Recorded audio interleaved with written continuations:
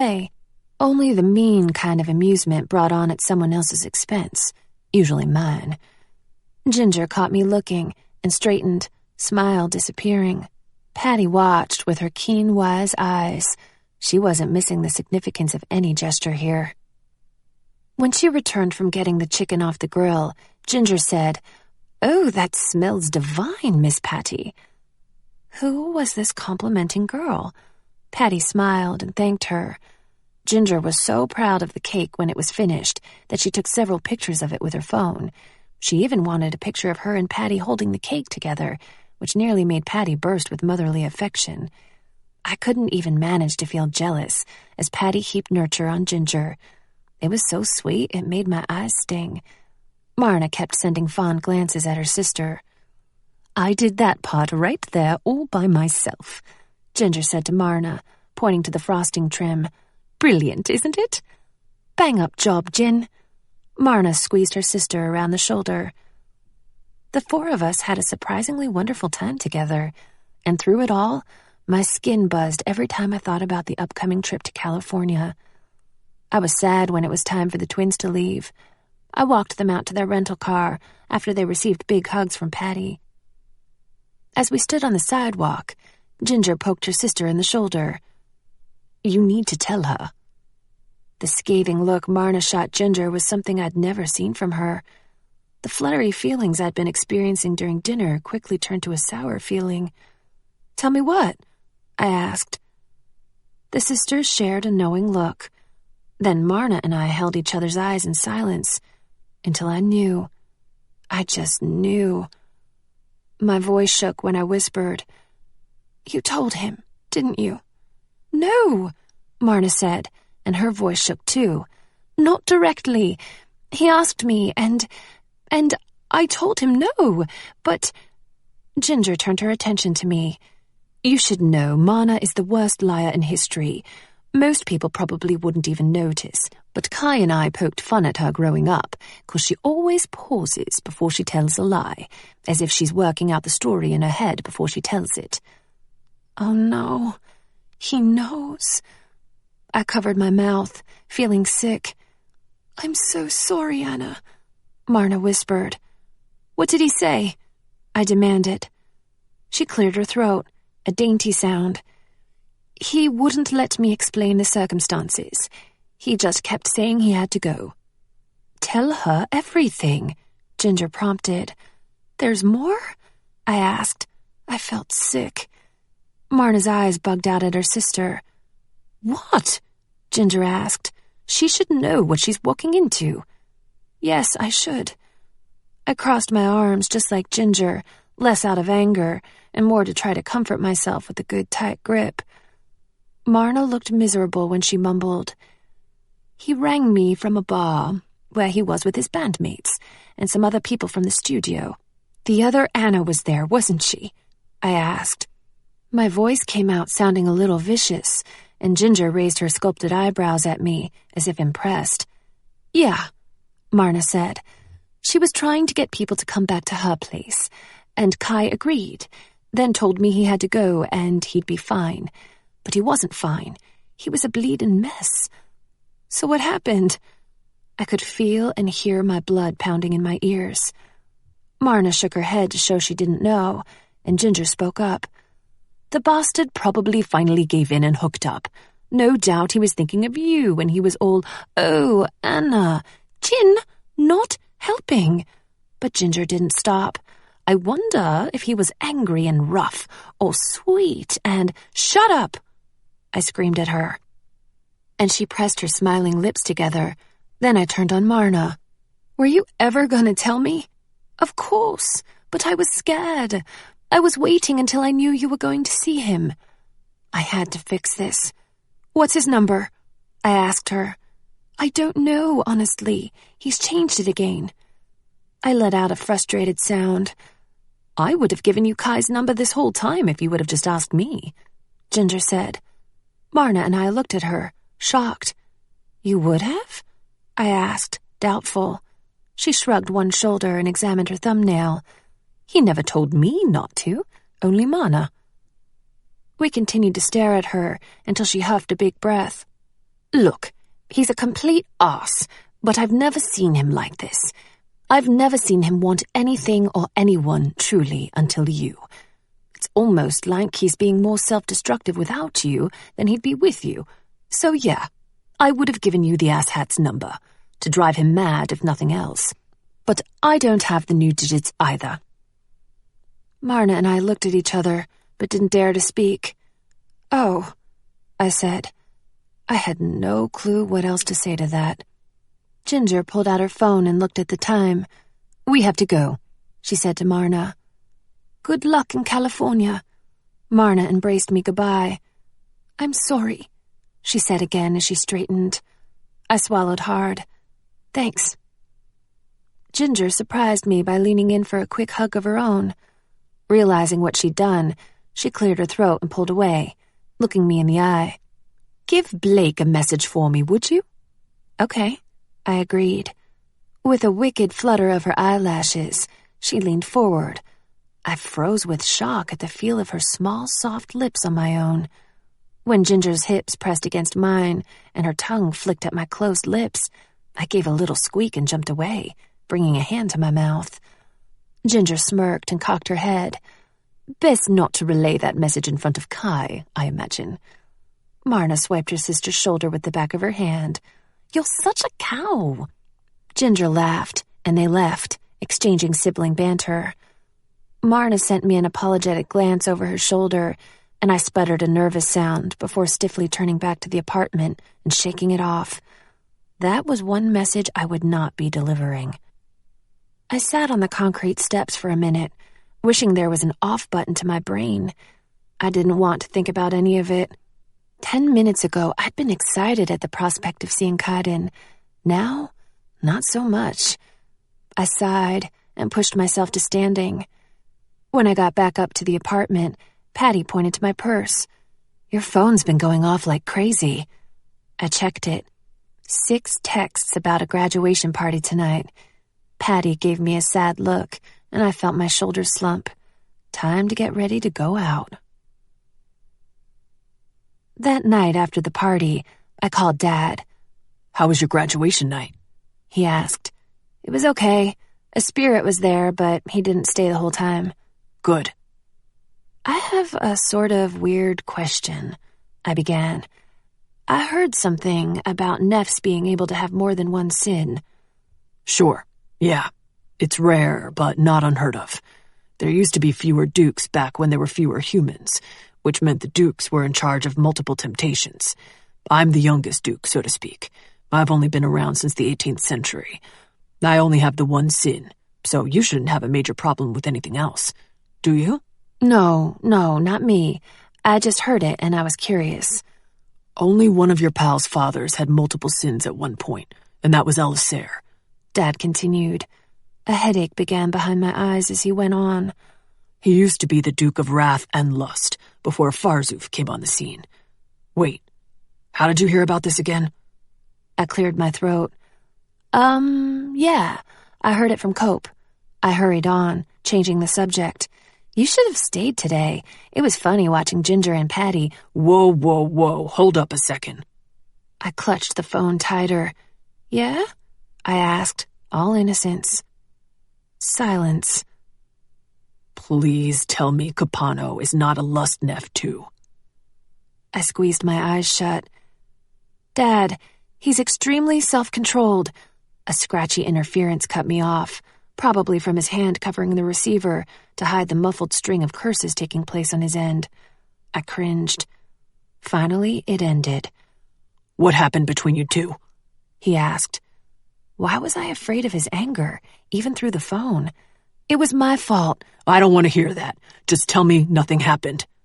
Nothing happened, I assured him. I promise. It wasn't a lie, since I knew he was referring to sex.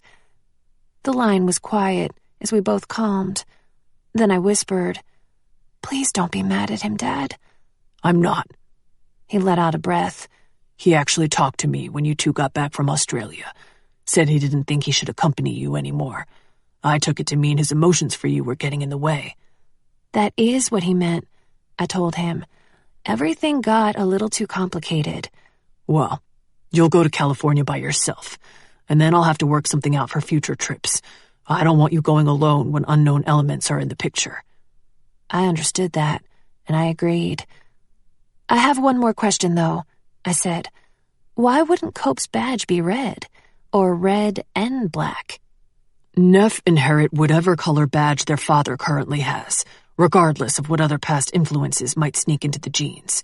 Everyone except you, it seems. I yawned and lay back on my bed. "Get some sleep," Dad said. I snuggled into my pillow and closed my eyes. "Thanks for coming today," I whispered. He gave a grumpy little and I smiled into the darkened room. "Love you, Dad." Yeah, he said. "Love you too." Love is no hothouse flower, but a wild plant, born of a wet night, born of an hour of sunshine, sprung from wild seed, blown along the road by a wild wind. John Galsworthy, The Man of Property. Chapter 14. California Dreaming.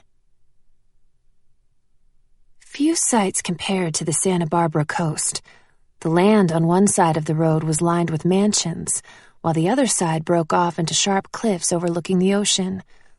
I drove to Blake's with the windows down, salty air drenching my system. According to the twins, Kaidan spent a lot of weekends at Blake's. That's good, because it was a Saturday, and I was ready to tell them both. Only a couple of miles to go. I reached down and pressed a hand to my stomach, trying to rub the nerves away. A hot breeze ruffled my hair around my shoulders as I guided the car to a small surf shop next to a carnival. I hadn't brought a bathing suit because I didn't anticipate this being a leisurely trip, but now that I'd smelled the ocean and seen the creamy-looking sand, I decided on a whim that it would be good to have one, just in case. And maybe I was stalling a little. A long-haired boy behind the counter greeted me with a smile when I walked in. Beach Boys music played as I found the wall of bathing suits. I quickly narrowed it down to two: a cute pink tankini or a sexier white halter-top bikini with a small ruffle along the edges. An image of Kaidan came to mind, and I grabbed the white bikini. I picked out a pair of silver and pink girls' surf shorts with a matching fitted t-shirt and a pair of sunglasses from the rack. I threw everything on the counter without looking at the price tags and presented Dad's credit card before I could lose my nerve about the teensy bikini. I changed in the surf shop's restroom, then climbed back into the car for the last stretch, feeling much more like a California girl, minus an awesome tan. I passed some spectacular coastal homes, so I shouldn't have been surprised when I rounded the bend through an open security gate and saw Blake's mansion built into the cliffside. But whoa, it was beyond incredible. I openly gawked. A sizzle worked its way over my skin when I recognized Kaidan's SUV, the same one we'd driven cross-country in. He was parked in front of a multi-doored garage among a bunch of other nice vehicles. I parked and sat there a few minutes. I was too nervous to stretch my hearing. Blood thumped through my ears. "These are people you care about, Anna. There's no reason to be scared. Just go in there and tell them the prophecy. There doesn't have to be any drama." Energized from my pep talk, I took a shaky breath and pushed my hearing into the house, spanning the silent rooms. I stepped from the car and shook out my arms. It was hot here, but not humid, and the breeze made it bearable. I slung my backpack over my shoulder and followed stone steps to an awning wrapping around the side of the house. The walkway led to an unlocked gate. Even the outside walls of the house were covered with detail, perfectly placed stones, flowering vines, everything immaculate. The crescendo of crashing waves and distant voices became louder as I turned the corner, a rush of warm wind giving me goosebumps. The walkway opened into an enormous 3-tiered deck. I stopped to take in the lush swimming pool with a twisting water slide, waterfall, diving area, and bungalow with an open canopy side and an enclosed changing area. Down on the next levels were a skateboarding ramp and outdoor game spot with setups for volleyball and horseshoes. The surrounding landscape boasted exotic plants with thick green leaves and bright blossoms giving off peppery scents. It was a home worthy of the Duke of Envy. I moved to the edge of the pool deck, and my heart stilled. Amid the waves and sand below were at least a dozen boys. One of them, shirtless, stood on his board in the surf for 4 solid seconds before being uprooted by the force of the water's motion. Kaidan. I gripped the warm railing while I watched. Blake and another guy wearing short-sleeved wetsuits sat on their surfboards, farther back where the water was calmer. Blake was laughing at Kai's wipeout. Kaidan stood and shook out his hair, which was even longer than a few months ago. Some of the other guys gave him fist bumps. Kai trudged from the surf onto the sand and tossed his board down, then sat on it and watched while Blake timed the oncoming wave, paddled out to it, stood, and rode the bend of water with perfection. When they met on the sand, Blake said something that made Kaidan tackle him around the knees, and they wrestled while the others cheered. Boys. Seeing them laughing and having fun, even from a distance, made me smile. Blake noticed me first. He shielded his eyes and peered up, then elbowed Kaidan. The 3 of us stared at one another through the distance, my body a tight coil around my heart. I lifted one hand in greeting. This was it. Leaving their boards on the shining sand, the whole group shuffled up the beach, taking a steep path of wooden steps that led to the house through jutting rocks. I reminded myself to inhale, then exhale. Inhale, exhale. Blake climbed to the upper deck and sprinted, hurdling several lounge chairs before almost knocking the wind out of me with a hug. His cold wetsuit was soaking, but I didn't care. He pulled away and gave a long whistle as he eyed me. "What's up, girl?" he asked. "Looking good." "You too," I said. Blake's hair was a couple of inches long, jet black and straight. His round Filipino face was golden brown from the sun, and a silver barbell glinted in his eyebrow. I cleared my throat as we became surrounded by the group of dripping, tan California boys. For a stunned moment, all I could think was that Veronica would be in drool heaven. I didn't even have the nerve to look at all of them, and I wondered where Kaidan was in this pack of hotties. "Sweet," someone behind me said in a low voice. "A break in the sausage fest." "Shut up, brah," Blake told him. "This girl's way too nice for you." Some of the guys laughed. I never felt shy around people from school anymore, but under the scrutiny of a bunch of boys I didn't know, it was different. I think Blake could tell. "Time for you all to head out so I can catch up with an old friend." He draped an arm around me. Some of the guys groaned, but one by one they said their goodbyes, slapping hands and backs and stealing glances in my direction. Blake left to see them out. I finally got the nerve to look around and found Kaidan nearby leaning against the railing, looking at the sea. I wanted to take a picture of him just like that. Longish brown hair, dusted with a shimmer of sand, blowing across the gorgeous angles of his face. I worked up the nerve to walk over, standing at the railing a few feet from him. My thoughts ran away from me as I took in the imagery. It was so peaceful, so romantic. I imagined Kaidan taking my hand, leading me down through the sand and into the surf, his hands on my hips, lifting me over the swells, weightless in his arms, cradled by the sea. But mostly, I imagined saltwater kisses. I blinked out of the daydream as Blake jogged back over to us. "Where's your boy?" Kaidan asked, his voice rough.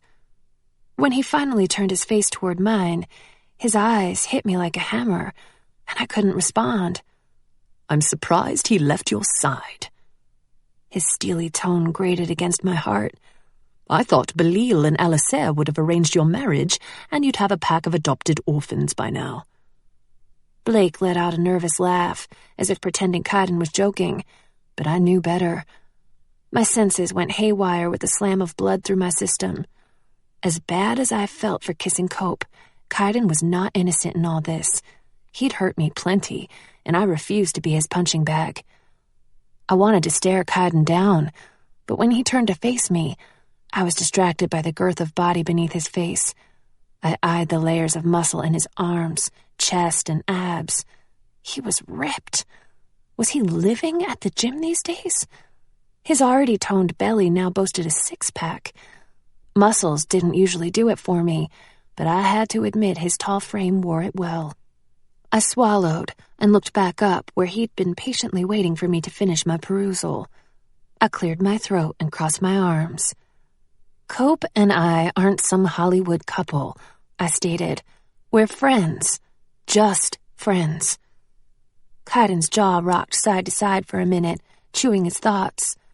Do you snog all your friends, then? Keep it together, I warned myself. Blake tugged on his earlobe. I'm just gonna run in and grab a shower while you two talk. He took off. Kaidan and I held our blazing eye contact. He was beyond pissed, which made me angry in my own defense.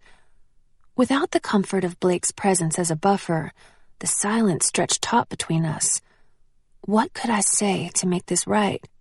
I'd kissed the one guy he'd always been paranoid about, the one guy who elicited his jealousy. I never meant for it to happen, Kai. I'd rather not hear the details, thanks. Kaidan walked to the open area of the thatched bungalow. He took a beer out of the cooler and twisted off the cap, drinking. Pushing aside thoughts about how great a cold beer would be right then, I marched over to him. Kaidan. I may as well have been a ghost as I followed him around the deck, because he turned away as if I weren't there. Listen to me. I touched his forearm, but he pulled it away and gave me a stare down that clearly said, "Don't touch me again." My stomach dropped. In that moment, I believed for the first time he truly might be lost to me. Gone, because he'd never looked at me like that before. Is this all because of Cope? You're acting like... We both stopped when he turned to me and cocked his head, waiting for me to finish. Like I cheated on you or something. The moment I said it, his face flashed from angry hardness to sad softness, and I realized that's exactly how he felt. Betrayed, forgotten. Even though he'd been the one who'd left, even though he'd told me to move on and told Cope to go for it, he hadn't meant any of it. But that wasn't my fault. He finished his beer and proceeded to flip the bottle in the air and catch it, drops of beer flying as it spun. I wiped my arm. I'd had enough of this. You really have no right to be upset with me, I told him. I heard what you told him on the phone. Kaidan coughed a dry laugh and threw the bottle higher. Words, he said. Sudden anger and a sense of injustice lashed through me. Words are powerful, Kai, and so is a lack of words. You wouldn't even talk to me anymore. I didn't know what to think. And then to hear you tell him that? How was I supposed to feel? He kept his eyes and attention on the bottle. Nothing I said could have pushed you into his arms if you didn't want to be there.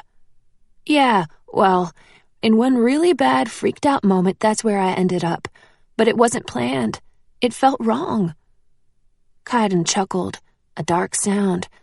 Perhaps your boy Cope is just out of practice, although some things should come natural for him. All right. I slapped my hands against my sides. You're being unreasonable. We'll talk when Blake comes back. I walked toward the pool, steaming, and he followed me. It was inevitable, he said from behind me. Grrr!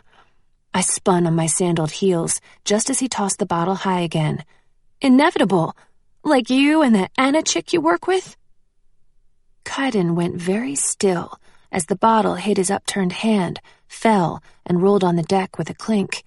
He whispered, "Shite," and leaned down to get it. Against my better judgment, I took the opportunity to look at his new body again. He'd always had a more rugged face and confident posture than other guys I knew, but I couldn't get over how much he'd changed. Gone were any of the lean, boyish features from my memory. He peered up at the house. I know you're finished in there, Blake. May as well come out. I breathed a silent sigh.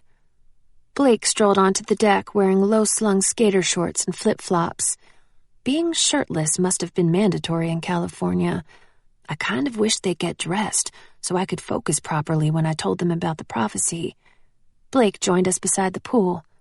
"So?" said Blake, rocking back on his heels. "Lovers quarrel over?" "We're not lovers," Kaidan and I said together. "What's stopping you?" Blake smiled. "What's stopping you and Ginger?" Kaidan asked. "An ocean man. He glanced at me. F you." "F me?" Kaidan asked, grinning. "No, F you, mate."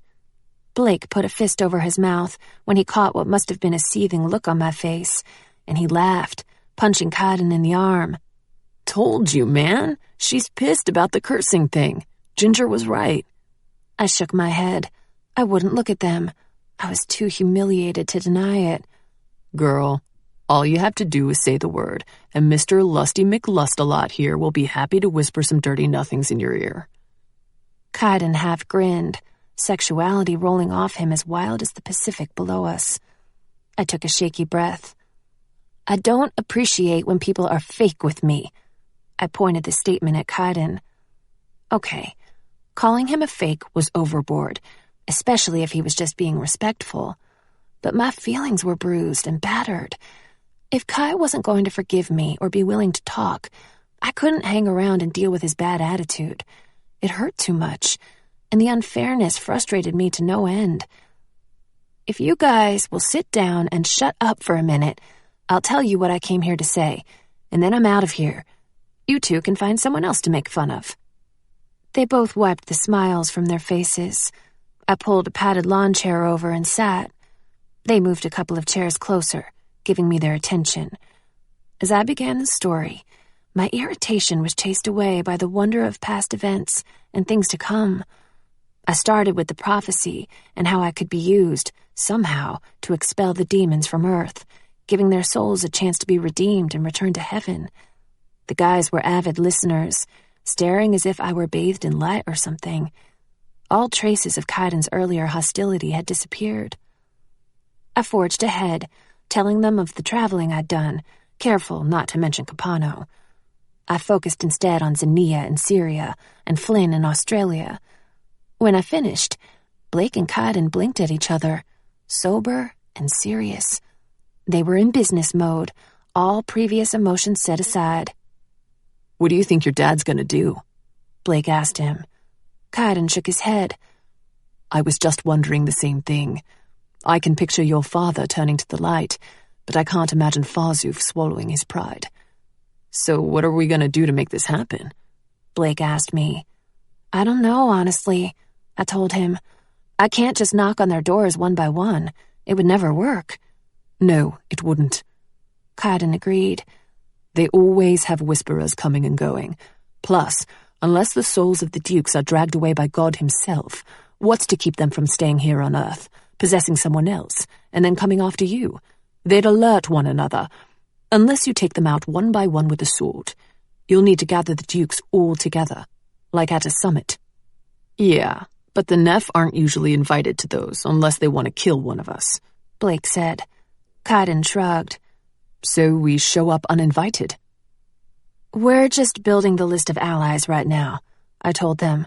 "We can't rush it. I think when it's time to act, there'll be some sort of catalyst to let us know."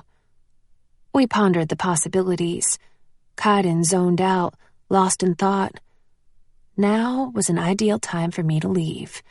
I would rather go on a positive note while everyone was experiencing a moment of peace and hope. I knew as soon as the subject got back to personal stuff, Kaidan's guard would go up. This heart couldn't take much more breaking. A sharp pang of loss sliced through my chest. I stood, and they both raised their heads as if shaken awake. "Where are you going?" Blake asked. "Home," I said what I came to say. "It was good to see you guys." I didn't want to say goodbye. I hated leaving things the way they were. "You're such a coward, Anna." My legs felt weighted to that spot. "By the way," I said to Blake, stalling, Here's a message from Ginger, the G-rated version anyway. I blew a kiss to him. He pretended to catch it and press it to his lips. Thanks, he said. I expected some further funny remark from him, but instead he stood and hugged me. Don't go, he pleaded before releasing me. I really should. I looked down at the silver hem of my beach shorts. If this is about earlier, we were only kidding around, Blake said. I told you she can be stubborn when she wants, didn't I? Kaidan asked, stretching out on his chair with his hands behind his head. You didn't believe me. I'm not being stubborn. I put my hands on my hips and scowled down at him, wondering if maybe I was being stubborn. He raised an eyebrow when I said, "And you have no room to talk. You're a mule." Blake laughed and pointed at Kai. She just called you an ass, man. I am an ass man, Kai stated. Blake laughed harder, and I rolled my eyes. Aw, come on, just stay, Blake said. I don't think so. Okay, I was definitely being stubborn now, but Kai hadn't exactly been Mr. Nice Guy today. Yes, I'd made a mistake, but so had he, and I wasn't dealing with any more of his meanness. Just get up and say bye to me, Kai. Please. He stood and towered over me, getting close in that intimidating way I remembered so well. I sucked in a breath and held it. Bossy, aren't you? His voice was low. As I raised my gaze to those perfect blue eyes, I found I couldn't respond, and my cheeks got hot. Right. You'd best cool off before you go. Before I could process those words, he bent down, grabbed me up in his arms, and jumped into the freaking deep end of the pool with me. We went all the way to the bottom, where I kicked off and swam back up, surfacing with a gasp. Blake's laughter rang through the air. I swiped water from my eyes. Kaidan was right in front of me, and I shoved his chest. My movements in the water were sluggish, laughably ineffective. He grabbed my wrists, and he was grinning. I struggled to pull away, still feeling unreasonably emotional. Attempting to wrestle with a big, sexy boy while treading water was not easy. "Let me go," I said. Disappointment and frustration about the day rose, coupled with embarrassment, making me angry all over again. Not until you agree to stay. Water stuck to his dark eyelashes. Why? I wanted to ask. I flailed a moment longer, my thighs rubbing against his as our feet kicked. Stay, he whispered. And that soft plea did something to me. Like pinching a lit candle's wick, what was left of my anger turned into a smoky, sizzling residue. "Fine," I said, and he let me go. I swam to the ladder and climbed out, sensing him close behind me. My heart still banged against my ribs. "Sweet," Blake hollered across the pool. "I'll order Chinese food for lunch." He jogged to the house, and I trudged over to where I'd left my bag by the rail. I dug through it for a dry set of clothes, and when I stood up and stepped backward, I bumped right into Kaidan and spun around. He was dripping wet, and his eyes had gone stormy. Oh, heavens. He stood so close, in kissing distance. His pungent, citrusy scent lay in a cloud all around us. My knees nearly buckled under me. "For the record," he ground out in a guttural whisper, "I was more myself with you during those 3 days than I've ever been with anyone in my life. It'd be easier if I could be fake with you, but you bring out everything in me, little Anne. All of it." His sudden fierceness frightened and excited me. He was not in his right mind. I blinked several times before taking a step back and running into the rail. I could do nothing but stare as he went on. "And however it is that you think you still feel about me, I can assure you it's nothing more than a classic case of someone who wants the one thing she can't have. If you had me and got it out of your system, you'd realize the good boy's the one you really want." Frustration tore through me. I shut my eyes and counted to 5 before responding. "Those are your insecurities, Kaidan, not facts, and I wish you would stop taking them out on me." Slowly, he shook his head back and forth, not moving away. Any second now, I was going to let loose a psychotic scream. I had to get away from him for a minute. I looked toward the bungalow. I tried to step to the side, but he moved to block my way. "Excuse me," I said as patiently as I could. "I need to change my clothes." I was about to attempt stepping around him again when I caught his stormy eyes roaming over me, savoring the sight of the damp outfit clinging to my skin. What happened next is what I've dubbed the "I don't know what came over me" moment. Still facing him, I grasped the bottom of my shirt and slowly peeled it over my head to reveal the bikini top. I let the shirt drop to the deck with a soaking smack. I'd never seen him so surprised. He seemed to become even more shaken when he caught the punishing look in my eyes. That's right, Kai. I wasn't the only one suffering from wanting the one thing I couldn't have. I unbuttoned my shorts and shimmied them down my bottom and thighs, taking my time until they fell. I stepped out and kicked them aside, still watching him. I was no goddess, but a look like that from Kaidan Row would make any girl feel empowered. A dangerous thrill passed through me, imagining how wound up he must be from not working, and how a single action from me could make him swoop down and attack. And yet, I wasn't done torturing him.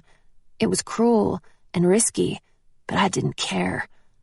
Playing it cooler than I ever had in my life, I gave him one last sweltering look before bending down and slowly picking up my wet clothes, then sauntering over to retrieve my bag and heading toward the bungalow area, all the while feeling the heat of his eyes. When I heard the groan that my retreating backside elicited from deep within him, I swung my hips a little more. God forgive me, but it felt good. Chapter 15. Heights. Lunch started off tense after our heated moment. Thank goodness for Blake. Kai was warm toward him, reserving his coolness for me. I watched, keeping quiet. They fought over the last piece of General Tso's shrimp, and I had to laugh when the little thing went flying in the air and landed in a wet footprint next to the pool. "You can have it," Kaidan graciously offered, and Blake shoved him one last time. "I gotta go test out the new dirt bike before my race tomorrow," Blake said. "What are you two gonna do today?" We managed a brief glance at each other, both shrugging. "When are you leaving?" Blake asked me. "Tomorrow morning." "And then the Dukes will be heading home the next day," Blake mauled. It was rare and extremely nice to have a couple of days with no fear of lurking Dukes or whisperers. Blake ran a hand through his hair and looked back and forth between the two of us. "Want to see the bike?" We walked around the house to the garage, where Blake pressed a code on a keypad to open the doors. One half of the massive garage was Thrill Seeker Central. There were toys for every extreme sport imaginable: snow skis, water skis, snowboards, dirt bikes, a four-wheeler, jet skis, helmets, and all sorts of gear for hiking and mountain climbing. "All you need in here is an airplane," I told him. "I'm working on that."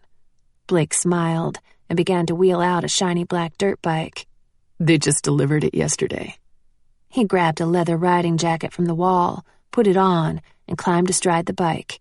It revved insanely loud. "No helmet?" I hollered over the whine of engine. "Nah, not on my land. See ya." I jumped back as he took off, speeding into a brush of brambles and kicking up a cloud of dust. Kaidan and I stood there, staring at the place where our buffer person had disappeared, and listening as the bike zoomed farther away. Several tense beats passed, both of us looking around the garage. He cleared his throat. "We could take a walk," he suggested. "If you'd like." "Sure." We walked back around the house, down the many steps onto the sand, until we were at that wonderful place where water met land. "Ack!" I screamed as a wave washed over my feet and ankles. "It's freezing!" He smirked to himself. It was hot enough outside to offset the cold water, so after a few minutes, I got used to it. Together we walked in the surf, leaving our footprints in the sand. Neither of us spoke. We passed a man and a pregnant woman holding hands. Her free hand rested on top of the baby bump. They smiled in passing, and as I returned the gesture, a powerful longing hit me. My hand brushed Kai's, certain I'd felt his own fingers curl instinctively before we both pulled our arms away. Empty. I didn't know where to start with him. Too much hurt was between us, like a giant pile of rubble blocking our way. I heard your band's first single. He looked at me with surprise, and, if I didn't know any better, shyness too. His hair shielded part of his eyes when he asked, "Did you?" Jay's interning at a radio station now, so he got his hands on it. It's good. Are you having fun doing the recordings and stuff? He shrugged. Music used to be my one escape. Playing was the only time I could forget everything. But it wasn't anymore? His jaw clamped shut, as if he'd said too much. All this time, I'd been thinking at least he had his band and drumming to ease his mind, but he was worse off than I'd imagined. He ran his hands through his hair several times, then shoved them in his swim trunk pockets and let the locks fall around his face as he peered down at the sand. We sidestepped a huge, cloudy-looking glob. "What is that?" I asked. "Jellyfish." Silence again. We walked for a long time. Thank goodness for the distraction of waves and squawking seagulls, because the tension and hurt between us was brutal. I wished I knew how to mend it. I wanted to ask him about working and the Valentine's Day visit, but we'd need to build up to that. Up ahead, not too far, was a pier and a carnival. A tall Ferris wheel towered over the shore. The beach close ahead was filled with people. I felt the need to stop and say something before we were surrounded by crowds. "Kai?" I put my hand in the crook of his elbow to gently halt him. He tilted his head to the side with a hard expression, but at least he didn't pull away from me this time. "All I've wanted is to talk to you," I began. Emotions that I buried for so long rose inside me, impassioning my words. "I don't understand what you expected me to do. You pushed me away for so long, even pushed me towards someone else. I know I hurt you, but I never meant to. It was one kiss, Kaidan, a mistake. Now all three of us are hurting because of it. It's unfair." "Don't talk to me about what's fair, Anna. Nothing is ever fair. Ask your father." As soon as he said it, he winced and closed his eyes. My father? And that's when it hit. My mouth opened. Fury kicked, bruising me from the inside. I couldn't speak. Dad did this. He told you to stay away from me? Kaidan opened his eyes. "I'd been planning to move and keep my distance anyway, so we came to an agreement. The few times I got the urge to ring you, the reminder of his warning cleared my head." Kai had wanted to call me. "I can't freaking believe this," I whispered. I pressed my fingers to my temples and walked a small circle in the sand. It didn't matter that Dad was looking out for me. He'd let me believe Kaidan didn't care anymore. He'd betrayed me and threatened the boy I loved, a boy who already lived in enough fear. "I won't tell him that you told me," I promised. It would only serve to make him angry at Kaidan. "Belial was only demanding what was best. It's what needed to be done." With his toe, he nudged a sand crab that had been uncovered by a wave, and it scurried under the sand. "You're safe. That's what matters." His words were a warm wind blowing over my skin, coaxing up goosebumps. I've spent almost every night since the summit imagining how we could make this work, Kai. That night when I saw you in Atlanta was terrible. And then after you came to me in February, fighting with you was not what I had in mind for today. I stopped to swallow. I can't take back what happened in Australia, but I hope you can forgive me. A blast of wind came, giving me an excuse to close my eyes. "So, what is it that you want, Anna?" That felt like a loaded question, and suddenly I was afraid of putting myself out there and being rejected by him yet again.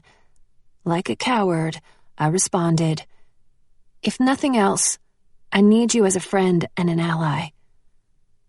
"You want to be friends?" Kaidan lifted his eyes to me. "Because it's not possible if you feel anything more than friendship. Allies, yes, but not friends. If you can show me your colors and prove there's nothing left, then we can be friends." My jaw went slack, and I shook my head back and forth. He opened his stance, eyes bright as gems, voice full of challenge.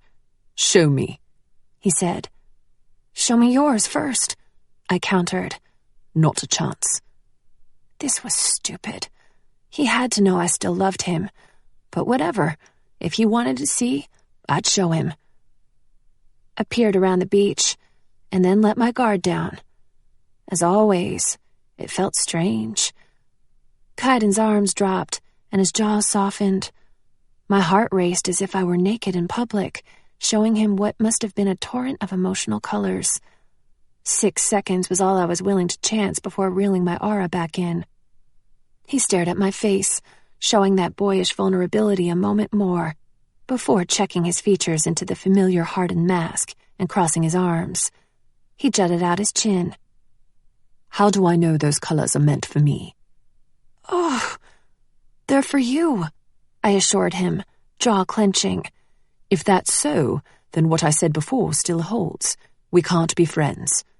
"Fine," I said with a twist in my gut.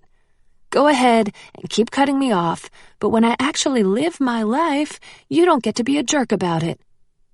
He lifted his hands out to his sides in frustration. "You act as if we can have a relationship, Anna. We can't." My hands tightened into fists at my sides. "You think I don't know that? I'm painfully aware of that. But even Ginger and Blake find times when they can talk. You're not the only one who hates his life. This year has sucked." I jumped when a boogie board drifted over and hit us on the ankles, chased by a boy in swim trunks. Kaidan picked it up and handed it back.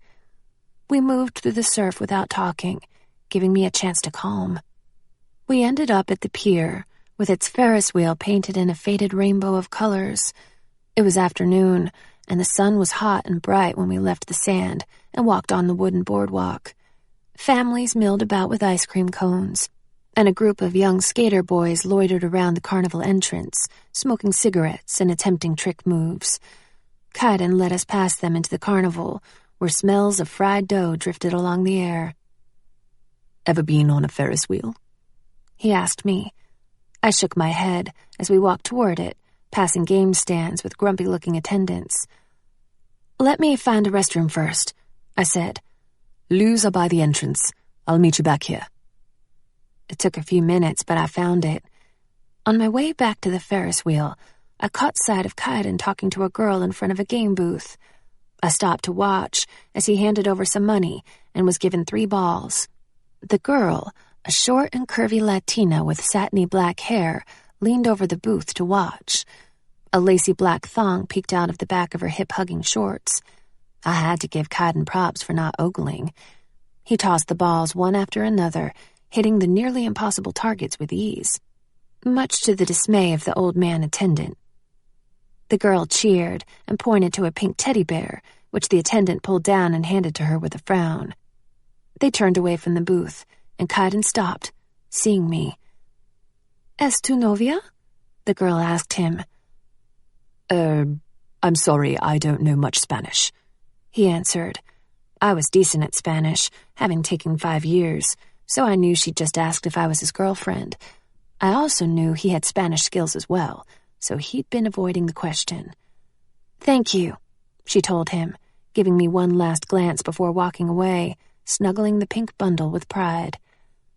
I started moving toward the Ferris wheel when he approached. "She came up to see if I could win that for her." "That was nice of you," I said. I thought it was cute how he felt the need to explain. Nobody was in line at the Ferris wheel, so we were led on the rickety contraption right away. An iron bar pressed loosely across our laps. As the ride lifted, a nervous discomfort nagged me. I gripped the bar. "Afraid of heights?" he asked. I gave a tight nod, and he chuckled. Yeah, I know, I'm a big chicken. He leaned forward to look down, which made the car rock back and forth. I gasped, grabbing the bar harder and squeezing my eyes shut. Maybe if I hadn't looked so closely at the rusty bolts that held the thing together, my brain wouldn't be envisioning malfunction. Relax, he laughed. Have a look. I pried my eyes open to look at the amazing view of the sun glimmering off the ocean. I relaxed back into the hard seat. Everything was fine. We were nearly to the top when the ride stopped to let someone else on. I turned my head to Kaidan and bit my lip. He was gazing at me. There was no other word for it. Gone was the hardness. What was going on in that mind of his? Don't be afraid, he whispered. We started moving again, up, until stopping at the very top. We were high, really high. It was bright and breezy, making us squint. Distant voices below sounded like a rowdy group was waiting to get on the ride, maybe the skater boys. But everything felt so far away from us at that moment, like we were floating miles above it all. I'm not afraid anymore, I whispered back. He cupped a hand over my forehead to shield the sun. We should have worn our sunglasses, he murmured. He was so close I could feel his breath and see the dried sea salt in his hair. My skin became hot. He leaned closer, so close, and breathed in. God, you smell nice, he whispered. I've missed that smell. I've missed everything about you, little Anne. My heart neared bursting when he looked straight into me. We were alone, so alone up here, as if gravity weighed all the heavy stuff down and we'd risen above it. Jealousies and insecurities couldn't exist this high off the ground. Kaidan moved his head to the side of my face, as if to whisper something, but instead, his soft lips grazed the sensitive spot beneath my ear. I stilled. The hand that had been blocking the sun slipped beneath my hair in a caress. His mouth moved down my neck, slow, like a playful whisper. At the base of my throat, I felt his warm tongue tasting me. I wove my fingers into his hair. When he raised his face to mine, our quickened breaths mingled. I took in the sweetness of citrusy pheromones, lifted off him by the breeze. Even sitting, it made me dizzy. I tried to pull him, to close the gap between us, but he resisted. Tell me you want it, he whispered against my mouth, transforming me into a puddle of desire. He groaned, a deep sound of pleasure and need, probably smelling the pheromones my own body expelled. I closed my eyes and whispered, I want it. Look at me when you say it. My eyes drifted open, and his hands gripped me, one at my waist and the other still behind my neck. I looked straight into his ocean eyes. I want it, Kai. Moving closer, with his tongue he ran a warm path across my bottom lip, and my whole body tingled. A whimpering sound escaped, revealing my desperation for him to end this teasing torment. I was about to burn up from the anticipation. How many times had I dreamed of kissing Kaidan again? A cloud moved in front of the sun, bathing us in a moment of cool shade. A scratchy voice invaded my mind, and Kaidan went rigid. Well, well. It was not a cloud blocking the sun. My clipped scream pierced the air at the sight of the demon hovering close. Kaidan jumped away from me with surprise, and the car rocked. I gripped the bar again, terror ripping through me. This demon was not my father's ally. It was a jackal-faced whisperer I'd never seen before. I clapped a hand over my mouth as sour nausea surfaced. What do we have here, eh? Two little nepheys going at it. Bad. Very bad. I'd left the hilt in my bag at Blake's.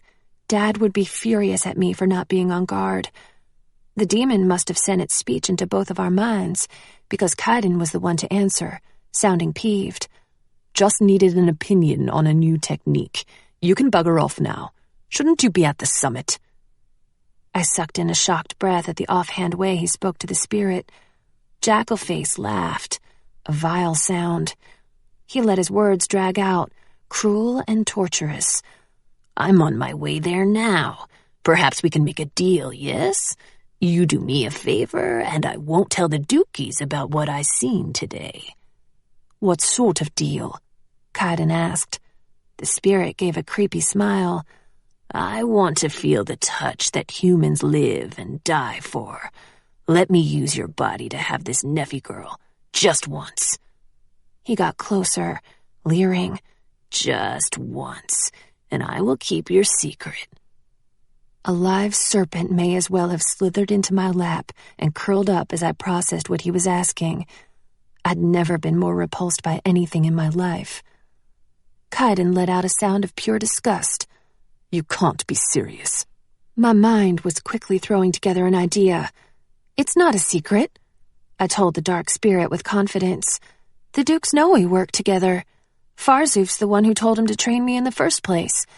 But what you're asking to do goes against Lucifer's orders. So how about this for a deal? You leave us alone, and we won't tell the Dukies that you tried to possess one of us and take a break from working. His evil canine features tightened into a scowl before he let out a wraith-like screech and called me a string of nasty names.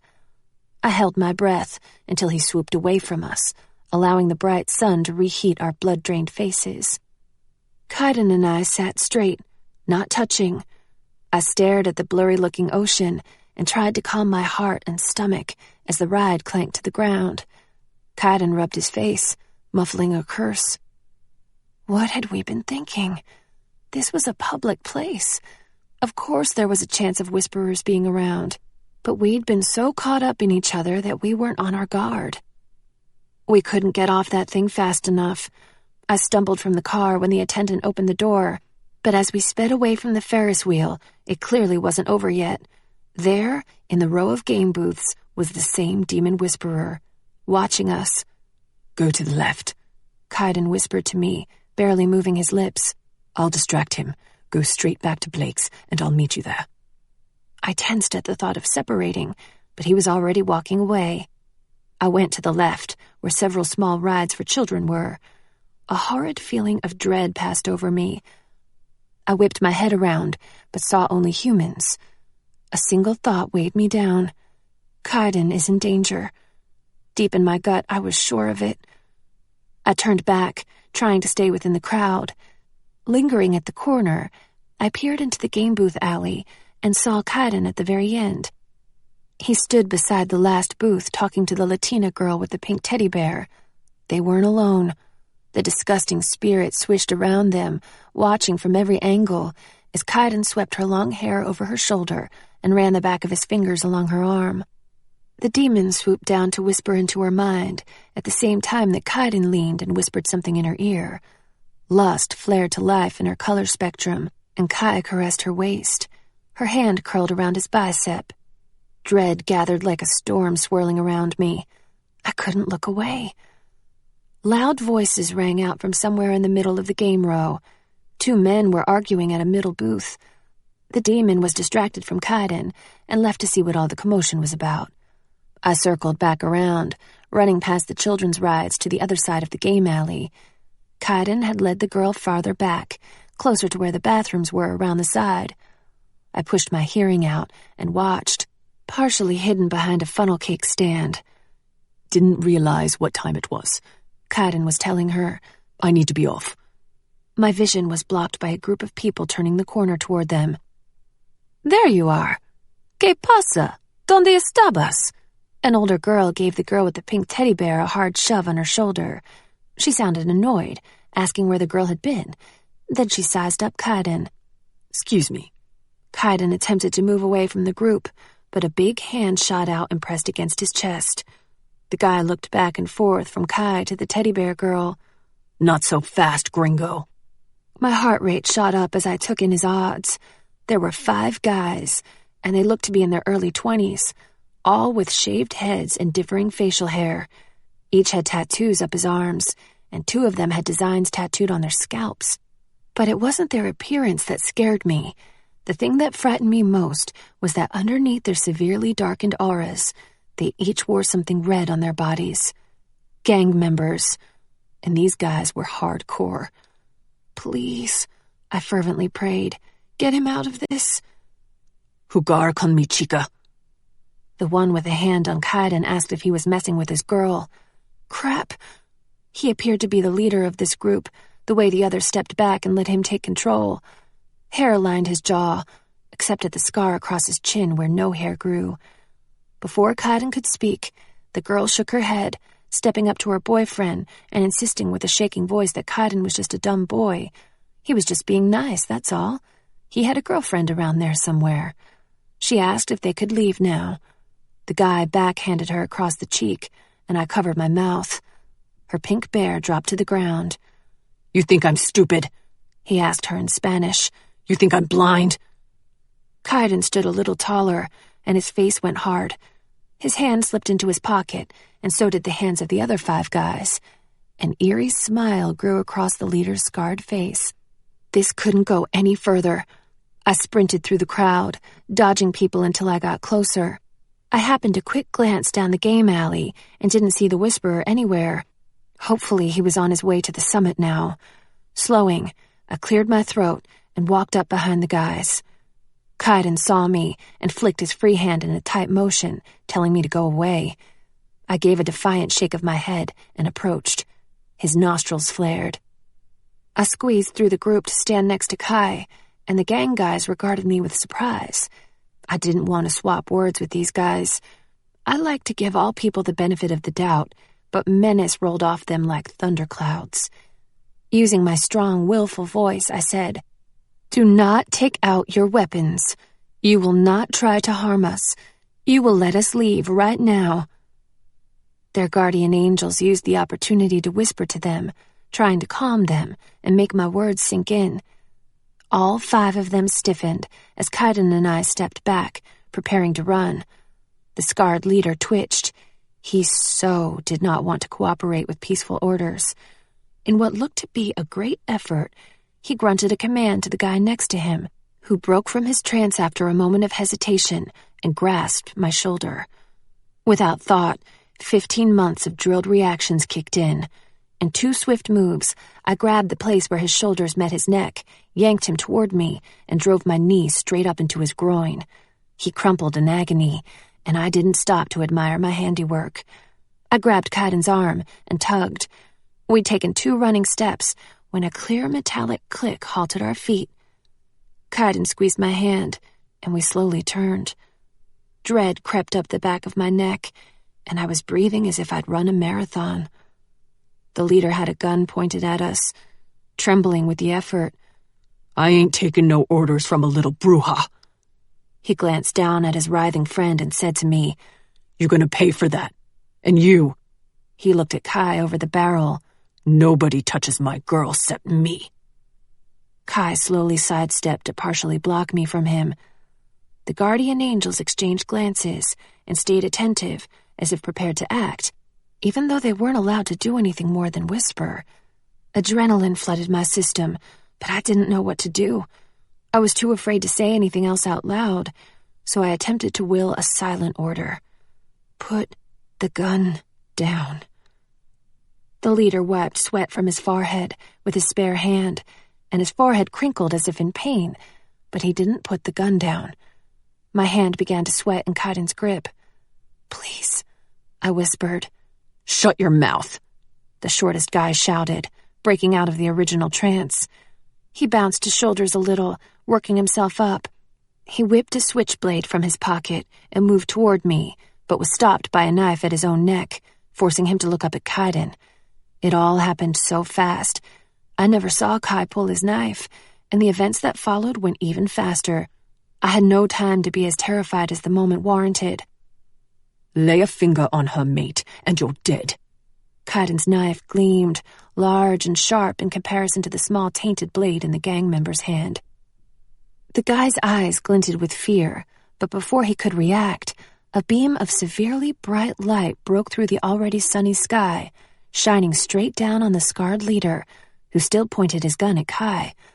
None of the humans noticed, but I sensed Kaidan's attention shift. In a split second, the leader's guardian angel, still bathed in that brilliant light, touched a shimmering finger to the gun barrel just before the leader squeezed the trigger, and the deafening sound of a gunshot rang out, followed by cries of pain. Someone shrieked in my ear, which I'd later realize was my own scream, paired with those of the two other girls. A strong hand yanked my arm. "Come on." Kaidan's voice. My feet obeyed before my mind could comprehend what had happened. Kaidan pulled me until we were both sprinting against hordes of people, running to see what was going on. I glanced back to the gang leader on the ground next to his friend, holding his bloody face, while the girls crouched above him, screaming. The other guys were gone, and then the scene was swallowed up by mass chaos.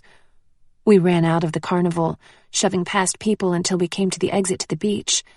I searched the area, frantic, certain the other guys would be right behind us. "What happened?" I panted. "The gun backfired." Kaidan bent and rested his hands on his knees for a quick breather. "We've got to get out of here." A high-pitched revving noise sped toward our backs, and I spun, prepared to fight. I reached to my pocket out of habit and berated myself for not bringing a knife. The squeal of tires pierced the air as Blake slid sideways to stop mere feet from us on his bike.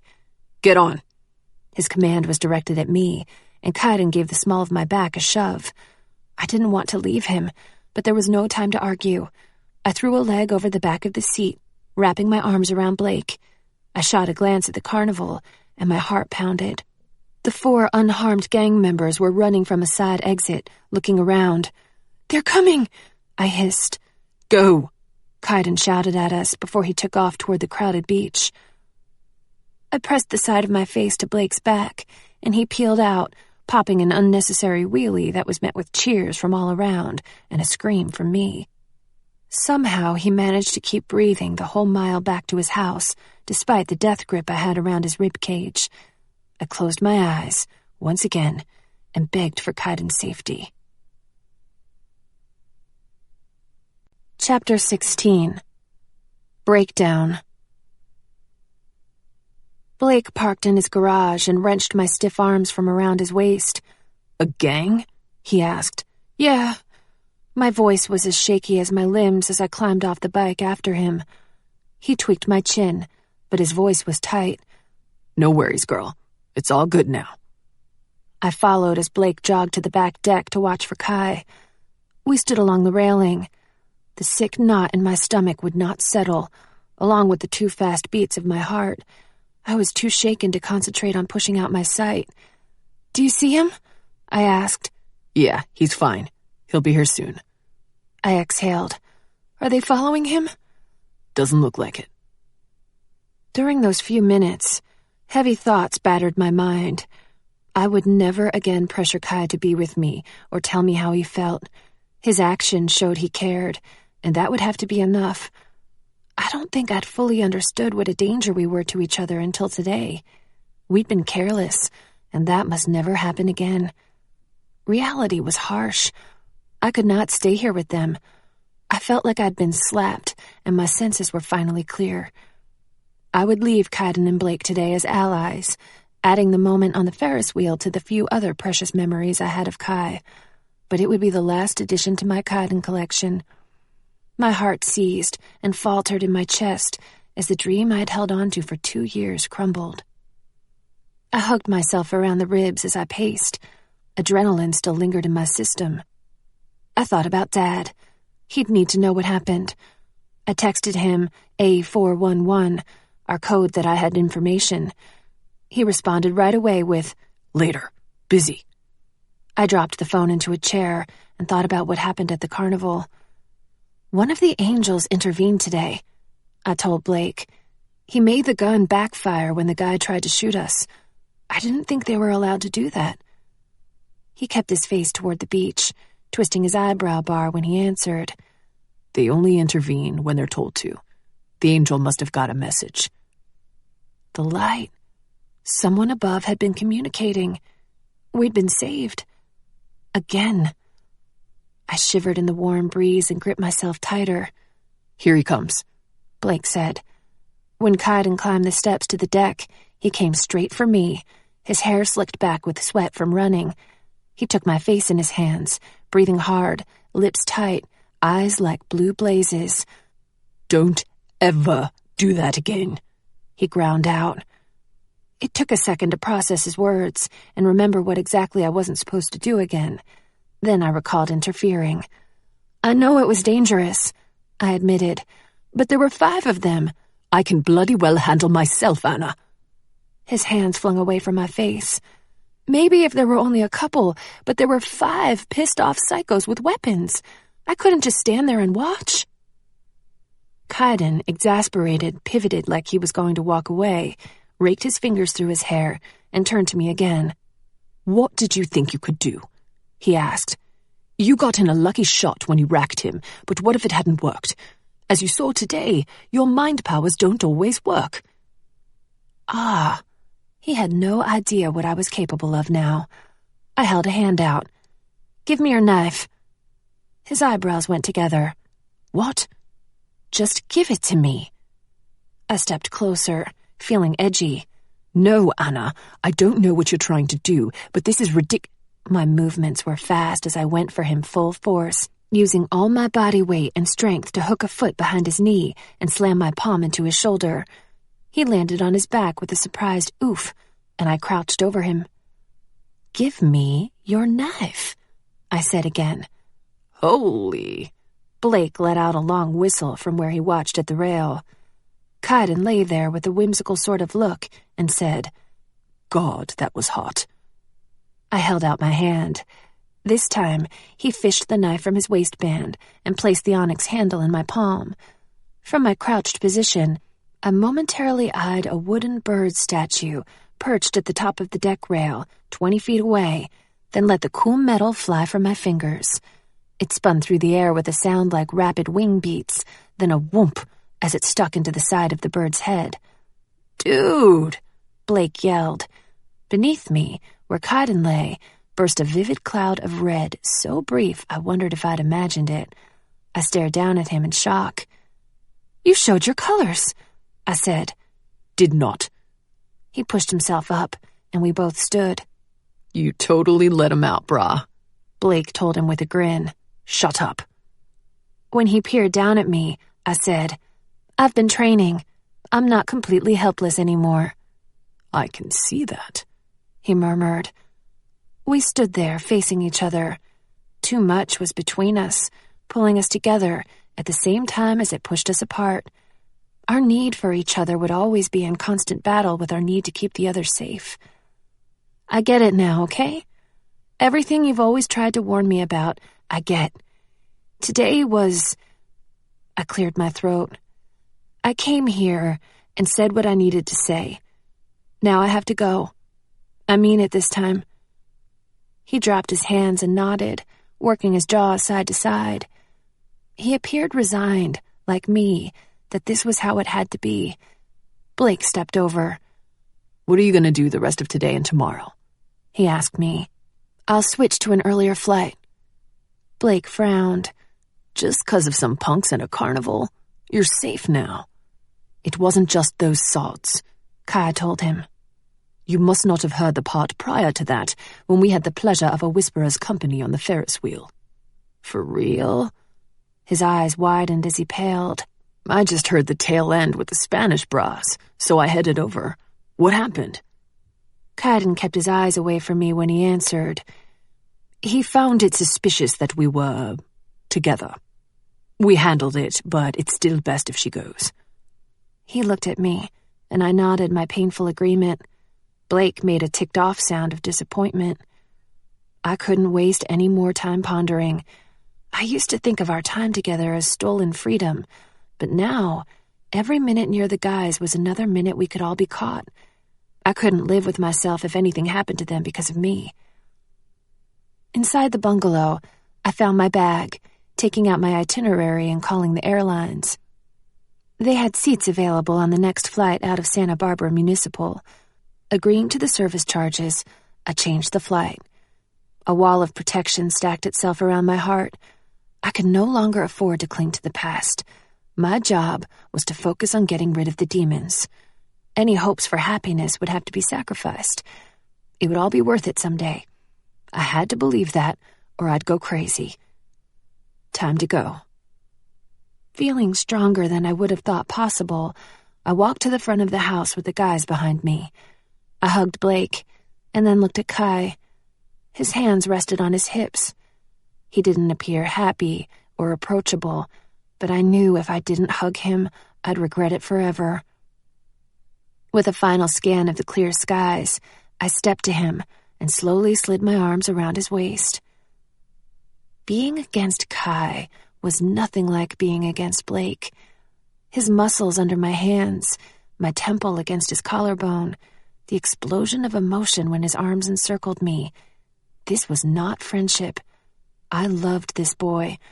I loved him enough to pull away and leave him, which is exactly what I did, our fingers lingering together one final moment before parting. I met his eyes one last time, but it was too much. I could have sworn those blue depths were begging me to stay, so I backed away and forced myself to climb into the stifling hot rental car. They stood on the edge of the pavement and watched as I drove away. I did not allow myself to wallow or yearn. I sped away from the mansion, along the cliffs above the sea, without looking back. So, that wall I'd built around my heart? As I sat in the airport awaiting the boarding announcement, something inside me cracked, gouging a deep crevice in my soul that filled with a roaring pain. The hurt was so palpable I could barely breathe. I must have looked a mess, because people gave me worried glances. I wanted Patty. I wanted Dad. Most of all, I wanted Kaidan. I'd called Patty when I got to the airport to let her know I was coming home early. She didn't ask any questions, but I could hear the sadness and disappointment in her voice when she realized things hadn't gone well. I knew I should get up and find the restroom so I wouldn't make a public scene, but my body did not want to cooperate. For more than a year, I hadn't been able to cry. Now, I could feel tears building like my own personal tsunami. Maybe it was the small comfort of knowing the Dukes and Whisperers were all at the summit, but to my shock and embarrassment, tears sprung free, gushing down my face. I couldn't hold them back, and the sounds of mourning that unwillingly dragged themselves up from my throat, humiliating. "I'm okay," I choked out to the old woman next to me who put a hand on my arm. All around me, concerned faces witnessed my breakdown. I curled forward, burying my face in my arms and legs, wishing I could disappear. "Maybe someone died," I heard a man whisper. "Is it a young man?" the woman next to me asked in a low voice. I managed to nod, and she patted my back. "It always is," she murmured. A man across from me touched my shoulder and handed me a crisp handkerchief, telling me in a gentle tone that I could keep it. Their kindness only made me cry harder. I forced myself to sit up and use the hanky to wipe my face and dab my nose. A hush fell when a pre-boarding announcement was made. "Good afternoon, ladies and gentlemen. In a few minutes, we'll be boarding Flight 428. A murmur of voices and noises filled the air as everyone collected their belongings and checked for their boarding passes. I hiccuped, then sniffed, and pulled my boarding pass from my backpack. Through the shuffle of noise, I heard a voice that made my ears perk up. "Anna!" I hiccuped again and froze at the sound of that English accent. My head whipped around. My body clenched. If he was really here, something had to be wrong. The hanky fell to my lap at the sight of Kaidan jogging up the middle of the terminal, stopping at the end of our row of chairs. Holy crap. My legs went numb. People halted their shuffling at the presence of this disheveled young man with wild blue eyes. He stood there, hair falling in his face, staring at me with a bizarre expression of euphoria. All eyes went from him to me and back again. A wide path was cleared down the aisle. "What's wrong?" I asked. I knew I should stand, but it was like my body had gone into shock. Nothing. He peered around the area, harried, as if scouting for possible danger. "How did you get through security?" I asked. "I bought a ticket." He looked out of his element, and more handsome than ever in his board shorts, dirty t-shirt, and flip-flops, just as I'd left him. You're going on this flight? I was so confused. No, he said, but those buggers wouldn't page you, and your phone is off. I became acutely aware of our audience as whispers and ahs filled the air. Finally feeling stable, I stood and moved toward him down the path my fellow passengers had made, afraid to let myself hope for what this might mean. I didn't stop until we were face to face. He began, then lowered his voice so only I could hear. He kept starting and stopping, moving his hands, then hooking his thumbs in his pockets, and then he exhaled a great huffing breath.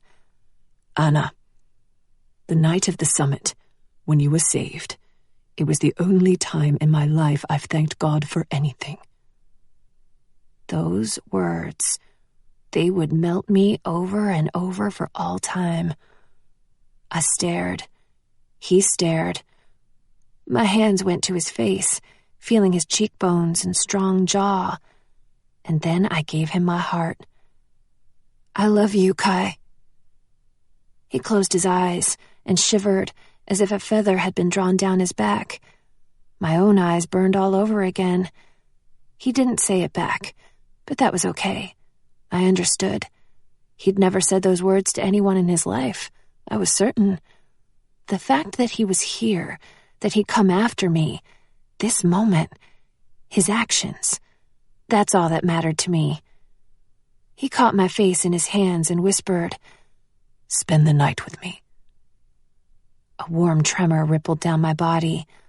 All my resolve from 2 hours ago wavered. He waited for my response. Kai, we shouldn't. Even as I said it, my mind devised arguments otherwise. The Dukes and Whisperers would all be at their summit meeting tonight and terrorizing Vegas for the next day. But when it came to Kaidan and me alone together, there were other things to worry about besides demons. I'm tired of living like I'm not alive. He dropped his hands from my face to grip my shoulders. I'm bloody sick to death of it. I want one night to be alive, with you. He closed his eyes and leaned his forehead on mine. Please, Anna, one last night and we'll go back to being safe again. I need this. I need you. God above, was this really happening? He lifted his head from mine. I'll be good, he promised. I won't let anything happen.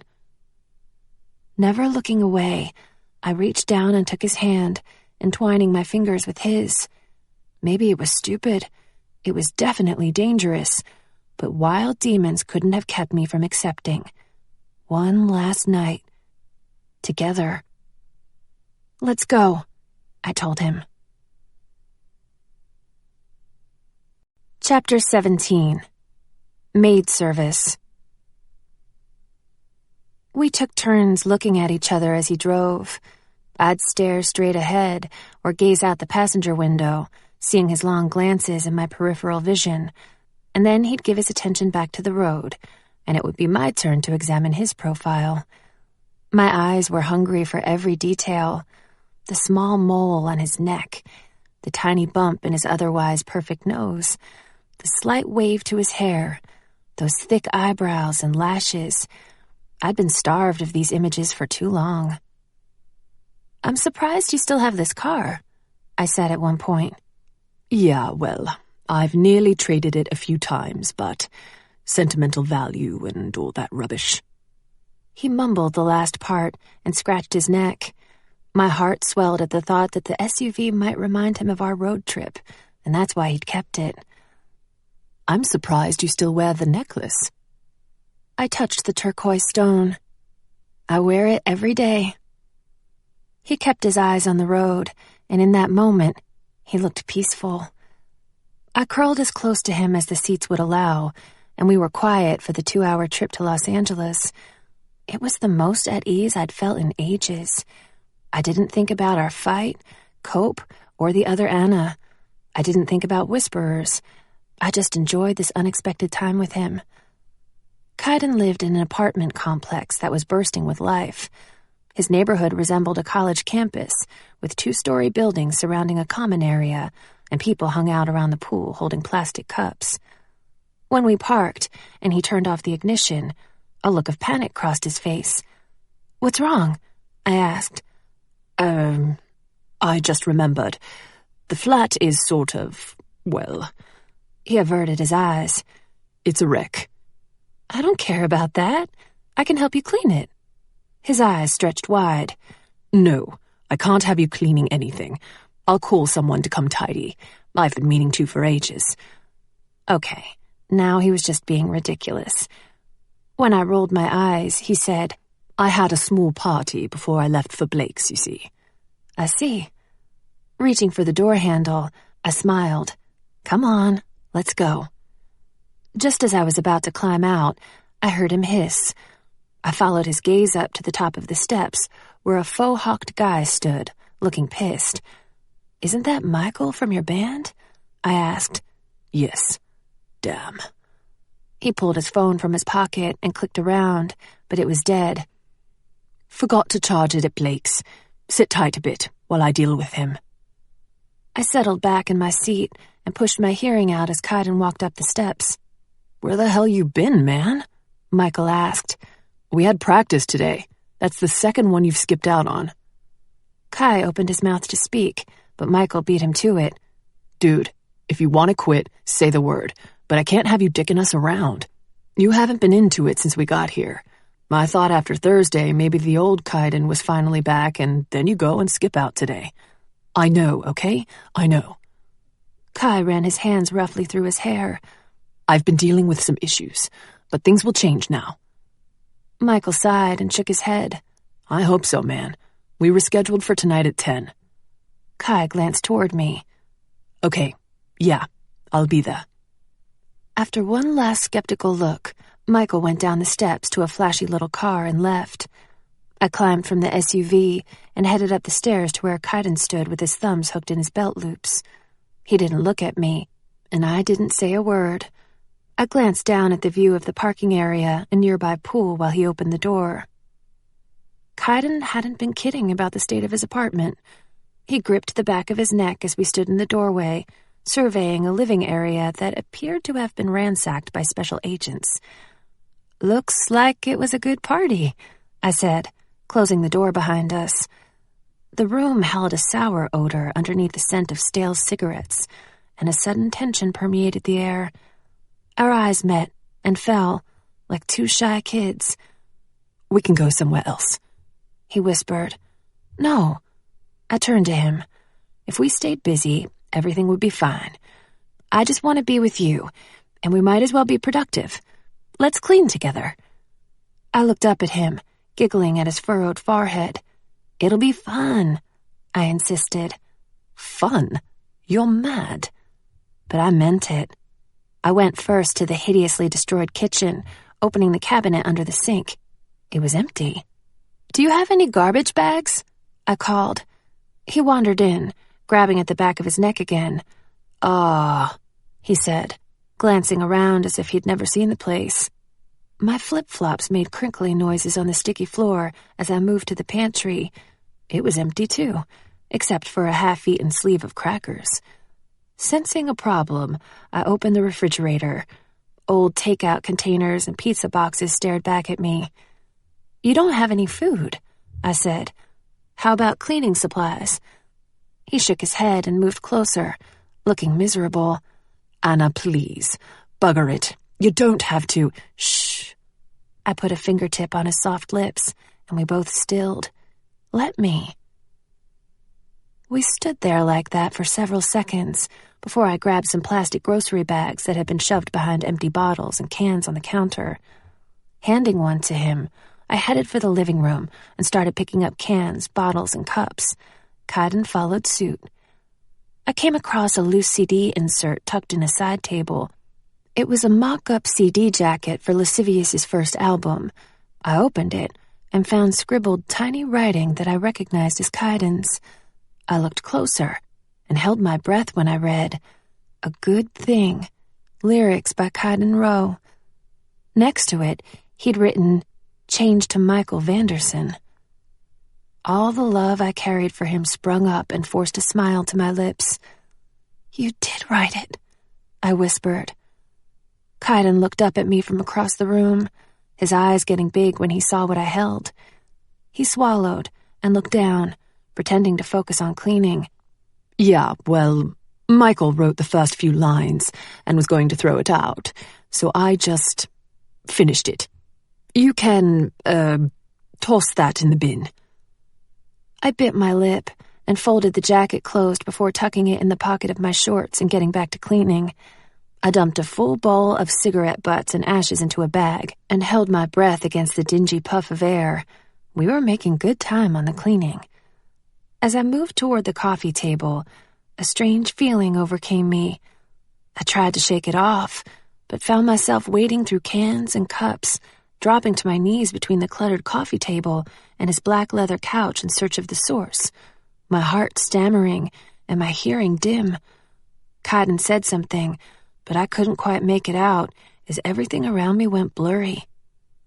There, on the edge of the glass-top table, were remnants of white powder. I wanted it. I reached a finger down, touched it, and brought it to my face, but my wrist was grasped hard. "Anna." I tried to yank my hand away. "Let me have it," I said through clenched teeth. He blew on the tip of my finger, and I gasped. "Anna," he said again. "What?" I snapped, angry for reasons I couldn't comprehend. He let go of my hand and swiped an arm across the table. I stared at the spot where the powder had been, rubbing my fingers together. He paused long enough that I finally looked at him.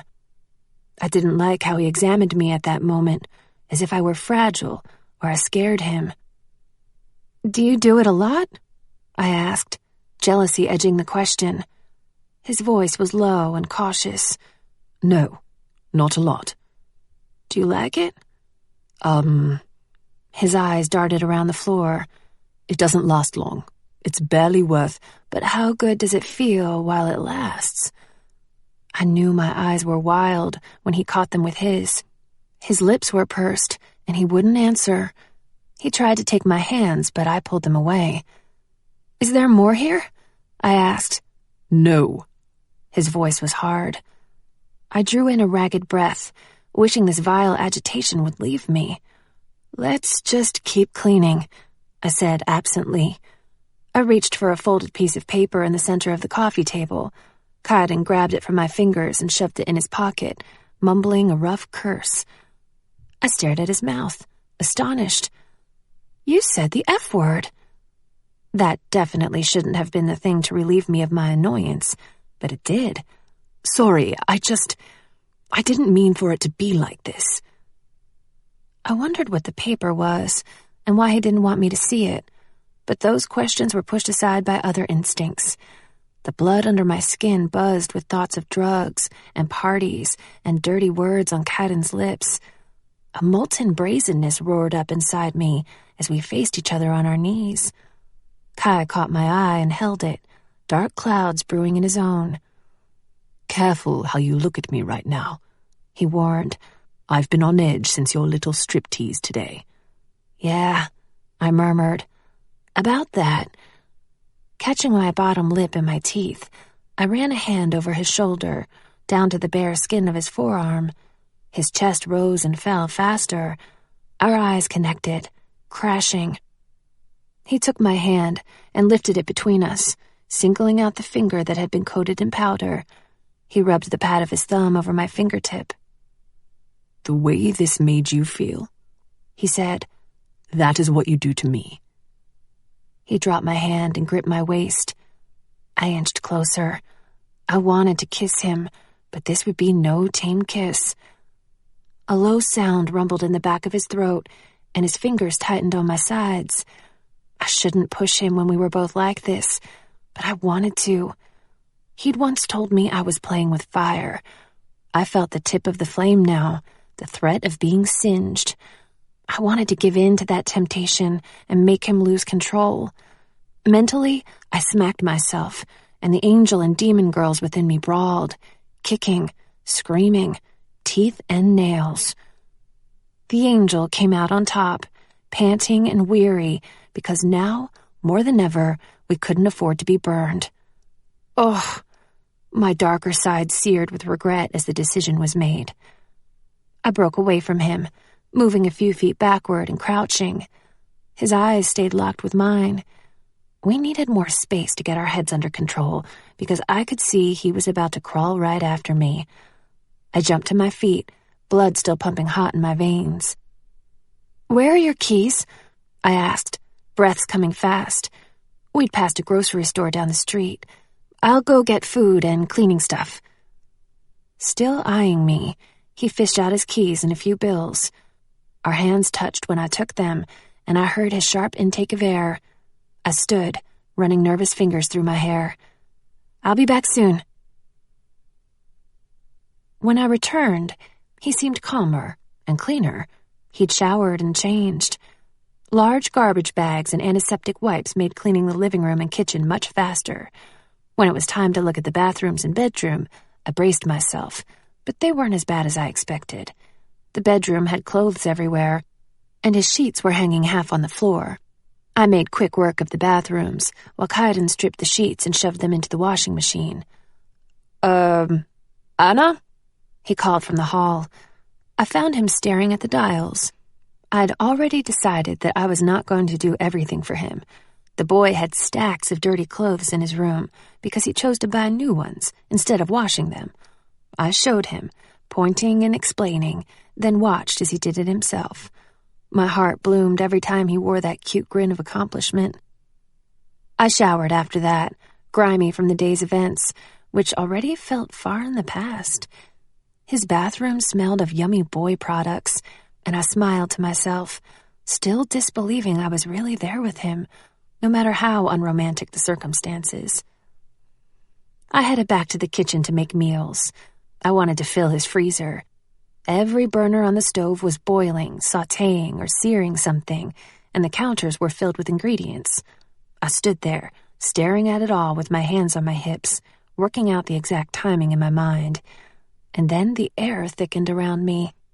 My eyes hesitantly went to the doorway where Kaidan stood, taking up way too much space and oxygen. As he loomed there, his eyes became rolling clouds, and his red badge expanded. My heartbeat thumped so loud in my ears that it drowned out sounds of sizzling pans and bubbling pots. Kaidan took a predatory step toward me, and I instinctually stepped back. In that slow way he stalked forward until I was against the sink. The intensity of his face charged me, and I swore to myself I'd kill any creature that tried to come between us this time. His hands reached out and gripped the sink on either side of my waist, and without a word, his hot mouth covered mine. My hands went straight to his hair, fingers tangling in the silky waves. This was a kiss unlike any we'd experienced so far, possessive and consuming, tapering off into the sweetest, most tender pecks, and then back to possessive again. His hands never loosened their grip from the edge of the sink. In fact, while I wiggled and pulled him, his entire body remained still, as if only his mouth had been given permission to participate. When my hands moved down to his forearms and felt the absolute rigidness there, I knew he fought to maintain control. I leaned back against the sink, and with much effort, broke the kiss. We searched each other's eyes, mere inches away. I felt light, sensitive. "Are you okay?" I whispered. "You're cooking," he growled. "Yeah?" "For me." I bit my lip. "Is that okay?" He seemed to wrench himself away and took a step backward, hands in his hair.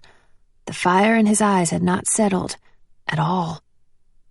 "I need another bleeding shower," he said in a gravelly voice, and with that, he ghosted from the kitchen.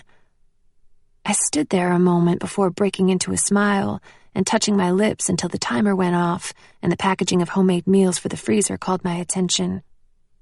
After Kaidan showered and threw his dirty clothes in the pile, I put him on trash and recycling duty. I was downright silly with happiness to find that he'd moved his bedding to the dryer all on his own and started a new load while I'd been cooking. I pulled the warm sheets from the dryer in the hall and made his bed. The cotton ivory bedding must have had the highest thread count imaginable, because it was heavenly soft.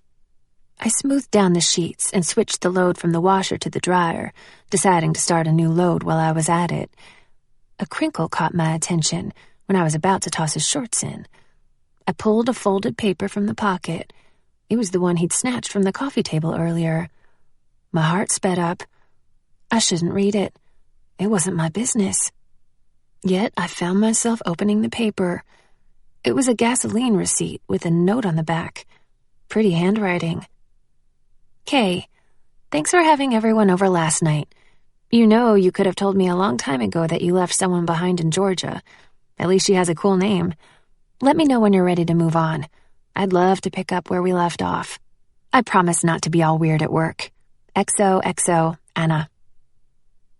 My throat had gone dry, and my heart pumped in hard, erratic spurts. I flipped the receipt over to see the date. 2 days ago. Thursday. He told her about me. But how far had they gone?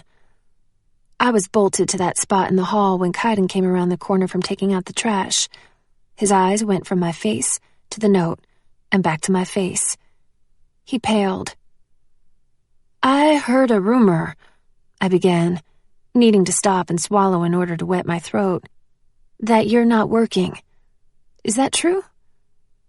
Mostly, he answered, sounding hoarse. I work if whisperers come around, and when my father gives me a task. But even with Marissa's nieces, it's not usually sex. Because those girls were more valuable as virgins. I fought a wave of nausea and kept my voice steady. Were there whisperers here when you had people over? His head moved back, then forth. No. He hadn't been working. I crumpled the paper in my fist and continued to load the washing machine, picking up clothes from the floor and shoving them in. Anna. The water came on loud when I pushed start, and I measured the liquid detergent, then poured it in. My hand shook, and I couldn't see straight. A tear fell, and I wiped it with my shoulder. Well, it looked like my tear ducts were back in business. Anne, please, listen. He'd called me Anne. I shut the lid and faced him. The sight of my tears gave him pause. He dug his fingers into his hair, keeping his hands on his head. That was after I'd spoken with Mana. I believed you and Cope were together, even though Mana said you weren't. I was certain you'd fall in love with him. Those were not good days for me. My blood pressure was through the roof, but I tried to think about how he must have felt and how I'd feel if I believed he was in love with someone else. Icy envy jabbed me. I closed my eyes and leaned back against the washer. Did you sleep with her? No. Almost, but no. He paused and whispered, It wasn't nearly as hard to stop as it had been with you. I kept my eyes shut. I hated this. It was unfair that some other Anna could have him, or almost have him, while I loved him but had to keep my distance and be careful. I hated imagining him whispering Anna in her ear and turning to her instead of me. I've mucked it right up, haven't I? He asked. I opened my eyes again, and he was in the same position, hands on his head, eyes desolate. I'd been good for so long, Anna. You wouldn't believe how good. Nearly 8 months I'd gone. After Cope rang me, I expected to hear something, but over and over Mana told me nothing had happened. When I saw you on Valentine's Day, I was going to tell you everything. Then I rang Mana expecting another no, but she hesitated, and there was nothing worth being good for anymore. It was more than he'd ever revealed to me, and I could see it took a lot for him to force each word out. I wanted to be mad, to scream at him for being so stupid when it came to matters of the heart, for being so careful with me and so reckless in every other way. He could see the hurt in my eyes. I know, because it was reflected back at me in his own. How much more could we hurt? How much more time would we waste? We had one night. We had now. I held out my hand. He stared at it, then brought one of his hands down to meet mine. I squeezed it, and pulled him to me. "No more," I told him. "No more running in the wrong direction." With a look of disbelief, he leaned down to kiss the path made by tears on one cheek, then the other, whispering, "No more." Emotions were running high when I took his rough cheeks in my hands. "You run to me," I said, pulling his mouth to mine. He pushed forward until I was against the stacked washer and dryer, and his knee slipped between my legs. "To you," he whispered, his breath hot against my mouth. "I swear it." The kiss became fast and frenzied as we pulled each other closer with greedy hands, until Kaidan broke away and breathed against my ear. "Let me see you again." "What?" I tried to pull back to look at him, but he held me firm and kissed the freckle over my lip before whispering with that low voice in my ear, "Let me undress you. Not all the way, just as you were today at Blake's. Please, let me see you again." Oh. I listened to my heart pound 5 loud times in my ears. Did I dare? I wanted to. I wanted to push the limits with him. I nodded and felt his fingers at the bottom of my tank top. I lifted my arms as he pulled the shirt over my head and dropped it at our feet, leaving me in my pink bra. My heart still pounded overtime. To make things fair, I found the edge of his t-shirt and lifted, letting my fingers brush against his taut sides. He groaned and was kissing me again, the heat of our bare skin rubbing like flint, ready to spark a fire. Once again, he broke away, breathing hard, this time finding my eyes as his finger ran along the edge of my shorts, dipping in to touch the sensitive skin of my hips and lower abs. My breath hitched as he undid the button, then the zipper, never taking those blazing eyes from mine, as if memorizing my every reaction. When my shorts fell, I kicked them aside and felt wildly exposed, even though it was no different from being in my bikini. Kaidan pulled away a few inches and glanced down at my body. Then he shut his eyes tight and lifted his head to the ceiling. His Adam's apple bobbed when he swallowed. With his eyes still closed, he muttered a guttural plea. "Let me kiss you." "Okay," I whispered. "No." His eyes crashed into mine, and his hands flattened against the dryer above my shoulders. "I need to kiss your body." Oh. Yes, oh yes, oh yes. "Okay," I managed to say. "Don't let any more clothing come off," he warned me. "Under any circumstances." "Okay," I whispered again. Apparently, it was the only word I was capable of forming. "Promise me, Anna." "I promise," I said, though I was feeling extremely weak. I knew I'd have to be the strong one this time. We couldn't have a repeat of the hotel room incident. And with that, his hands gripped my waist, and his hot lips found my shoulder. I gasped as his hands perused the skin of my belly and back, and his mouth began feasting a trail down my torso, waist, and hip, stopping to kiss every freckle along the way until he was on his knees. My hands gripped his strong shoulders. Staring at the blue heart charm dangling from my belly button, he said, "You are killing me." I sucked in a breath when he licked a circle around it. He began kissing the edge of the panty line at my hip, tasting me. I felt his teeth graze my skin, followed by his hot tongue, and my knees almost gave out.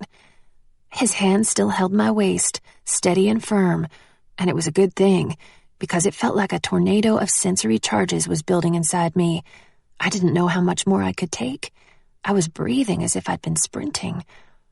One of his hands moved down to the back of my knee and bent it, angling my leg outward so he could kiss my inner thigh. I moaned loud enough to shock myself and felt his teeth again.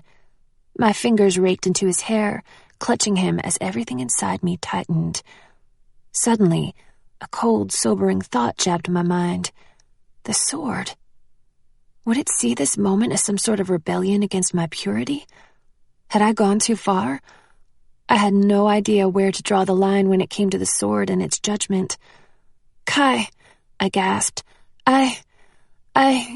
You have to stop." In a heartbeat, he was standing, his eyes searching mine. His heated gaze darted around my face, taking in my shallow breaths and flushed skin. With the confidence of a guy who knows how to drive a girl crazy, he pushed his hips against mine, and I let my head fall back against the dryer, stifling a groan. The near pleasure was almost painful, but he didn't pull away. He nibbled my earlobe, and I clutched my hands around his back. My body had never felt so desperate. "Let me touch you," he whispered, "just on the outside. Let me make you feel good." Oh my gosh, I had never, ever wanted anything more. His hand slid down my lower belly. I wanted to cry as I forced my head to shake side to side. No, we can't. "What is it?" He stepped back, and a look of panicked regret crossed his face. "I'm sorry, Anna." "No." I bent down and snatched my clothes from the floor, yanking them on. "I don't want you to be sorry. I'm not sorry." I reached out for his hand and pulled us together in a hug. He held me hesitantly, which only made me squeeze him tighter. I pressed my cheek against his bare chest. "You're shaking," he said. "Yeah, well, my body is pretty angry at me right now," I admitted with a dry laugh. "But I don't want to take any chances when it comes to the hilt." He froze up at the mention of the sword of righteousness.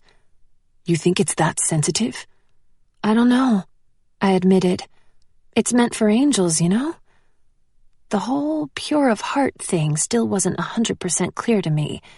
Angels didn't have bodies, but for Neff and humans, the mind and body were linked in many ways, like it or not. The sword seemed pretty strict, and I didn't want to take any chances when it came to getting rid of the Dukes. "Are you okay?" I asked, tilting my head up to see his face. He rubbed my cheek, still seeming surprised that he could touch me openly with such tenderness. "Don't worry about me. I didn't mean to upset you." I put my arms around his neck, looking him straight in the eyes. "You didn't. I love you. I want all that with you. Maybe someday?"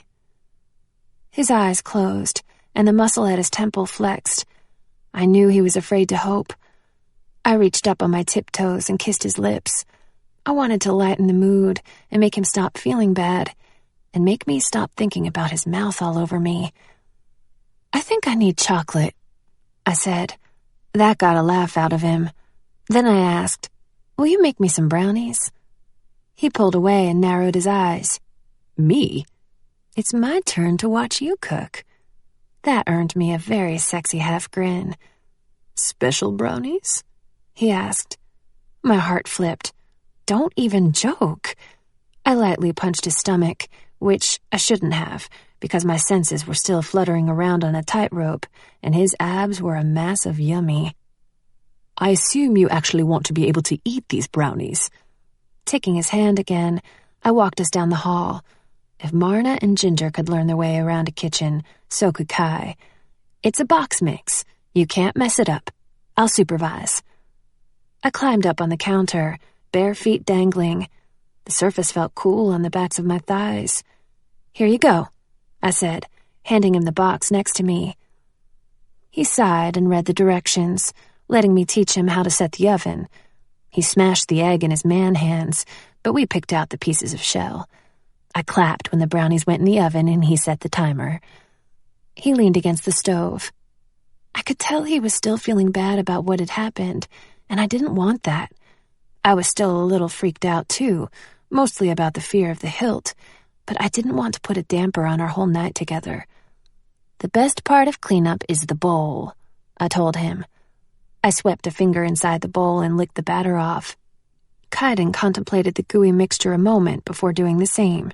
Soon, we were in a battle for batter, elbowing each other out of the way and laughing. I distracted him with a wet fingertip in his ear and got the last bit of chocolate. "Oh, you play nasty," he complained, wiping out his ear with the sleeve of his t-shirt. I was giggling hard by this point. Sometime during our battle, he'd ended up between my knees. My sitting on the counter put us at eye level. I tried to scoot back a little, but he put both hands on top of my thighs to stop me. "It's okay. he told me. I'm in control right now. Right now? My fingers curled around the edge of the counter to steady myself as he brought his hands to my face, running a fingertip down the slope of my nose and around the curve of my chin, sliding back up to pet the freckle above my lip. His attention made me feel gorgeous and alive. You've no clue what you do to me, Anna. Oh, I think I have an idea. I'm not sure who moved forward first, but it didn't matter. What mattered was the complete softness of how our lips met. I could feel his tentativeness and how he held back. "It's okay, Kai," I whispered. "We'll be careful." "I won't let it go that far again," he promised. General disappointment settled inside my heart for all that we couldn't have, but I nodded. I scooted forward until our chests pressed together, wrapping my arms around his neck while his went around my back. We took our time, playfully spoiling each other's lips with tenderness. And then I ran my tongue along his bottom lip, nipping him, just as he'd done to me on the Ferris wheel. This was met by a satisfying growl from the back of his throat as his mouth captured mine, kissing me so deeply that all thought disappeared and only sensation lived. His grip tightened, and he lifted me from the counter, forcing my legs to wrap around his waist and link behind his back. "We'll be careful," he said, repeating what I'd told him. "Yes," I agreed against his mouth. Our lips never parted as he walked us to the bedroom and laid us on the bed. We kissed, rolling around with our limbs entwined, touching as much as we could possibly get away with. A glorious energy poured forth between us. I lost all track of time and the outside world. People often referred to life in oceanic terms, a sea of possibility, plenty of fish in the sea. But it wasn't that way for Nephilim. We were like fish kept in nets, expected to do the bidding of sharks or be eaten by them. The sea held no possibility for us. But here and now, we found ourselves in a private tank without a shark in sight.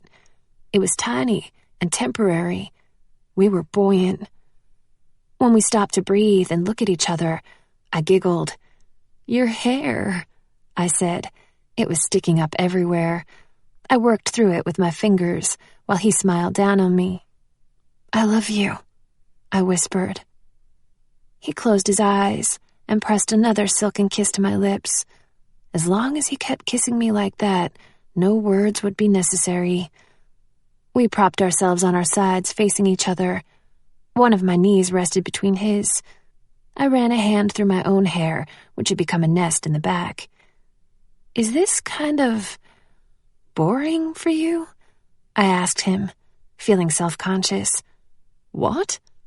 His hand that was resting on my hip tensed. He almost looked offended. I brushed imaginary lint from his shoulder. "I mean, just kissing." "This is better than anything I've ever done." His voice was soft and sincere. He pushed the long bangs from my eyes. "Besides, have you ever snogged yourself, love?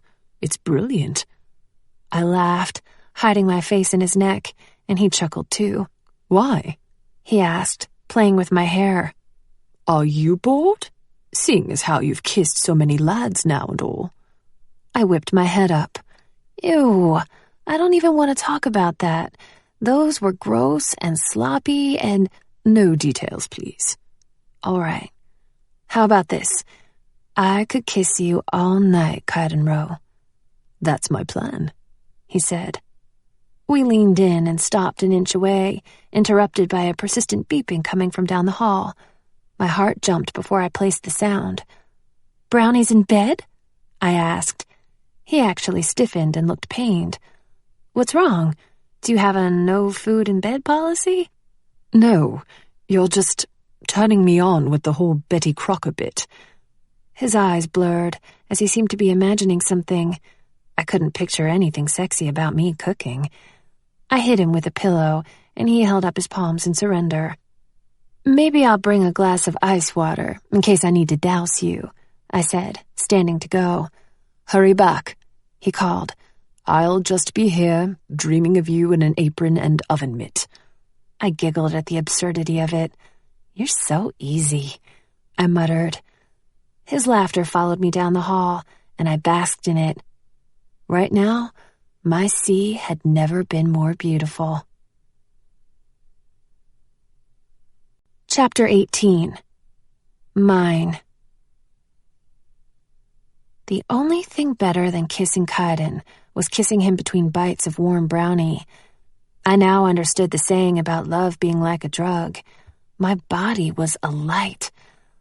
Though I wasn't using my extended senses, they were on high alert from the buzzing, floating feeling coursing through my veins. I could see the danger of loving, because nothing else existed for me outside that room. Nothing else mattered. No dukes or whisperers, no spiritual warfare, and certainly no reason why any soul would disapprove of a relationship that filled two people with such joy. No, none of that was real. They were fleeting, distant nightmares pushed further away with each press of our lips, each gentle word spoken. We were together. We were alive. I still couldn't believe he was allowing this to happen, letting me love him with my touches, touching me back, voracious touches. Every now and then, I'd feel him pull back from me when I'd push forward, keeping me at bay when I got carried away. At one point, after I'd licked his earlobe, he closed his eyes and his forehead crinkled in a wince. I bit my lip. "I'm sorry." I mean, really, it would be hard for normal guys, so it had to be especially hard for him. He opened his eyes to reveal the storm within him. "My every instinct is telling me to have my way with you." He was dead serious, and my cheeks heated. Fire shone in his eyes, and I broke eye contact, burying my face into his cotton-covered chest. "But it's not nearly as difficult as going all this time without you," he said. I grasped his t-shirt in my fingers and brought myself nose to nose with him. His eyes ate me up. "Let's never do that to ourselves again." I gripped the fabric tighter, a well of panic surging at the thought of being cut off from him. "I mean it, Kai. No matter what my dad says or how scared we are, we can talk when it's safe. We'll be careful. Please don't push me away." "Shh," he whispered, pulling me to him. I breathed in the scent of skin at his neck. He ran a hand over my messy hair as the anxiousness settled. "How often does your father ring you?" he asked. "Every month or two." I stayed cuddled close while he continued to caress my hair. "Right then. How about this? We know he checks to be certain it's safe on your end, so each time he rings, you can contact me afterward straight away." "Deal," I said, and pressed my lips to his neck. He held me tighter. "It's 9:30, he said with reluctance. "I've got to go to practice. Will you join me?" I smiled up at him. Watching Kaidan play? Sure. Oh, wow. Oh, great goodness. I'd forgotten what watching Kaidan at the drums did to me. He was only warming up while the other guys tuned their instruments, and I already needed a fan. I looked around the room at the other people sitting and standing, mostly girls, but a few guys too. One girl gave me a little smile, and I smiled back before she returned to gazing at the lead singer, Michael. The bassist went up to Kai when he finished his set, and I stuck out my hearing. "You brought a chick?" the guy whispered. "Yeah." The guy grinned. "Man, you haven't brought a girl in forever." "Your point, Raj?" Kaidan ran a hand over the drum's top. "Nothing. She's pretty hot. You bang her yet?" "Okay, go away, Raj."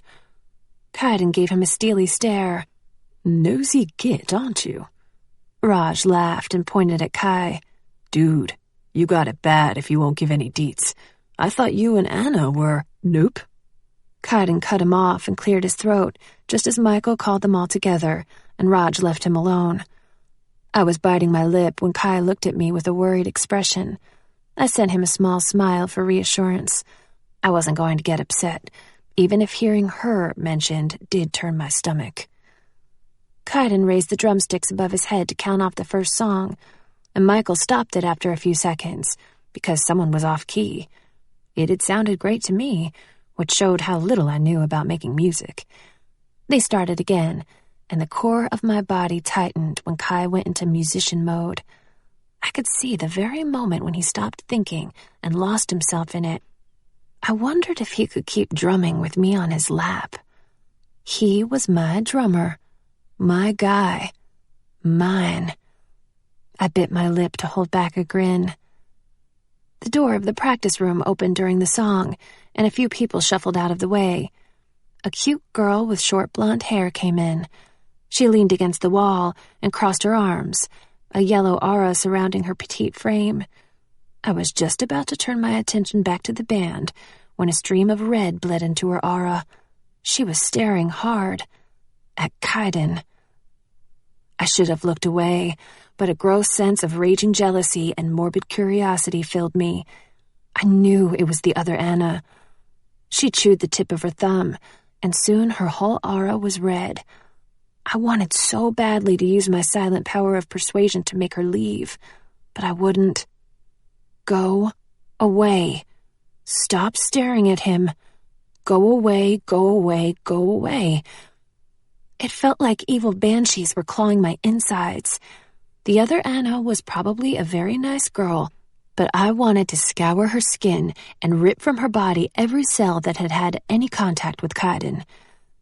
At the end of the song, she clapped and said, "That was awesome, guys." Clearly, she was tight with the band, and they all beamed at her praise, except Kaidan. He'd frozen in place, staring down at the drums. A horrid moment of awkwardness passed, where everyone seemed to put two and two together.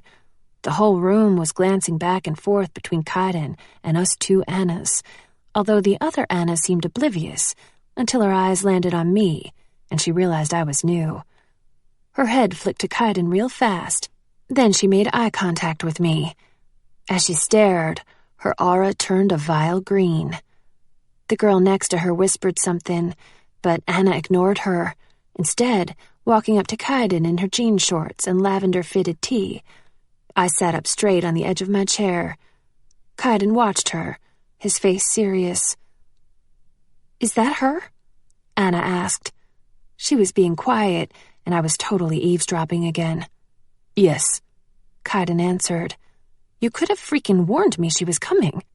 "I didn't know until today, and you don't usually come to practices anyhow." "So what? Now you're, suddenly with her? After you were just with me?" "I was never with you, Anna. I explained everything, which you seem to understand. Now's not the best time to chat." "Nice," she huffed. "Real nice."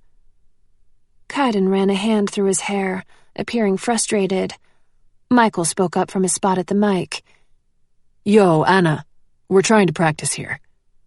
She shot him a no-crap glare, and then turned and walked briskly from the room, wiping her eyes and not looking back. So this is what it was like being with Kaidan, huh? I did believe that he'd been honest with her, but even if she'd pretended to accept it, she'd obviously been holding out hope in her heart that they'd get together. I felt bad for her, just another victim of our screwed-up circumstances. But still, I was glad she was gone now. The relief in the room was palpable, even though a few people continued to whisper as the band started the next set. It was hard to get back into the music after that bit of drama. I was glad when practice ended. He came straight down to me after they'd packed the band equipment. I ignored the few starers around us. "I didn't know she'd be here," Kaidan whispered. Guilt shrouded his face. "Let's just go back to your place and not think about it, please." He reached for my hand and held it as we walked through the building. But out in the open, we instinctually let go and searched the darkened skies for something much worse than angry exes. When we got back to his apartment, we didn't talk about it. In fact, we didn't talk about anything. When the door shut behind us, he took my face in his hands and kissed me as if he wanted to prove there was no one else for him.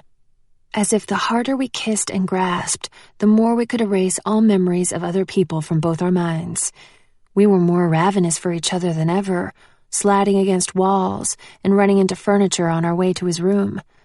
I had no plans for sleep that night, because that meant I couldn't be consciously touching him and kissing him and soaking in every second of this time with him.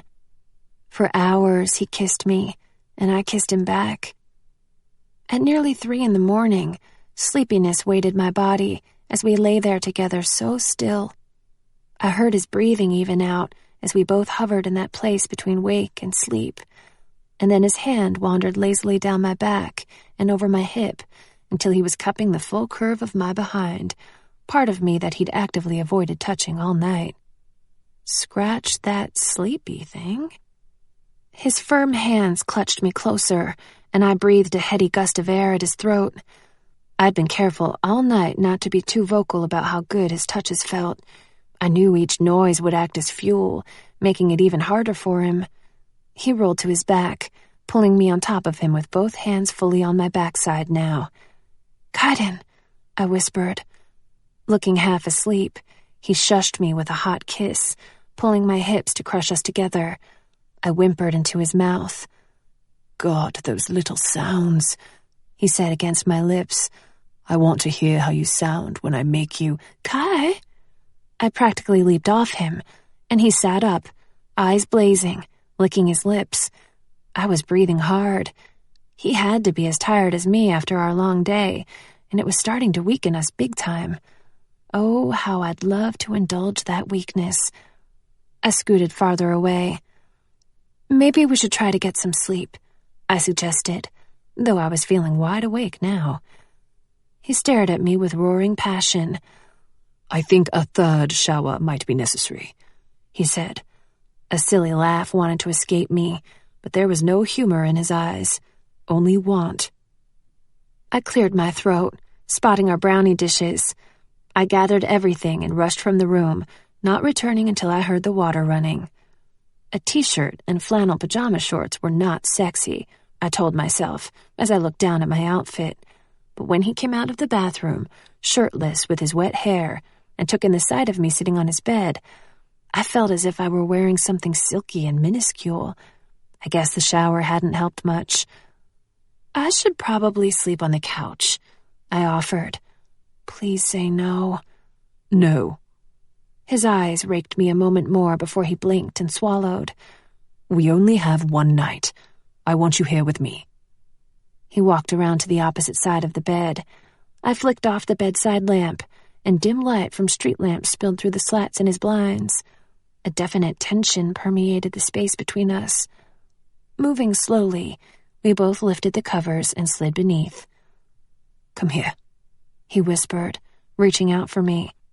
I moved in closer until we shared the same pillow, our bodies as close as they could be without touching. We faced each other, breathing in the same small space of air. As my eyes adjusted to the darkness, I searched his face, and he searched mine. "You're 18 now," he whispered. "Yeah," I whispered back. "Yippee." He snorted and scraped a hand through his damp hair. "Do you remember when you came to that record store in Atlanta last summer, and you said all I had to do was say the word, and I'd be yours?" I tried not to squirm with excitement. "Yes, I remember." He swallowed, and I lay my hand on his chest, feeling his heartbeats quicken. "I want to—" Cried I sound like an idiot. "What have you done to me?" He cleared his throat and started again, a fiery passion in his darkened eyes. "The thing is, I can't share you.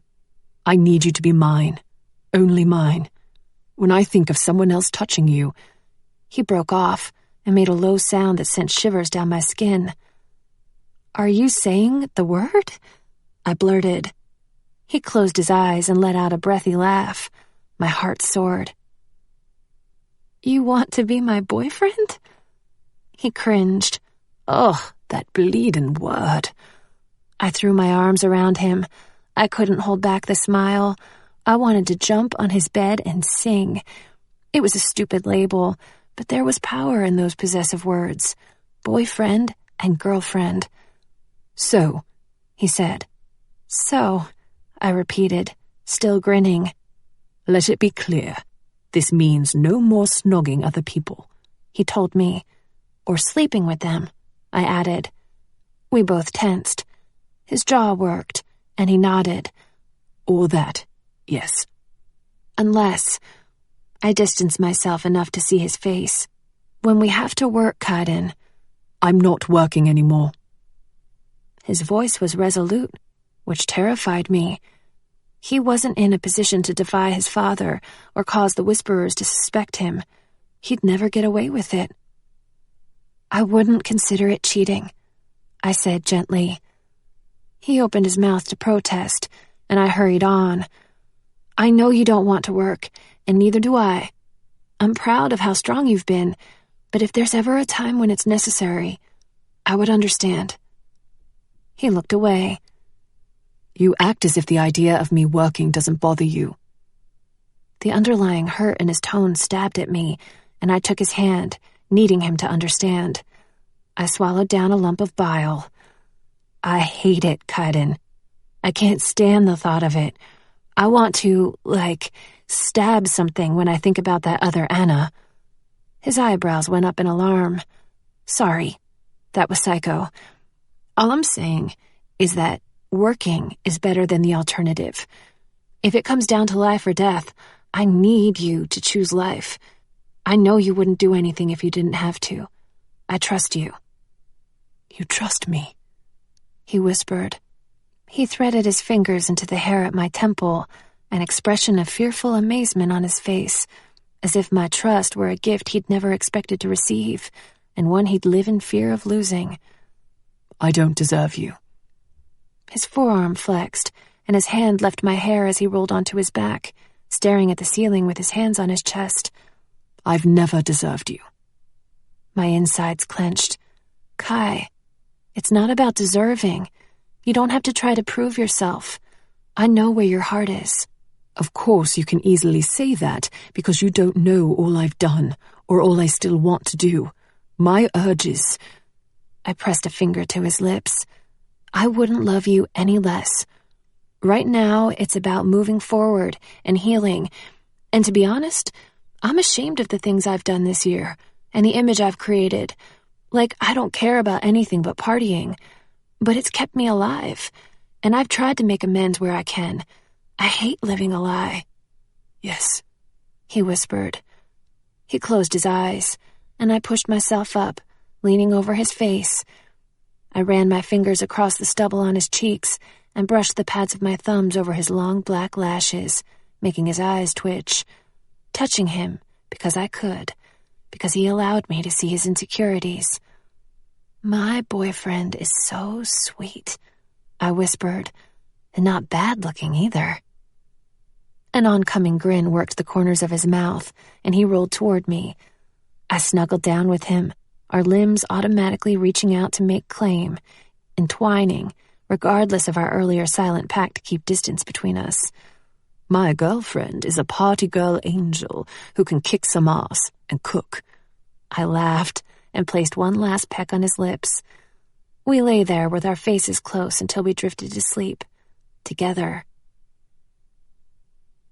The room was dark and quiet when I awoke. I glanced bleary-eyed at the clock, which read 5:23, wondering if Kaidan had spoken in his sleep, and then I heard it again. Daughter of Belial. Kaidan and I both shot up in bed, and I snatched the leather-clad hilt from his nightstand. A whisperer with its wings outstretched hung above us. Even after I adjusted my eyes and noticed his feline features, my heart still slammed in my throat. My voice shook when I said, Azael. I dropped the hilt in my lap and exhaled. Belial sends a message, Azael said. Turn on your phone. Oh, shoot. I scrambled from the bed, falling to my knees in front of my bag by the door. I'd forgotten to turn my cell back on after the airport. I couldn't believe it had been off all this time. I fumbled around for my phone, finding it and turning it on. Kaidan squatted next to me. Text messages and voicemails blinked from Patty and Dad and schoolmates. My stomach dropped with regret. Patty had been expecting me home hours ago, and she was probably scared to death. The text from my father showed a progression from frustration to anger. The voicemails from him were all stewing silences, then hang-ups. I looked up, searching for the spirit. "What's going on, Hazael?" "He left," Kaidan said. "Crap," I muttered. I first texted Patty to tell her I was okay. I then dialed Dad, and he answered on the first ring. A chill prickled my scalp at the steady fury in his voice. "Do not, ever, turn your phone off." My body wasn't sure whether to cry or puke or speak. Thankfully, speaking won, though my voice sounded tiny. "I forgot to turn it back on earlier today. I'm sorry." "I take it you're with the son of Farzuf," he ground out. I sat up a little taller, remembering how he'd threatened Kaidan not to have contact with me. "Yes, I am." It came out bold. I was glad, and I wasn't going to reassure him that I'd been good, because if he didn't trust me by now, that was his problem. There was a long pause as I awaited his temper, but it never came. Instead, he sighed, a deep guttural sound of fatigue. "We had our summit last night, as you know." "Yes?" I asked, because it sounded like he had news. My pulse spiked again as I wondered if the Dukes wanted to follow up on me after the last summit, or if that disgusting demon had told them about seeing Kaidan and me together yesterday. Oh, please, no. "I'm calling from Reno, and I've got to get back to Vegas. The summit's been extended one more day. We're having a changing of the guard, but that's not why I called." I gave Kaidan a confused look about the changing of the guard thing, and he waved it off like he'd explain later, giving the phone his rapt attention. "Okay," I said, prompting Dad to continue. "Zania's in prison." My heart sank, followed by every other internal organ, making me feel heavy all over. I crawled to the wall and slumped back against it, my eyes burning. "In Damascus?" "No. She'd been working farther out, in a more conservative area. She was taken in for being drunk and lewd." "What's going to happen?" I pressed a palm to my forehead. "Sunilian's done with her. Says she's a lost cause now. He's given them permission to do whatever they want with her.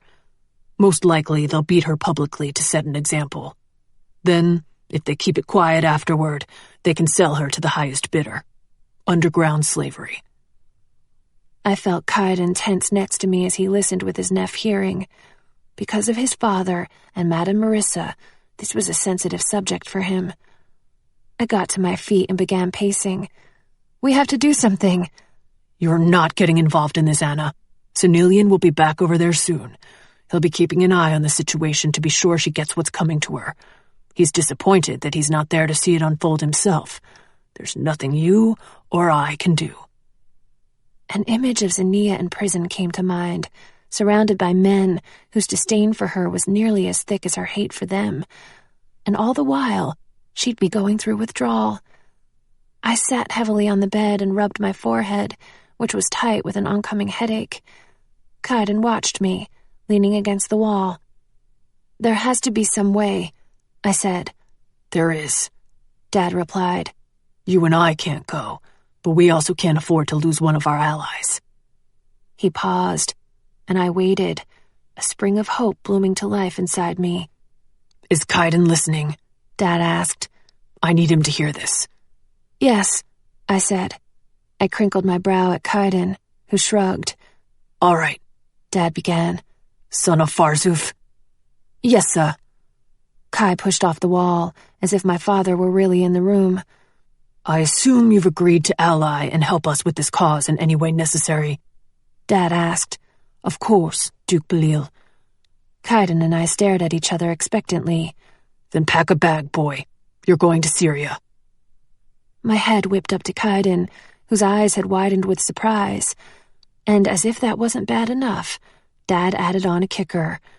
"You've got to move while the summit's still on. I should mention, you'll be traveling with the son of Alusair, and I'm putting him in charge. But I'm sure that won't be an issue for you, will it?" Oh, Dad. Kaidan's hands rounded into fists and uncurled again as he cleared his throat. No, sir. No problem. I stared at the phone, which emitted my father's low chuckle, a demon-worthy sound.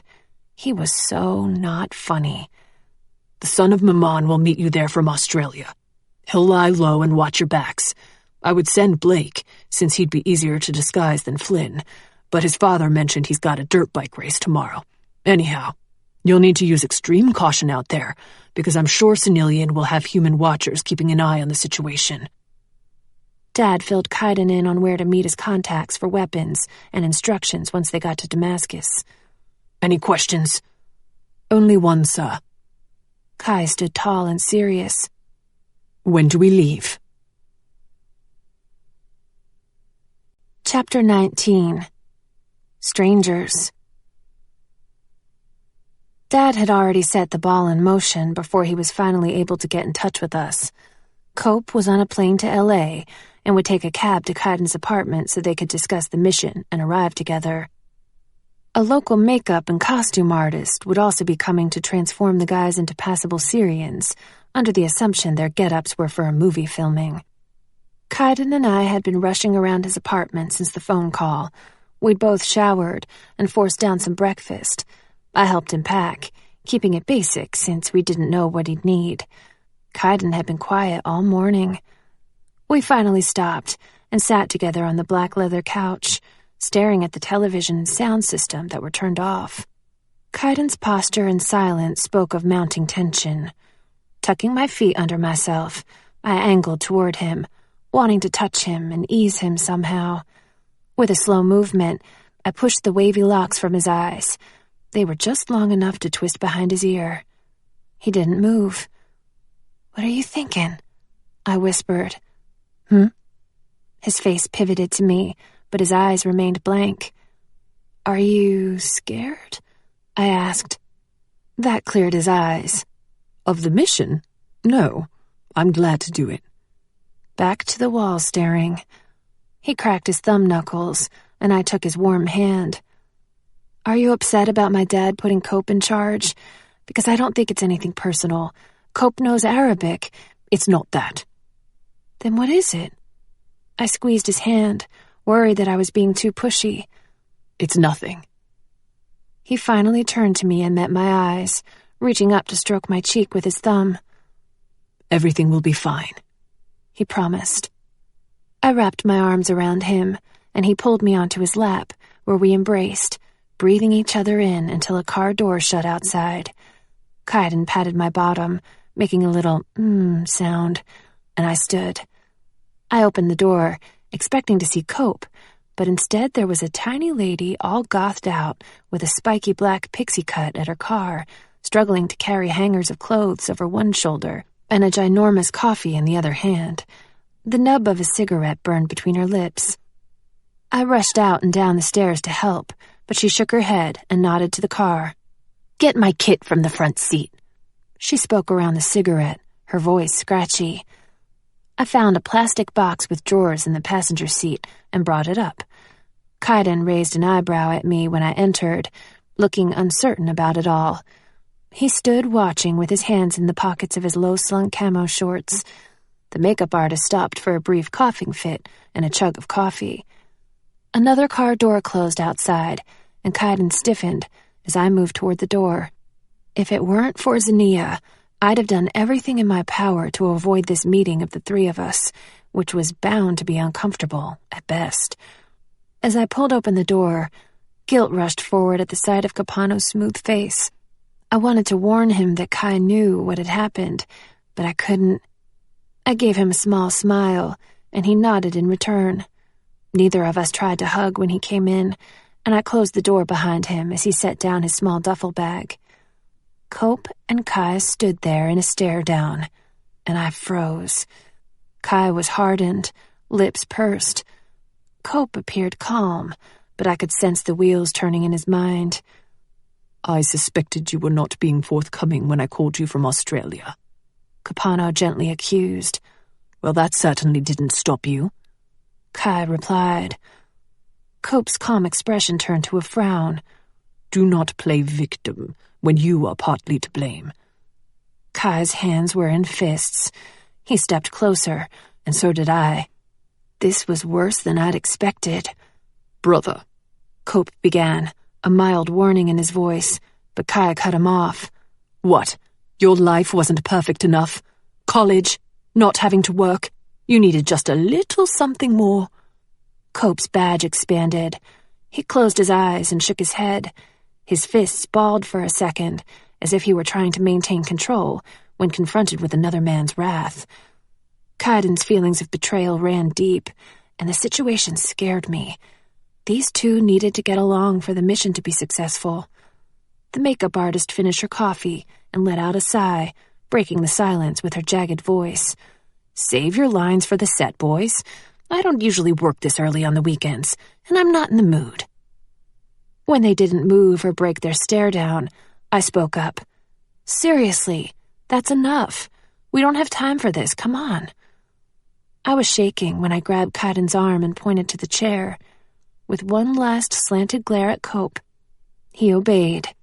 I sat on the couch and crossed my arms and legs, tense. Cope stood against the wall. I didn't look at him, but I knew he was trying to calm himself. Crap, this was bad. The makeup artist got straight to work, pointing Cope toward the bathroom. She was efficient, having one guy dress while she worked on the other. I sat on the couch and watched in amazement. When she'd applied a full beard to Kaidan, he caught my eye and sent me a half grin. I shook my head in wonder. He already looked like a stranger. The transformation was sort of freaky. Both guys were given traditional loose outfits of long white cotton shirts and drawstring pants. They each wore white scarves over their hair and foreheads, with black bands around the crown of their heads. To top off their disguises, both of them had to wear brown contact lenses. Their light-colored eyes would stand out too much. By the end, only their hands, faces, and feet showed. Wow, I breathed as they stood before me. I turned to the woman. You did an amazing job. She shrugged. This was an easy one.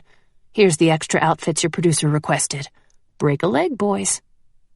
Making quick work of the cleanup, she left us.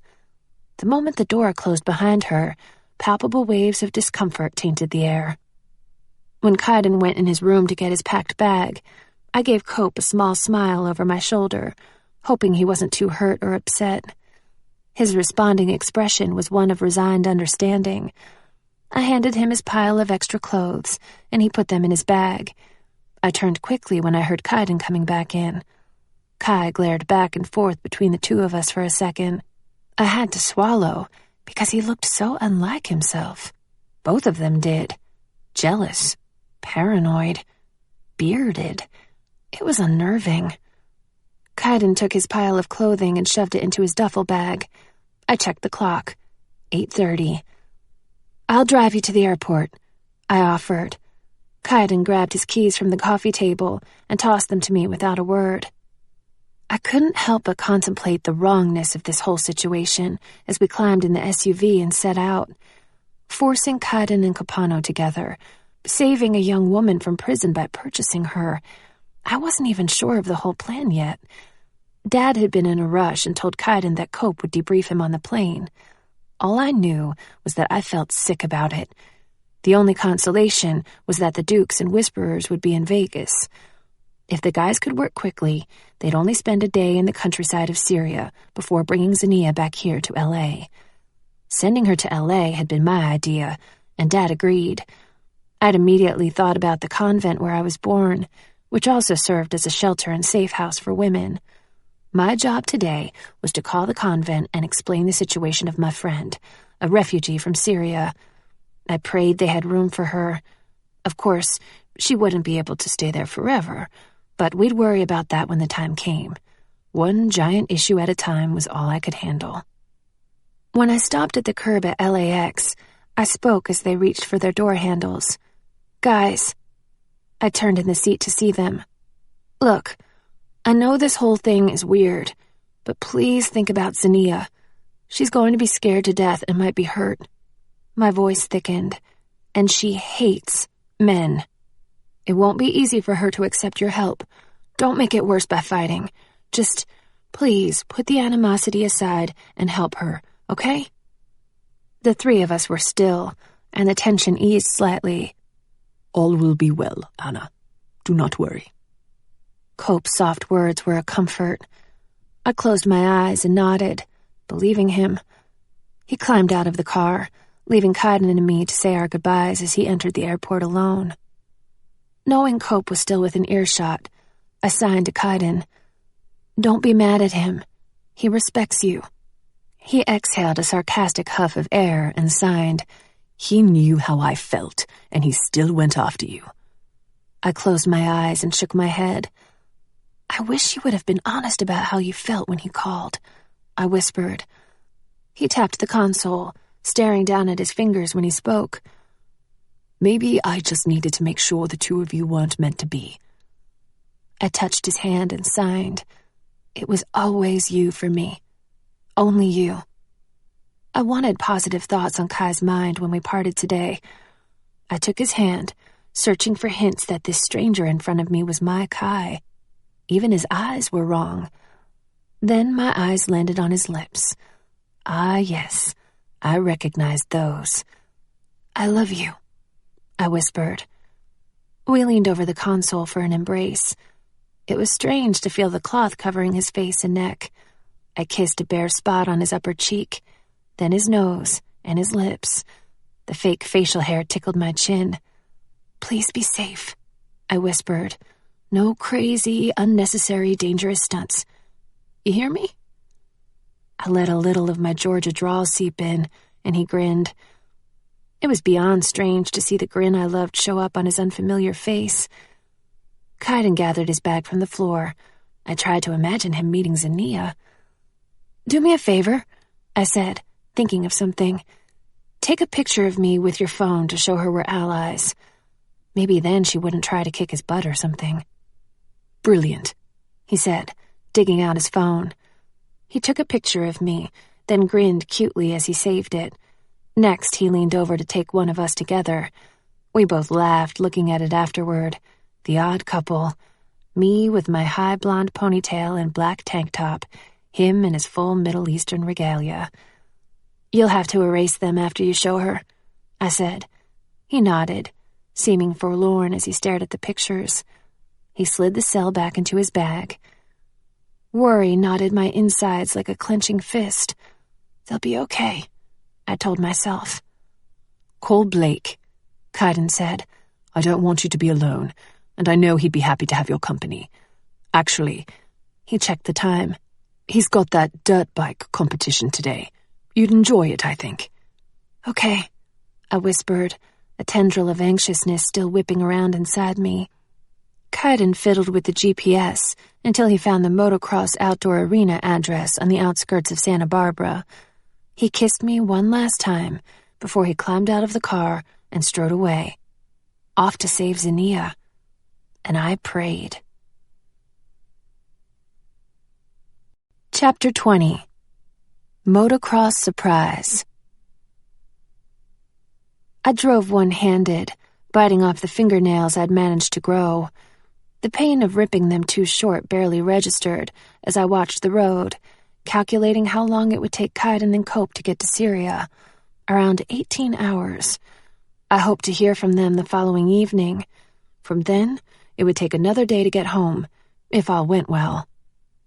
A long conversation with Patty did wonders for keeping my mind off the mission. Patty had been frantic when I hadn't shown in Atlanta, and she couldn't get a hold of me.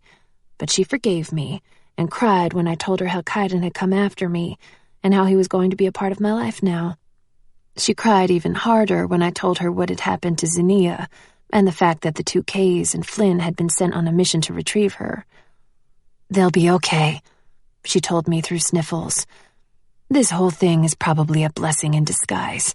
She'll finally be away from that monster of a father. I know, I said, but Patty surely sensed the hesitance and fear in my voice. It's all going to work out, sweet girl. I just know it.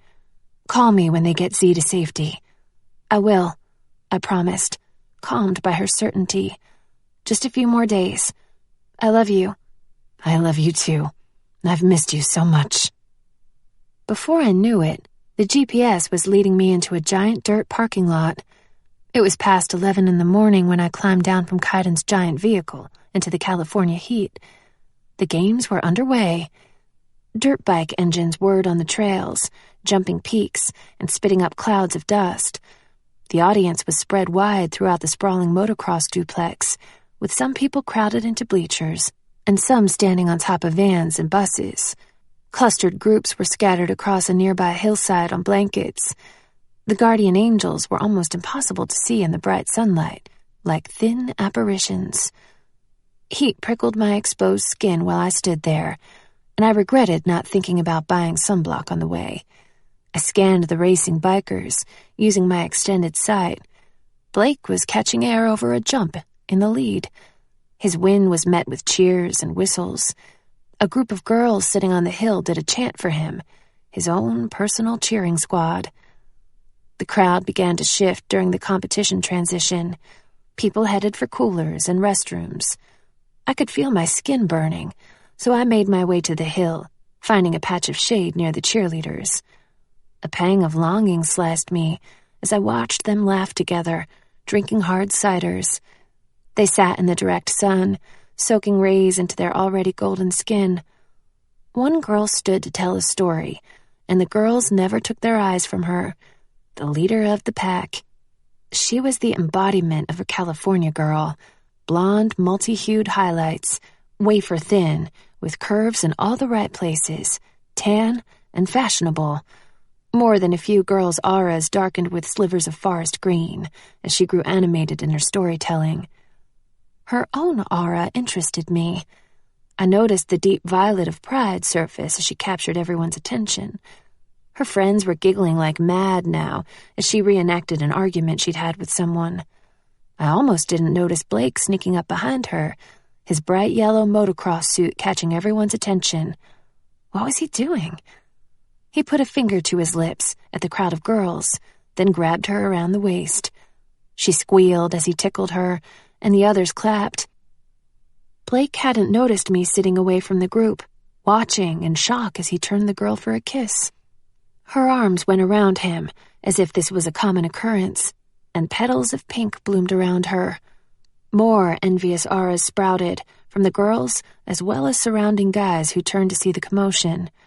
Blake gave her one last peck before looking around and catching sight of me. "Anna?" He stared at me, unsure, his arm still around the blonde. I smiled and stood as he came over, the girl close behind him. "Hey," I said. He greeted me with a hug, and the girl stopped, crossing her arms. I kept my attention on Blake. "What are you doing here? Where's Kai?" "I need to talk to you about that, but not here." I shot a glance at the crowd watching us. "Is everything okay?" he asked. I nodded and stepped back from him, sensing discomfort from the girl. I leaned and waved at her from around Blake. "Hi, I'm Anna," I said. She frowned in return, her aura becoming a jumble of green and gray. Blake jumped to attention, stepping to the side. "Yeah, hey, Michelle. This is one of my friends from way back. Anna, this is Michelle, my girlfriend." Girlfriend? He wouldn't look at me. Michelle eyed me from top to bottom before determining I was a non-threat. She uncrossed her arms and reached for Blake's hand, giving me a small smile and a hey. Then she stepped in front of Blake for his full attention. They were the same height. "Good job out there, baby." She kissed him, and he smiled. "One more set to go, then I'll be done," he said. "Let Anna sit with you, cool?" Her aura zipped with gray agitation, but her face didn't waver. "Sure," she told him. He kissed her again and gave me a wink before returning to the games, stopping to shake hands and receiving pats on the back the whole way. Michelle turned away and went straight to her friends. They couldn't read her aura, but they could probably tell from her body language that she was not happy about having to babysit Blake's little friend. "Anyone else ready for another drink?" Michelle asked. The girls crowded around the cooler, and I watched the dirt arena. I wished I could crawl back over to the shade of the tree to contemplate the fact that Blake had a girlfriend. It made sense, as far as working went, for him to have the devotion of the most beautiful girl, but his affection for her had been genuine, and she loved him. My heart suddenly hurt for Ginger. "So, how long have you known Blake?" Michelle sat next to me, one slim leg outstretched and one bent. Her legs were golden and shiny next to mine in the bright sunlight. She twisted the cap off the hard cider and threw it in the grass. "A while now," I said, purposely vague. "How long have you guys been together?" "A year," she stated. We stared at the motocross lineup of competitors getting ready for the trick competition. "A whole year, and you didn't know about it. That's interesting, you being a good friend and all." I tensed at the passive-aggressive comment and looked at her, but she was watching the dirt trails. Through her big sunglasses, I could see unnaturally long eyelashes framing light eyes. Her face was a perfect oval, and her lips were plump and pouty. "We're family friends," I explained. "I haven't seen or talked to him in over a year. I've been out of the loop." "How old are you?" she asked. 18? "Oh, you look younger." She sipped from the dark bottle. "Do you have a boyfriend?" I almost said no out of habit, and an uncontrollable smile leaped to my face. "Yes," I answered. She relaxed at that, leaning back on her elbows and taking another drink. "Want one?" I was roasting, and the thought of a cold drink sounded really good. When I hesitated, she said, "Nobody's paying attention. It's okay." I swallowed hard. "No thanks. I have to drive soon." She shrugged. We watched and clapped as the bikers performed insane and impressive feats. The crowd hissed and flinched when stunts didn't go well. Blake never fell. He had no fear, and the fans were crazy for him. He came to us after the awards ceremony, laden with trophies. I slinked back to the shade of the tree, while Blake was approached by spectators giving congratulations. Michelle never left his side, beaming at Blake and his fans. Her prideful aura bothered me. The purple was so dark and thick that it overlapped the pink of her love for him. I couldn't look at Pride without thinking of Duke Rahab, the most loathsome of Hell's workers. My skin chilled at the memory of how he mentally tortured Gerlinda before killing her. Despite the day's heat, I shivered. When the crowd began to disperse, I joined Blake and Michelle. He was explaining to her that he needed to do the family thing for a few days. Her bottom lip plumped fuller. "All right, then," she said, sighing. He tipped her head up by the chin, and she raised her puppy dog eyes. "It's all good, Shelley. I'll see you in a couple days." "I'll miss you, baby," she said. "I'll miss you too." Gag. He kissed her until a stream of red was roused into her aura, and I had to look away. I wasn't sure what kind of game he was playing with her, but it made me uneasy. I followed Blake to his house. He drove a shiny new truck with the dirt bike strapped in the back. Being at the Duke's house again made me nervous, even though I knew he was in Vegas. The summit could drag on throughout the day, but my paranoid instincts had me worrying it would end soon.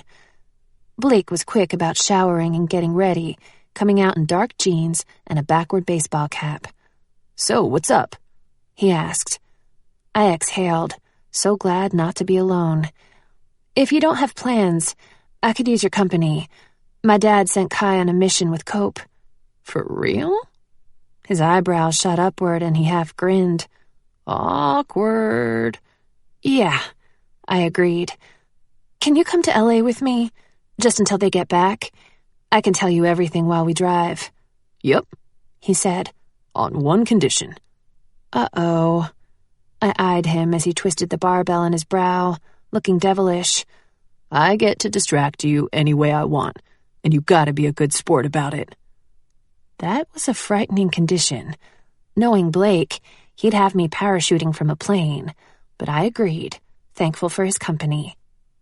He ran back in the house to pack some things before we set off in Kaidan's SUV. I told him everything about the mission, careful to keep my eye off the speedometer. He was an even scarier driver than Kaidan, but at least he couldn't pop a wheelie. "They'll be fine, Anna," he assured me. "Seems like a cut-and-dried scenario to me. I know you're scared, but I'm gonna try to keep your mind off it, okay?"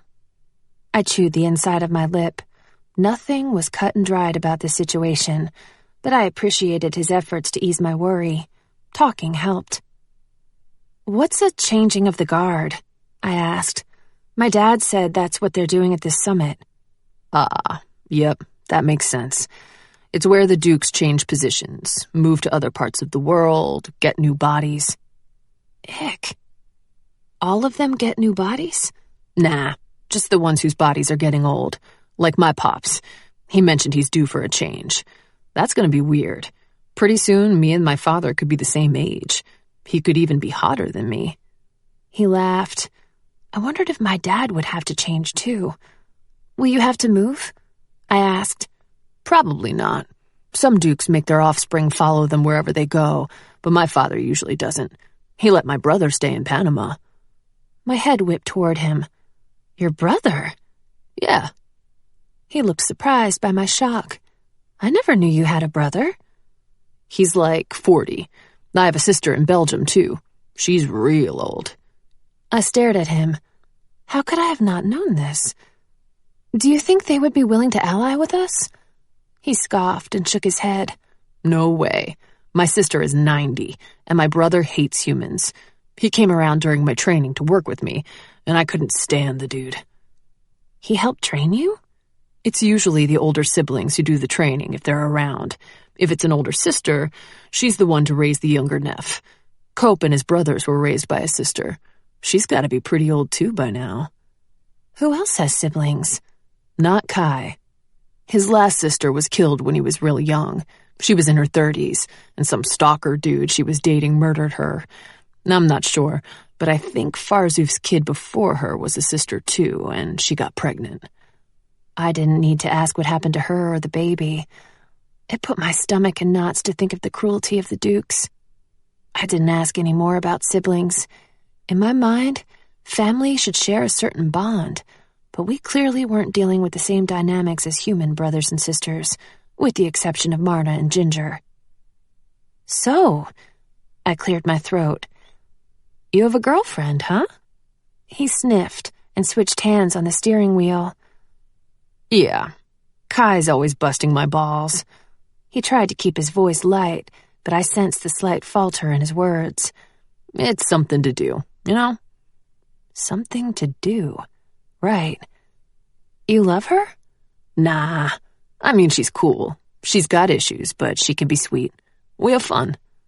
But why not just date? What made you decide to be with one girl all this time?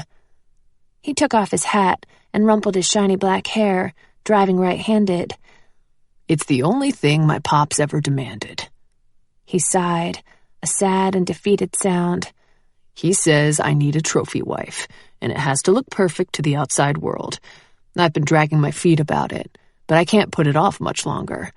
After 10 years or so, he'll want me to trade her in for a younger model. My brother's on his 4th wife now. I closed my eyes, shaking my head. Don't say anything to Ginger, he said quietly. I want to hold off as long as possible.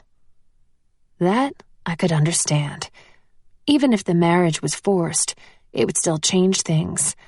Knowing Blake was attached to another girl in such an intimate way would drive Ginger insane. Well, I said, needing to lighten the mood for him, next time Kai tries to, bust your balls, you can give it right back to him, 'cause he's got a girlfriend now, too.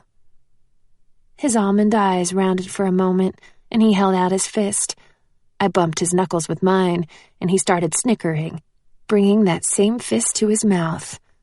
What's so funny? I asked. You said balls.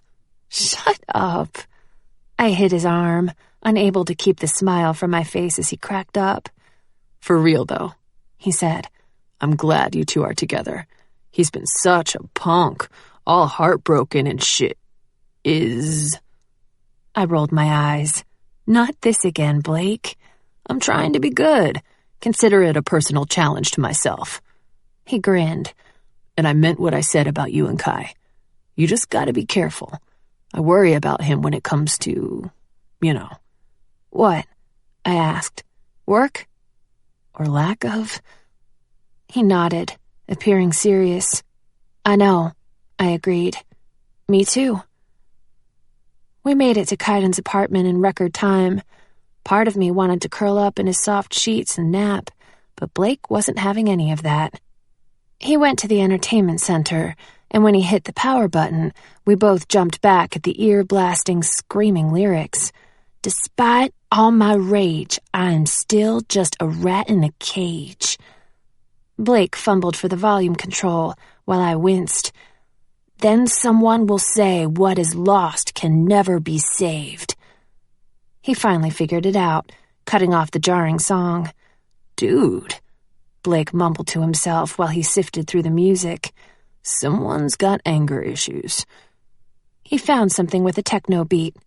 The sound of it immediately started his feet moving, followed by his arms and hands in smooth motions. "That's more like it. You ever dance, Anna?" Oh gosh, I like to dance, but I remembered Blake breaking it down on the dance floor at that New Year's party in Atlanta. He had definite moves that put my hip-shaking, arm-waving dancing to shame.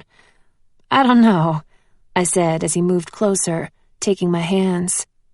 I wanted to pull away and break into giggles. Jumping from a plane might be less embarrassing than this. He moved one hand around to the small of my back, bringing us closer. When our thighs and hips met, it felt unnatural to stay still while he was still in motion. My body tried to match his, which matched the beat of the song. The next thing I knew, we were dancing. It was sexy, but not sexual. It made me feel good to move, but I knew his intentions were only friendly. "That's it, girl." He spun me so my back was against his chest, guiding my arms to the side and above my head. "Hey, I know what we're doing tonight," he said, suddenly breaking away and snapping his fingers. I spun to face him, watching a joker-faced grin spread across his face. I put my hands on my hips. "Should I be worried?" I asked. "Nope, you're gonna love it." I should have been worried. Blake was taking me clubbing. He'd done an excellent job so far of occupying our time, and though thoughts of Kaidan were always present at the forefront of my mind, the anxiousness was kept at bay. It was difficult to worry when you were trying so hard to learn an impromptu dance routine. We'd spent 3 hours getting the moves just right, laughing hysterically when my feet tangled with his, and I went sprawling. He never lost his balance. Ever. It was kind of freaky. "Dude, you're a good dancer," he told me, sounding surprised. "You just gotta channel that inner sassy girl when you feel the beat." I gave him my best rawr. He frowned and clucked his tongue. "You can't be smiling when you do that." Dang it. I shook out my arms. Okay, enough roaring. Time to move. Once we had the dance down, we left to find the perfect outfits. Blake knew just where to go. Swanky, over-the-top stores with glittering shirts for women and tight shirts for men. Only certain types of boys could pull off the club look, and Blake was one of them. The night was hot, but I felt self-conscious in the backless halter top Blake picked out. I kept trying to hike up the low-rise black pants, to no avail. "What if this thing comes untied?" I asked, feeling the bow at my neck and lower back as we walked down the darkened sidewalk. "Are you sure you can't see in through the sides? I can't believe I let you talk me into this." "Don't worry, I double knotted it, and all your goodies are safe. You look hot. Kai would kill me if he knew I let you out in that." My self-consciousness waned as we entered the club, and I saw that my outfit would not be getting any special attention. The giant room was 3 stories high, with balconies tapering down to a view of the dance floor in the center. Next to me, Blake hollered so I could hear him over the blasting music. "Ever wondered how it would feel to have thousands of eyes on you? 'Cause you're about to find out." He started forward, and I grabbed his hand, suddenly terrified. "Relax, girl. I'm not ready." He shrugged one shoulder. "Maybe you need a drink?" I gave my head an adamant shake, while that greedy little voice inside me had a tantrum. Look, Anna, I'm not trying to be a creeper here. I got your back tonight. You can drink. I bit my lip. It would be so nice to let go. And I knew Blake had no expectations, except that I have fun and be willing to take risks. He may have been the world's biggest flirt, but I didn't get any vibes of attraction from him. He was safe. It was my own self I didn't trust. I don't want to get drunk, I told him. I won't let you. Once I start drinking, I want more, and I'll get mad and sneaky. I might be mean if you don't let me have more. You think you can take me? He laughed. I'm scared of you, girl. But I felt my argument weakening. I don't have a stamp like you. I pointed to his hand. I could have used my fake ID, but I hadn't been planning on drinking. Nobody's paying attention. Trust me. Come on. I rejoiced on the inside. He was the exact friend I needed at my side tonight. Blake got me a beer, then scared away a guy who tried to hit on me, telling him to step away from his best friend's girl. It warmed me to know Kaidan had a best friend, and to hear Blake call me Kai's girl. By the time I'd had my drink and we made it to the center of the dance floor, I was relaxed and ready to go. Blake had requested the song we'd practiced to, and when it came on, Blake got serious, while I attempted not to break into laughter. It didn't take long for the crowd to spread, creating an opening where Blake and I were in motion, synchronized, and more fluid than when we'd practiced at Kaidan's place. I could not believe I was doing this. Veronica would freaking love it. Having an audience made me tighten my moves, and halfway through, I finally lost my nervous smile. I found myself playing it up the more people cheered. I'd worn my hair down and straight. Blake said hair was a girl's best prop. Mine swished with my movements. I understood what he meant now, and I used all my assets to give these people a show. Everyone whistled and cheered. The song ended, and I hugged Blake, laughing and out of breath. And so the night went, with Blake keeping me at a steady buzz, never letting me stop moving long enough to overthink or overanalyze what might be happening on the other side of the world.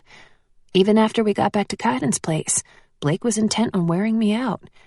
He made me change into my bathing suit, while he borrowed Kai's swim trunks, and the two of us went swimming in the middle of the night. We weren't the only ones there, but when Blake began doing trick flips and dives, others came out of their apartments to watch. Someone turned on music and brought drinks, making it an official starlight pool party. I kept my cell phone nearby, checking it occasionally, but no calls came. I thought about Jay and Veronica back home. They thought I was visiting Dad, but I'd told them I might be seeing Kai. They didn't understand the dynamics there about how my family and Kai's were related, except that our dads were somehow connected. With a drunken grin, I climbed from the pool, picked up my phone, and texted Jay and Veronica. Guess what? Me and Kai are BFGF. I giggled, waiting. 2 seconds later, it rang. Veronica. When I answered, she said, "Shut the front door, you are not." I laughed, and she went on, "Are you really boyfriend-girlfriend? Oh my God! How did this happen? What time is it there? Have you even gone to sleep? This is totally worth being woken up before 6 for. Tell me every single detail, and I swear if you leave anything out, I'll kill you. And if he's stringing you along, he's so dead." I couldn't stop laughing through her entire rambling tirade. A text came in from Jay saying, "If this is a joke, you are in big trouble for waking me up. Call me when you get home." I tried to explain everything to Veronica in as much detail as possible without making it sound strange. She kept screeching in my ear. "I'll let you get back to sleep," I told her after I was done gushing. "Do me a favor and tell Jay something for me, would you?" "Sure," she said, yawning now. "Tell him Kai so wrote that single. I was right." "You got it. In your face, Jay, from Anna. Good night, girl. I'm happy for you. But I meant what I said about killing him if he's playing you. I know, sweets. Don't worry." We hung up, and Blake was standing there with another drink. When I finished it, he yanked me into the water, making me go around and around the edges with him and all the other people to cause a whirlpool effect that dragged us around like a current. We got hungry around 3 a.m. and ordered a ton of pizza from an all-night pizza place. Afterward, Blake talked a guy into letting him borrow his skateboard, and he once again entertained all of us. If it had wheels, Blake could work it. "Is he your boyfriend?" a girl behind me asked. I turned to the group of girls watching Blake. They were all coiffed and beautiful in their bikinis, not having gone in the water. My wet hair was pulled back in a ponytail by this point, and I was wrapped in a towel. "No, he's my boyfriend's best friend. We're watching his place while he's out of town." A pang of fear jabbed me when I thought about Kai. "What's your name?" asked a brunette with glossy lips. "Anna." I smiled. "Hey, I'm Jenny," she said. "This is Daniela and Tara." "Hey," I said to them. "So your boyfriend lives here?" asked the blonde, Daniela. She had a cool accent, something European. "Yes," I answered, pointing up to his apartment. The girls all shared looks, raising their sculpted eyebrows. "Wait," said Jenny. "Is he that guy in the band?" The third girl, named Tara, gasped. "The drummer?" When I nodded, they shared odd looks. "Oh my God, don't get mad at me for saying this," said Jenny, "but he's a total piece of eye candy." Her friends all laughed. "Yum drum," whispered Tara, and Daniela playfully shoved her. Jenny got serious. "But don't worry, he never comes out or talks to anyone. Now we know why." She winked at me. "You are so adorable. Where are you from?" "Georgia." This was met with a round of awes. "Hey, you're a Southern girl," said Tara. "You should like this." She held out a bottle of bourbon, and I felt a tug toward it. My fingers reached out. "Maybe just one drink," I said. Daniela grinned and turned up the music. 15 minutes and 3 shots later, I dropped my towel and was dancing with the girls and telling them how much I loved them, while they drunkenly swore to sabotage the efforts of any girl who tried to talk to my man. We'd formed a circle and were singing at the top of our lungs to a song on the radio. Blake threw a heavy arm over my shoulder and pushed his way into our group. The girls screamed with laughter when he started dancing in the middle, and then he accidentally kicked over the empty bottle of bourbon. "My bad," he said, righting the bottle. Then his head swung up to look at me. I grinned, swaying, and he muttered, "Oh, snap. Little girl's been into the liquor."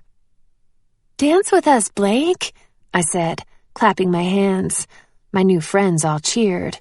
"No, ma'am. It's time to get you to bed." He grabbed my hand, but I wiggled away. He chased me around the group of girls, me yelling about needing one more drink, until he caught me and threw me over his shoulder. "Don't leave," Jenny begged. "Sorry," Blake told her. "I promised her man I wouldn't let her get too drunk. She gets all crazy and starts kissing random dudes." "Shut up," I screamed, pounding his back. "That's not true. At least, not anymore." Blake smacked my butt. Hard. I screamed again, lifting my hands to protect my behind as he moved us away from the laughing crowd. "I'm telling Kai." He laughed all the way up the stairs and into Kaidan's apartment as I flailed. He tossed me on the bed, where I crawled to Kaidan's pillow and buried my face in it, breathing him in. Blake left and came back with a glass of water, setting it on the nightstand. My hand fumbled to pull the phone from my pocket, so Blake plucked it out and handed it to me. I clutched it to my chest after reading the time. 6 a.m. "He loves you, you know," Blake said in an unexpected moment of seriousness. "I know," I whispered, and my heart melted with the sureness of that knowledge. "Good. Now drink this water and go to sleep." With effort, I sat up partway and drank the whole glass. He took it from me. "Thank you, Blake." "Nah," he said quietly. "Thank you." He left me to go pass out on the couch, and I fell asleep without a single thought in my mind, exactly as Blake had intended. Chapter 21. The Island. A familiar yet irritating sound forced my eyes open some hours later. I was deliriously confused, and my mouth was drained of moisture, as if I'd been gnawing a sock. I attempted to swallow and blinked through fuzzy eyes. Where am I? On the third ring of my cell phone, I jolted up in bed. With shaking hands and a queasy stomach, I answered. Hello? My voice came out husky. The other end of the line crackled. Anna? Is that you? I pressed a hand over my heart, so relieved to hear Kai's voice. I cleared my throat. It's me. Sounds like you smoked a pack of ciggies. I smiled. If he was making jokes, then he was okay. Did you get Z? I asked. Yes. Oh, thank God, I whispered. That was fast. Did it go okay? Not exactly, although Cope was brilliant. His voice held a reluctant admiration. What do you mean, not exactly? We can't find Flynn. He sent a message just as we were getting her out. Said he thought he was being tailed. There was a lot of commotion nearby, but we haven't heard from him since. I gripped the sheets as icy fear clawed my belly. Have you told my dad? Yes. He hasn't heard from Flynn either. He told us to head for the airport with or without him. Oh my gosh, I whispered. I imagined Flynn's gigantic smile. Please let him be okay. Do you think someone saw you guys? No. I think he would have looked like a spy if he was caught keeping watch from his vantage point, but no humans would think to link us. Let's think positive, I said, more for my benefit than his. I'm sure he's fine, right? Yeah. But he didn't sound so sure. Your dad's got human helpers here, too. I'm sure they're on it. We're keeping an eye out for him. Right now, I desperately wanted them on a plane, headed to safety. All of them. Is Z okay? I stood, grasping my pounding head, and padded to the bathroom for a drink of water. She's skittish and won't speak, but she's coming along without complaint now that she's recognized Cope, and I showed her your picture. We had one incident, but nothing to worry about. Is everything all right there? Yes, everything's fine here. I just want you to come home. There was a crackly pause, and then, I like hearing you say that. Home. It was a wonderful word. I love you, Kai. Be safe. We will. I'll text you with our flight information. I've got to run. When we hung up, I drank a glass of water and climbed back into bed, all nervous energy as I thought about Flynn. He was strong, a fighter in more ways than one. It'd be hard to take him down. Still, what if he'd been captured? What if we exchanged one jailed Neff for another? I was gnawing my cuticles when Blake barged in. His hair was flat on one side and stuck up straight on the other. He flopped down on the other side of the bed, pillow lines on his face. "What's up, drunkie?" he asked. Was that Kai? Yep. They got her. Nice. He reached out for a fist bump from where he lay. See? Nothing to worry about. Flynn is missing. He sat straight up. What happened? I don't know. He thought he was being watched or followed, and then... It's all right. Don't get upset. He reached for my hand. Come on, let's get something to eat and we'll talk. I was too jittery at the diner Blake took us to, so we ended up getting our food to go and keeping low-key at Kai's apartment. We watched television and played video games, but I couldn't stop peeking at my phone, becoming antsier with each passing hour. The call finally came. Hello? I said. Everyone is safely on a plane, came Dad's voice. The summit is over. I'm in Reno again. Some of the Dukes are heading home and some are staying in Vegas longer. Flynn's okay? I asked. He's fine. I took a deep breath and let it out. What happened? 2 humans found him acting suspiciously and wanted to turn him in. He had to fight them to get away and lost his phone in the scuffle. He lay low after that, but he made his way back to Damascus and the airport without any more incidents. All I could do was breathe. They'll be in LA tomorrow afternoon, he said. You'll need to get Z settled at the convent and then head back to Georgia. I'm going back to Vegas to keep an eye on Senelian until he leaves. I want to make sure he buys the story of Z's purchase by an unknown buyer. You okay there? Yeah, I whispered. I'm okay now. I'm with Blake. All right. I'll be in touch tomorrow. I ended the call with a grin of relief. Blake had obviously been listening because his pierced brow bobbed up and down. Want to go clubbing again? He asked. No freaking way. I laughed.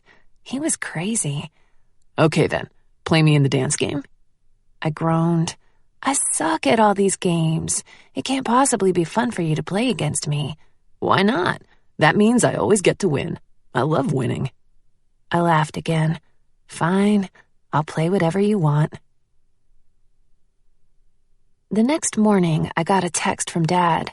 Something's going on. Maman has summoned Flynn to Vegas. My gut twisted. I thought about how Maman had acted toward his son in Australia and texted back. Maybe he just wants his company? Maybe. Maybe not. Stay alert.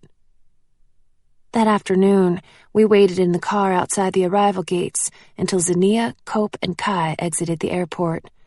Zania let out a sob and ran to me. It'll all be okay now, I whispered. She clung to me. My eyes darted around the skies, paranoid about stray spirits who might have left the Dukes for whatever reason. I reached up with my free hand and stroked Kaidan's smooth face, glad to see his blue eyes again while he drank me in. I sent a smile to the somber Cope as we made our way to the car. Everyone was okay. It would all be fine now. The more I thought about it, the more I was certain Maman called Flynn to Vegas for entertainment purposes.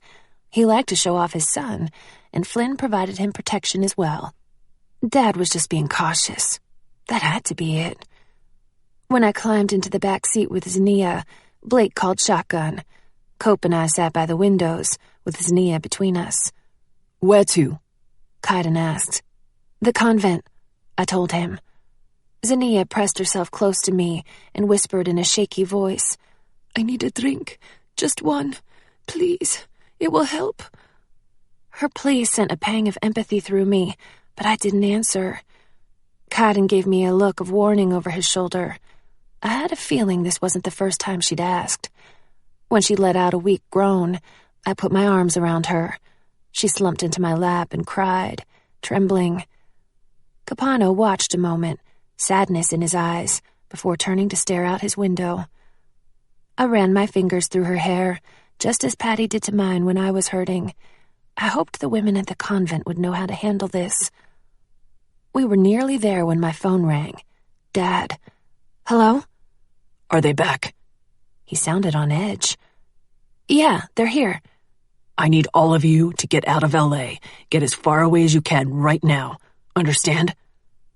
All three guys turned to me with wide eyes.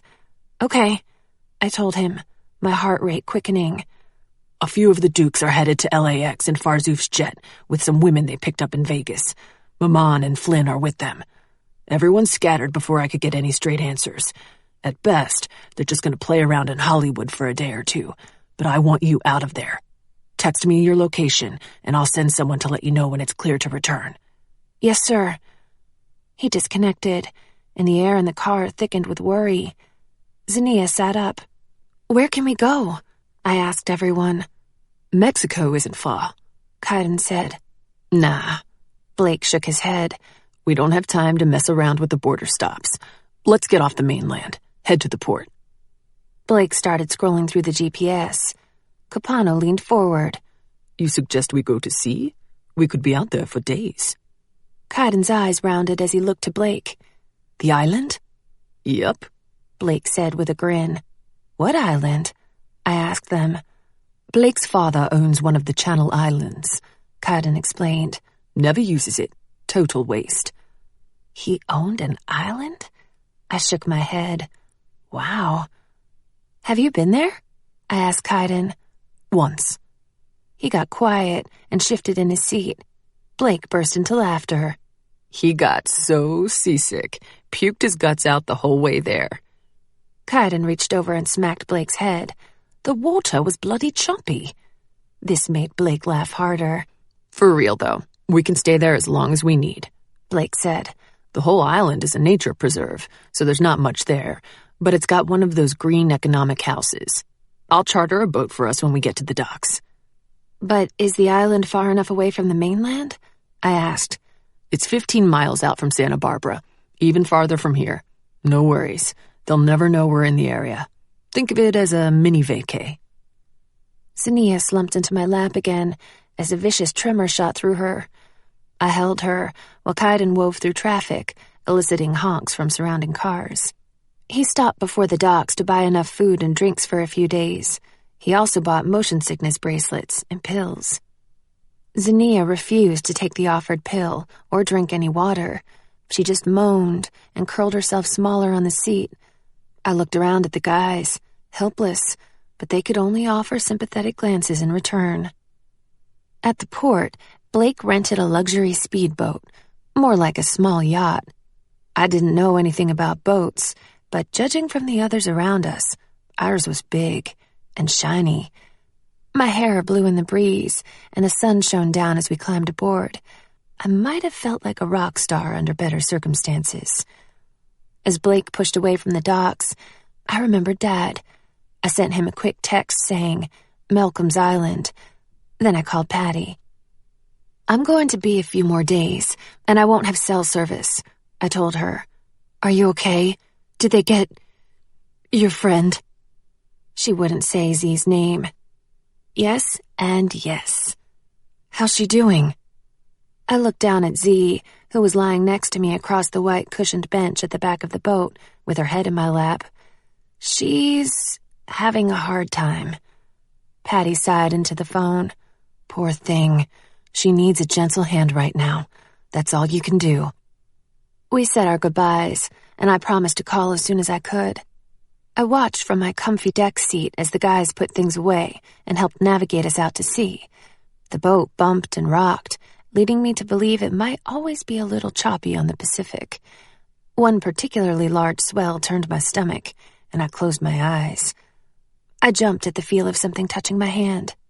Just me, Kaidan said softly. Zinnia slid closer to me at the sound of Kaidan's voice. He pressed his lips together and pushed one of the motion sickness bracelets over my hand, positioning it on my wrist. The water and sky turned his eyes a shade of bright blue, and I let myself stare. Hair lashed against my eye, so Kaidan reached out, winding the tangled mass of strands behind my ear, then cupping my cheek. Do you need anything? He whispered. I shook my head. I caught Capano watching us from where he stood on the raised captain's tower. He held my eyes for a moment before turning away. It didn't take long for Zinnia to get sick. She dragged herself from my lap, sitting up and turning enough to lean over the side of the boat. I held her waist, afraid a big bump might send her overboard. I could feel her ribs protruding from all the weight she'd lost. After a bout of dry heaving, she lay her cheek on the side of the boat, and I brushed her hair back, feeling tears on her skin. There's a bed downstairs, I told her. Would you like to go lie down? She groaned as the wind gusted, rocking the boat. In a moment, Capano was there, scooping her up into his arms. No, she protested weakly. She opened her eyes and looked at him, becoming aware. She let out a yell and tried to push him away, kicking her legs, but he held her close and murmured something in Arabic. I took her hand. Cope won't hurt you, I whispered in her ear. He's going to carry you downstairs, and I'll be with you the whole time. Zinnia closed her eyes, crying silently, but didn't struggle anymore. Blake and Kaidan watched us as we passed, looking solemn. Kaidan handed me another bracelet. Downstairs looked like a compact apartment. The space was cramped, but somehow plush in its pristine cleanliness and miniature appliances. Capano laid Zinnia on the full bed in the corner. She rolled, facing away from him. She needs to eat, he said to me in a low voice. I was guessing food had been another battle they'd fought with her. I nodded at Cope, and he left us. Before I could say a word, Zinnia spoke. Please, Anna, I cannot stomach food. She reached up and I went forward, sitting next to her and taking her outstretched hand. I slipped the bracelet on her. "Okay, Z, but you need to eat soon. When we get off this boat, I want you to try. Will you do that?" She gave the tiniest nod. "Just do not leave me." Zania needed to be touching me at all times. I was grateful to have her at my side, even in her raw condition. "Try to rest," I whispered. "You're safe now." I had no idea how long the boat ride took. An hour, maybe 2. I stayed at Zania's side while she dozed until the boat came to a stop. Blake poked his head down to give me a thumbs up. Zania made no attempt to move. "Do you want to come see the island?" I asked. "No." Her voice was hoarse. "You go. I will rest." It felt like an accomplishment that she was willing to let me leave her, but I worried about her lack of energy. She still had moments of trembling or even full body shaking. I fished out a pack of crackers and a bottle of water and set them next to her. "Promise me you'll try to eat these," I said. She groaned, and I squeezed her shoulder. "Promise me. You have to eat something." "I will try." She grumbled into the pillow. I stood to go, checking the cupboards on my way out to be sure there was no liquor hiding anywhere. Kaidan was waiting for me on the deck when I came up. He leaned against the side of the boat, hair flapping in the gusting wind. I stepped into his arms, letting him shield me against the rough breeze. The boat was tethered to the end of a long, weather-worn dock. In the middle of the dock was a boathouse, which Blake unlocked and went in. When an engine purred to life, Kai and I let go of each other to look over the ledge. Blake sped up on a jet ski, slicing the water as he skidded to a stop next to us. He wore only a pair of black boxer briefs. "I forgot these were out here," Blake said. "Go get one, man."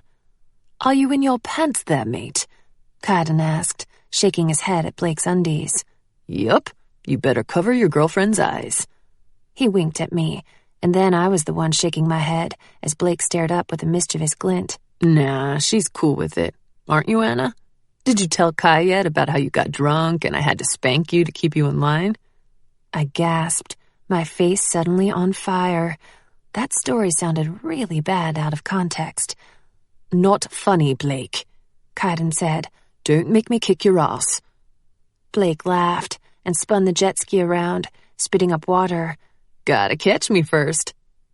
My heart was beating too fast when Kaidan turned to me, half grinning. He frowned when he saw my face. "He was only taking the mick out of you, love." "Huh?" "Joking," he clarified. "Oh." I dropped my gaze. "But, I mean, I did drink when you were gone. I haven't had a chance to talk to you about it yet." "Anna." He lifted my chin. "I trust you. And Blake may run his gob, but I trust him as well." I bit my lip and nodded. After the way Kaidan reacted to the kiss with Capano, I didn't know if maybe it was because he was jealous by nature. Guess not. Only Cope made him feel genuinely threatened. "Are you all right then?" he asked. "I don't know. I feel weird." I wrapped my arms around myself and looked out at the island for the first time. Beside the dock was an untouched beach, wild and uninhabited. I wanted to explore and appreciate this experience, but a sense of dread had settled into me after the call from Dad. "Is it—" He stopped himself, nodding at the cabin where Zania lay. "Partly," I admitted. Seeing her so sick, mentally and physically, was upsetting. I didn't want her to feel abandoned when I returned to Georgia. I wish she could come live with Patty and me, but that would be far too dangerous for all of us. It's probably just knowing the Dukes are in California, even though I know we're far from them. "Leave off the worries and enjoy the island." I sighed, going up on my toes to kiss his lips. I loved how a lingering peck could cause him to close his eyes and get that dreamy look of desire on his face. "You boys go play," I told him. "I need to take a walk and clear my head." "Go on." I poked his muscled abs, and he grabbed my hand, kissing my fingertip. "I'll be listening for you, so call out if you need anything." We kissed again, and he ran off. I checked Zania one last time. My hopes lifted when I saw she'd eaten a cracker and drunk a little water. She was in a deep sleep now. I tiptoed out, feeling better about exploring the mountainous terrain. The island held a prehistoric beauty virtually untouched by man. The beach was a thin strip of murky sand and rocks, crowded by a jumble of plant life. Different types of seabirds were everywhere, ruling the fragile ecosystem. At the end of the dock was a trail leading into the trees, which I assumed led to the house I could see built above on the cliffside. I didn't want to take the chance of getting lost in the forest, so I decided to walk along the water instead. I wasn't sure how long I'd been walking, but it came as no surprise to me when I happened upon Capano, sitting on a rock. His jeans were rolled up, and small waves splashed his bare feet. My heart beat a little faster when our eyes met, and he patted the rock next to him. I climbed up and sat cross-legged, not certain what to say. I didn't want to upset Kaidan by having a moment with Cope, but he was my friend. I considered talking to Cope in sign, but I didn't want any secrets between Kaidan and me.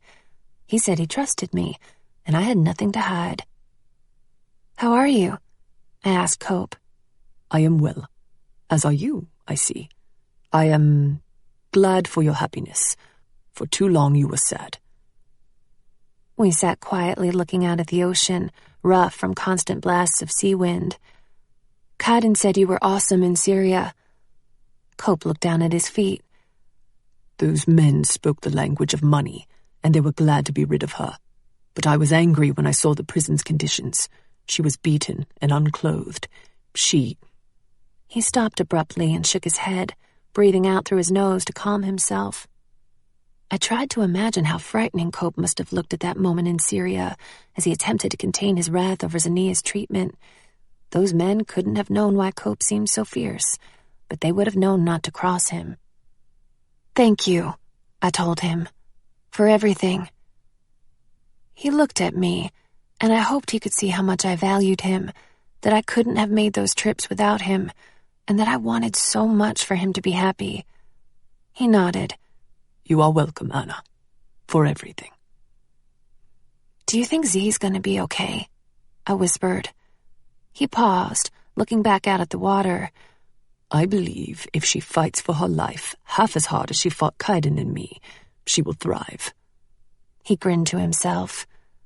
Then he tilted his head, listening. "She is stirring," he whispered.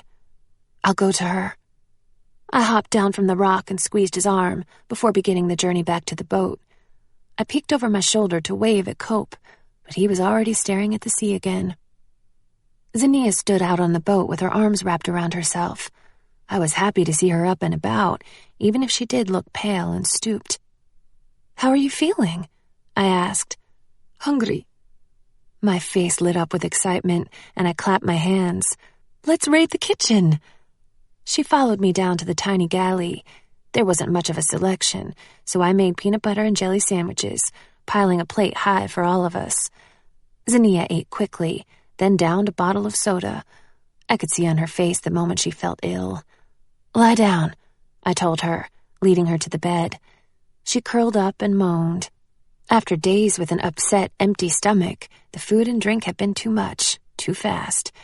I hoped she could keep it down. The 3 others returned, so I brought the plate of sandwiches and drinks up to them. Kaidan and Blake were both shirtless with wet hair, wearing shorts. I stole glances at Kaidan's bare skin while the others were busy talking. "That's my boyfriend right there," I silently announced. He caught me once and waggled an eyebrow. I looked away with a smile. Everyone quieted and nodded respectfully at Zania when she came up. She dropped her gaze, but stood tall, moving to my side and taking my hand. Glimpses of her regal nature were returning. When the guys finished eating, all 3 of them got off the boat together. They came out of the boathouse with 3 kayaks and went straight into the water. For some reason, I was surprised to see that Cope had his shirt off, too. He was the broadest of the 3. I was glad to see him hanging out with them. He wasn't as vocal as the other 2, but he laughed when Blake splashed him with a paddle. When they were farther out, Zania raised her hands and signed to me. "He is different from other men, Capano." Yes, I answered in sign. He is. I tried not to grin as she turned back to watch them. So Cope had finally proven himself to her, something I imagined no man had done before. She shivered, but it seemed slight in comparison to the tremor she'd been having before. When she saw me looking at her, she said, "I cannot recall the last time I went so long without a drink." "How do you feel?" I asked. "Strange, but better. I still crave, but for the first time, I feel I might be able to stop. I wish to stop and never go back, but it's hard," I whispered. She nodded and ran her fingers through her limp hair. "I think I would like to bathe," Zinnia said, further raising my hopes for her well-being. She came out later looking revived, with rosy cheeks and a glowing hue to her bronze skin. "You look good," I told her. She smiled. Together, we climbed off the boat and walked along the dock, stopping halfway and lying on the wooden planks, soaking in the sun and breeze. "I owe your beau an apology," she said after some time. "What?" I rolled to my side and rested my head in my palm. "My beau?" "The son of Farzuf," she said. Her eyes were closed. "I knew he belonged to you when he showed me your picture on his telephone. He kept looking at it. And then I blackened his eye as we traveled through Damascus when he would not stop for alcohol." "You did?" A giggle came out. She opened her eyes. "I must apologize." "Don't worry, Z. He doesn't hold it against you." "I like when you call me Z." "That's how my mother and I always refer to you. I can't wait for you to meet her someday." I smiled at her, but her own smile twitched and fell. Her eyes squinted, trained on the horizon. I shielded my eyes with a hand and looked out too. A gray, hazy speck flapped its way toward us, like an ugly bruise against the sky. We both gasped as the demon whisperer came into view. No, there was nowhere to hide. It would have seen us both by now. Zinnia began trembling next to me. My breathing went as shallow as hers. "Guys," I said, trying not to move my mouth as it came closer. "A spirit is here. A whisperer." The feel of the hilt nestled against my ankle gave me a bit of false confidence. Using Zinnia to shield me, I discreetly pulled the hilt out, tucking it in the back of my shorts where it wouldn't be seen. I stood with my back to the spirit and signed to Z, "I will handle it," then turned and walked to the end of the dock by the boat, having no idea what I would say or do. As the whisperer flew closer, the tension filtered from my body. I let out a huge sigh. "It's Azael." I only had a second to be relieved before I saw the ferocious look of Azael's features, and my fear revived. He flew at me so fast that I flinched when he halted an inch from my face, his whisper screaming in my mind. "Hide yourselves, now. They are 12 miles out and nearing quickly. By my estimate, you have 40 minutes. Go!" And with those words of warning ringing in my ears, he sped away. My heart spluttered, and for a horrid second, I couldn't make a sound. Then I sucked in a giant breath and shrieked, "They're coming to the island!" Where would we go? Could we hide? By the time the boys made it back, it might be too dangerous to go out to sea. What if the Dukes heard our boat and decided to see who was so close to the island? Zinnia's footsteps shook the dock as she ran to my side. I could hear the fast splashing of paddles in the water. The kayaks were in sight now. I shot my hearing out to them, but they were silent, aside from the smacking of water, probably afraid to talk. I knew the Dukes weren't close enough to hear us, but it was still terrifying to speak. "They're 12 miles out," I said to the air. "We have 40 minutes. Hurry." Zinnia grabbed my hand. All three guys were paddling at max speed, but it still felt slow. After what seemed like forever, they hit the shore and sprinted up the dock with the small kayaks under their arms, returning them. We all huddled together, using our hands to talk silently, fumbling through phrases and not able to pay attention to everyone signing at once. Blake waved a frantic hand to get our attention. His signing was painfully slow. "Not enough gas in boat to go out to sea and still get back. Don't know which way to go, because I don't know which port they're coming from. Can we hide in the trees?" Capano asked. That was a good idea. There had to be miles of forest. "What about the—" Zinnia shook out her hands, frustrated, and then spelled out, B-O-A-T. "We'll hide it on the far side of the island," Blake signed. "Hope they don't go back there." "Can we stay on the boat?" I asked. Blake shook his head. "Better to hide, in case they find it." Kaidan stuck out his hand to be heard next. "Won't work. My father will smell Anna." Everyone looked at me, and I closed my eyes. The breeze was constant, and Farzuf's nose was far-reaching. If he got one whiff of my very distinct scent... I opened my eyes, and we all stared around at one another like animals caught in a trap. Then Blake's eyes widened. "Water," he signed, then pointed to the ocean. "If she's in water, he can't scent her." I envisioned being underwater in scuba gear, which freaked me out a little, but I'd do it. Kaidan thought about it, nodding, then snapped his fingers and pointed to Blake like he had an idea. Within minutes, we hatched a plan and got to work. I was going under. We were all going under. Thou canst not touch the freedom of my mind. John Milton, Comus. The Prince of Darkness is a gentleman. William Shakespeare, King Lear. Chapter 22. Submerged. There was no scuba gear. The island had no place where we could safely hide underwater, out of sight, without being dragged out to sea. We needed something to hold on to. Kaidan checked the boathouse, pointing to the open area where we could climb in the water and swim under the dock, hanging onto the posts. Everyone agreed it was our best bet. Blake sped away in the boat, with Capano following on a jet ski to bring him back. The rest of us waited in silence inside the boathouse. I strapped the hilt tightly around my ankle. I'd felt severely sick with nerves only once before in my life, 1.5 years ago when I thought I'd be killed at the summit. But this time was worse. I'd been acting as an individual in New York City. Here on the island, we were a group. If they caught us, we were all dead. I vowed to take down as many as I could before that happened. The 5 of us sat on the edge of the walkway inside the boathouse. We'd splashed the entire dock with water to hide our footprints. Blake slipped into the water first, followed by Cope, then Zinnia. She let out a short hiss, but caught herself and quieted. They disappeared under the wooden planks. I turned to Kai to see if he was ready, and found him staring at me with the same intense look he'd given me before the summit. No words were necessary. He never took his gaze from my face as he lifted a hand.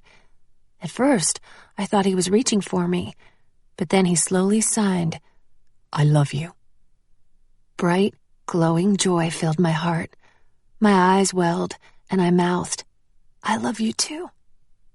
I pulled him close and breathed him in, feeling him in every pore, letting his love drown out everything else. His strong arms went all the way around me. His actions had shown his love, but being told brought it to life. It had to be hard for him to get those words out for the first time in his life, to completely open himself and be vulnerable. We held each other as long as we could, until someone tugged our feet and we knew it was time. With one last squeeze of hands, we slid down, holding the protruding planks to keep our descent quiet. I sucked in a breath, shocked by the water temperature. Kaidan didn't appear surprised, since he'd been in it all day, but I couldn't believe how cold it was. We were on an island off the coast of sunny California in the middle of the summer. Wasn't the water supposed to be warmer than this?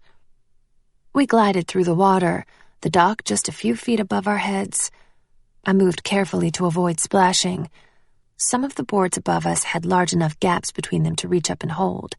Through the cracks and gaps in some of the warped boards, we could see onto the dock, but nobody would be able to see us. The island's gentle currents pushed and pulled at us, back and forth, as I worked my way over to one of the wooden posts anchored in the seafloor. I didn't want to think about what kind of stuff was in the water with us. I ran my hands over the slick post, letting myself get used to the smooth, slimy texture. Several huge nails protruded, and I was able to grasp them. Zinnia was situated at the post a few feet from me. Cope, Kaidan, and Blake were directly across from us, facing us. The water was seriously so cold. I couldn't stop thinking about it. How long would we have to stay in? Panic surged inside me. Calm down, Anna. You can do this. It'll be fine. Kai gave me a small nod, emotion still raging in his eyes. And so, the waiting began. Ages passed. Eons. It took forever to get used to the freezing water.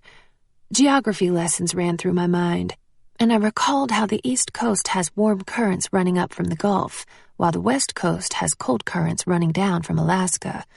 Somehow, examining the science of the situation made it a little more bearable, but only a little. I let myself be lulled by the tide, lifting and lowering us. Now and then, bigger waves would come and splash salt water over our heads, but the island waves were tiny in comparison to those near the mainland. I lost myself in thought. Maybe the Dukes weren't coming to the island after all. Maybe they decided to take a boat ride up the coast from LA to Santa Barbara instead. I could tell the others were listening, so I did the same. I pushed my hearing out to the ocean, running it back and forth over the waters. It was unusual to stretch my senses so far and not be overrun with man-made sounds and voices. These were peaceful noises, birds calling, winds rushing, swells of water lapping, and then the deep whir of a boat engine, followed by talking and laughter. My heart shot into overdrive, and the five of us became like statues at once. Kaidan's eyes locked on mine. The Dukes were really here. I closed my eyes, listening as they drew nearer. Soon, they were close enough that I didn't have to use my extended hearing anymore. The post jolted under my hands as the boat hit the dock with a thump. Waves from the boat washed over us, making us close our eyes and hold our breaths. We hung on to avoid being swept away. When the water settled, I slowly reached up to wipe my eyes. Voices rang out in excitement.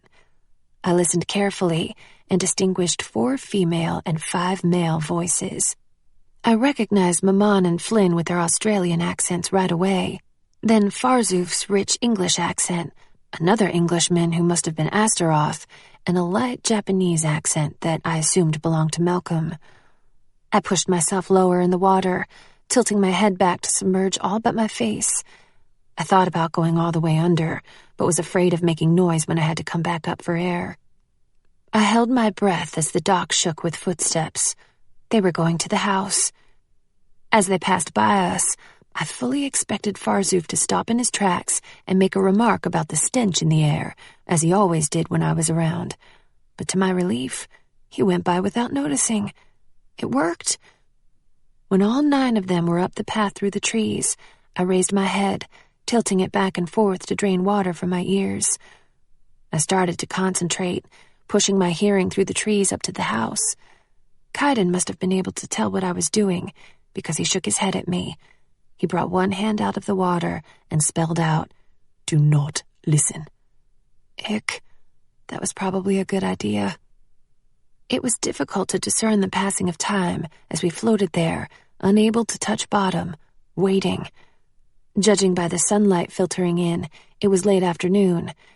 At some point, my body had adjusted to the cold water, although my fingers were feeling numb now. My feet were heavy in their wet shoes. I wondered how long we could stay here like this. The water temperature had to be in the low 70s or high 60s, and it would drop as the sun went down. The body was capable of amazing feats as long as the mind was on board. As far as strong minds went, I was in good company with this group of Neff. I glanced at Zinnia. She was zoned out, staring at the water with pursed lips.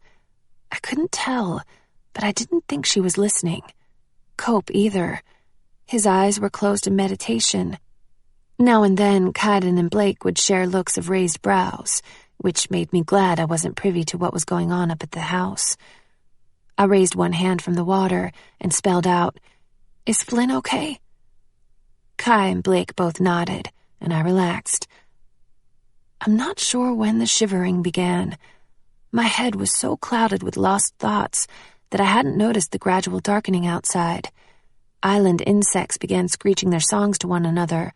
My jaw shook, and I clamped it shut to keep my teeth from chattering. One look at Zania's bluish lips told me I wasn't the only one freezing. Minutes? Hours? It had to have been hours that we floated there. I'd never been so cold.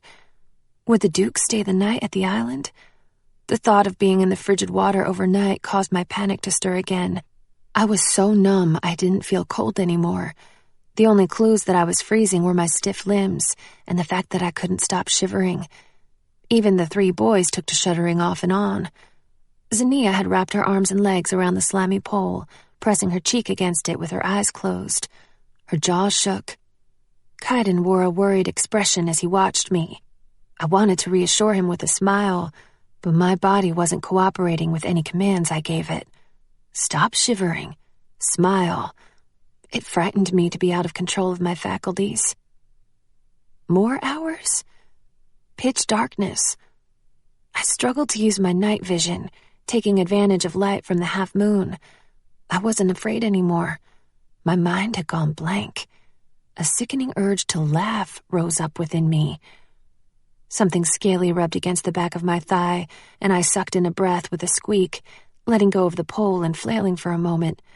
Pain shot through my stiff limbs. With barely a splash, Kaidan was there, wrapping one arm around my waist and placing the other cold hand over my mouth. Another giggle surfaced, and he clamped down harder, pulling me closer. He felt warm, and his presence awoke my senses, clearing my mind enough to realize I'd almost blown our cover. Fear emerged, and I was glad for it.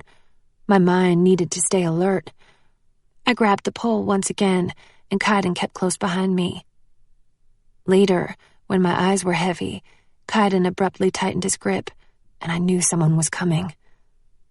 I heard 2 sets of footsteps and the voice of Duke Astaroth and a woman. They passed the boathouse and stood at the end of the dock by their boat. What were they doing? I hated not being able to see. On the other side of the post, one of the planks was warped and had a large chink at the edge.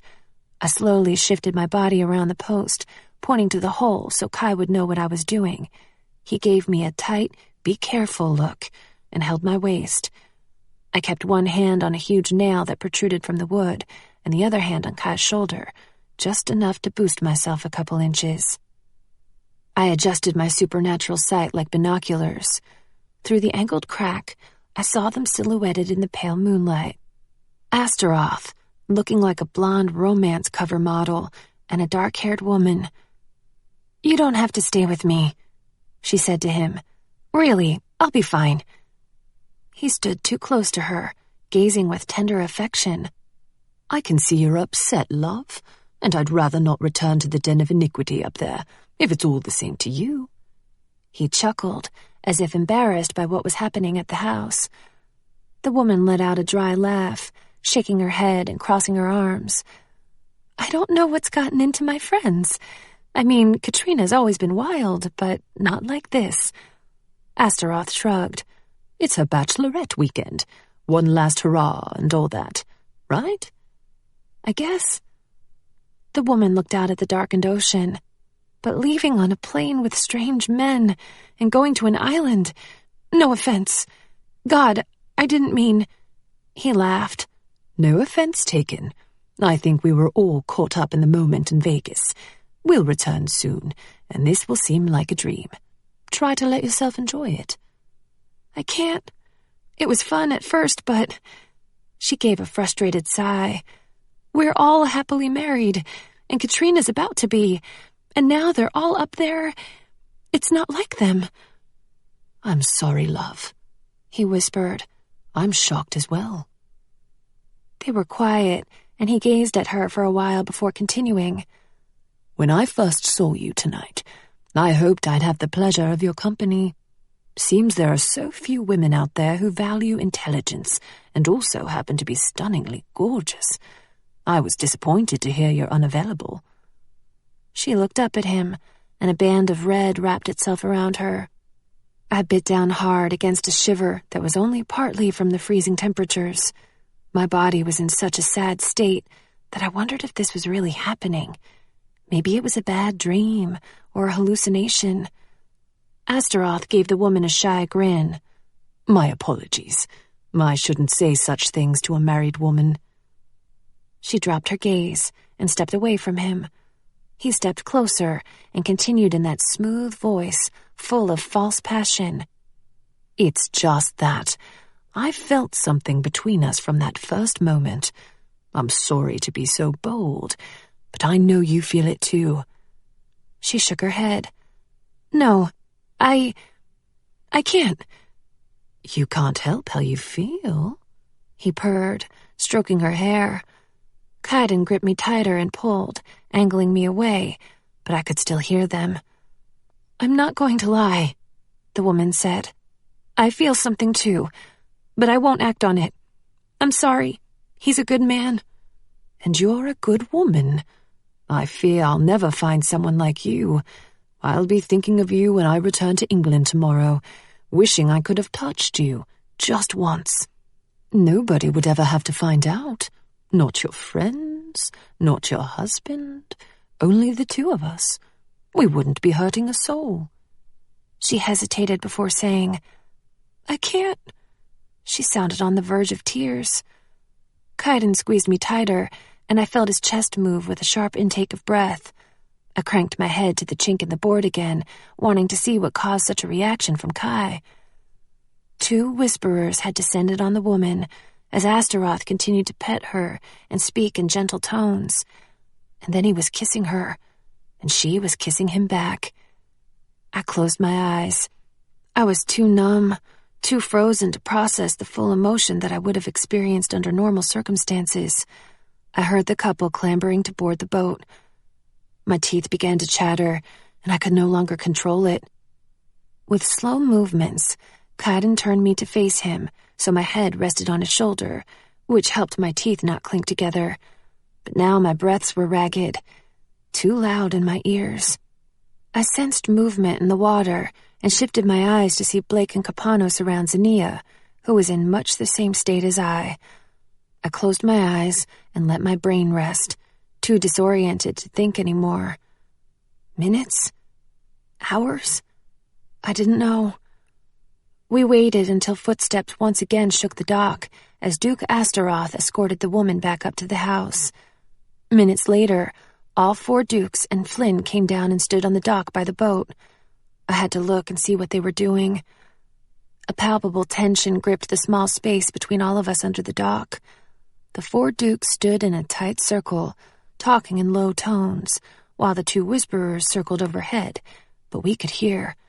They were close. Too close. Flynn stood back from them with his arms crossed. They're all up there crying, Astaroth said about the women. Sweet regrets. Good thinking about the island, Malcolm. Yes, Malcolm agreed. Blake's father looked small compared to the other 3 dukes. I just wish we could ditch them now. This'll be one hell of a ride back to the mainland. Sad women are so boring, Farzuf said. At least you have something fun to look forward to after this. He elbowed Malcolm, who nodded. I can't wait to be rid of this old body. Should be a lot of good ones to choose from in China. We all looked at Blake, who raised one eyebrow as he listened. You bringing your Neff boy with you? Astaroth asked. Malcolm shrugged. He's got a great setup out here.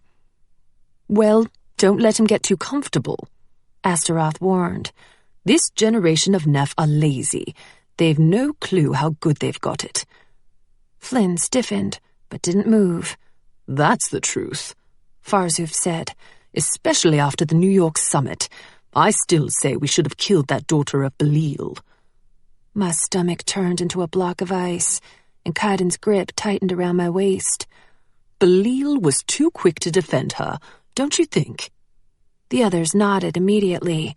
She left a nasty taste in my mouth, that one. A bad influence on the others. I swear my son's been off his game since then, lacking the focus he once had. I should keep a better eye on him. Seeing those bloody angels might have screwed with his head. Made us look weak. Astaroth spit into the water. I can't bleeding wait to destroy them. You know, Farzuf began, almost hesitant, lowering his voice even further. Rahab thinks the daughter of Belial is the one. My heart rate, which had slowed severely, now spiked hard in my chest. Flynn looked like he wasn't even breathing. The other dukes were quiet, processing this. "Ah," Maman said. His gold jewelry glittered with reflected moonlight at his neck and wrists. "You mean that old prophecy nonsense?" My heart spiked again, a shooting pain. "I thought that was a farce," Astaroth said. Farzuf shrugged. "Rahab doesn't think so. He started an investigation of Belial after that summit, but so far, he's clean. If he thinks this girl is the one, he should be investigating her," Malcolm said. "She's a bit daft." I bristled at Farzuf's words. Hard to believe she'd be a threat, but that badge of hers is not right. I say we have her killed, just in case. Oh, crap. I needed to talk to Dad right away. Kaidan's grip around me tightened so hard I could barely take a breath. I had to pinch his forearm with my weak hand to make him ease up. Flynn shifted his stance, carefully keeping his eyes out at sea, as if to appear uninterested. "Too many strange coincidences recently," Farzuf said. "Perhaps Rahab was right when he said the Neph race should be extinct for good." Maman took a curious glance toward his son, who wasn't looking, and then back to the other dukes. "I'm sick to death of mine," Astaroth said of the twins. "They argue over the simplest commands. Neph don't provide the help they once did. And they're putting their noses where they don't belong," Maman said. He cracked his knuckles, and his eyes shone red. "Isn't that right, son?" No. God, no. All the dukes turned their attention to Flynn. He blinked at them. "Pardon me, sir?" "Did you hear about the strange guy lurking around the prison where Senelian's daughter was being held?" Bile rose from my stomach. Flynn shook his head at his father and cleared his throat. His forehead crinkled. "No, sir." "They say when the guy got in a fight and his head covering fell back, he was a redhead." Maman stepped closer to his son. Again, Flynn shook his head. "What are you saying, father?" Sensing the tension, the dark spirits roamed in a circle around Flynn and the dukes. "I'm saying it's quite the coincidence, don't you think? Coincidental that you were in Europe when I called you, and not our homeland." "I felt like traveling is all," Flynn said. "I've never even met this daughter of Senelian." Eerie, childish laughter sounded from the boat. I moved closer to the hole to see. Flynn and the dukes looked up at a young girl perched on the edge of the boat, with her feet dangling, no more than 12 years old. Her black hair was slicked into a bun, and a small black badge rested at her midsection. A Neph girl. Where had she come from? Was she hiding on the boat this whole time? "He's lying," she said in a little sing-song voice. "Except that last bit. He's never met her." All the dukes except Maman smiled wickedly, eyes shining like blood. Maman stared at his son with furious disbelief. The dark spirits moved closer to listen. "Son of Maman," Farzuf said to Flynn, "have you met Katerina, the young daughter of Jezebet? She's quite helpful to have around when one is seeking the truth." Jezebet, Duke of Lies. This could not be happening. Flynn looked as if he were thinking the same thing. "What you didn't know, son," Maman whispered, "is that Duke Senelian borrowed one of Duke Thamus's sons to keep watch over the transaction of the girl while he was away." Cope and Kai cast surprised glances at each other, and my stomach plummeted.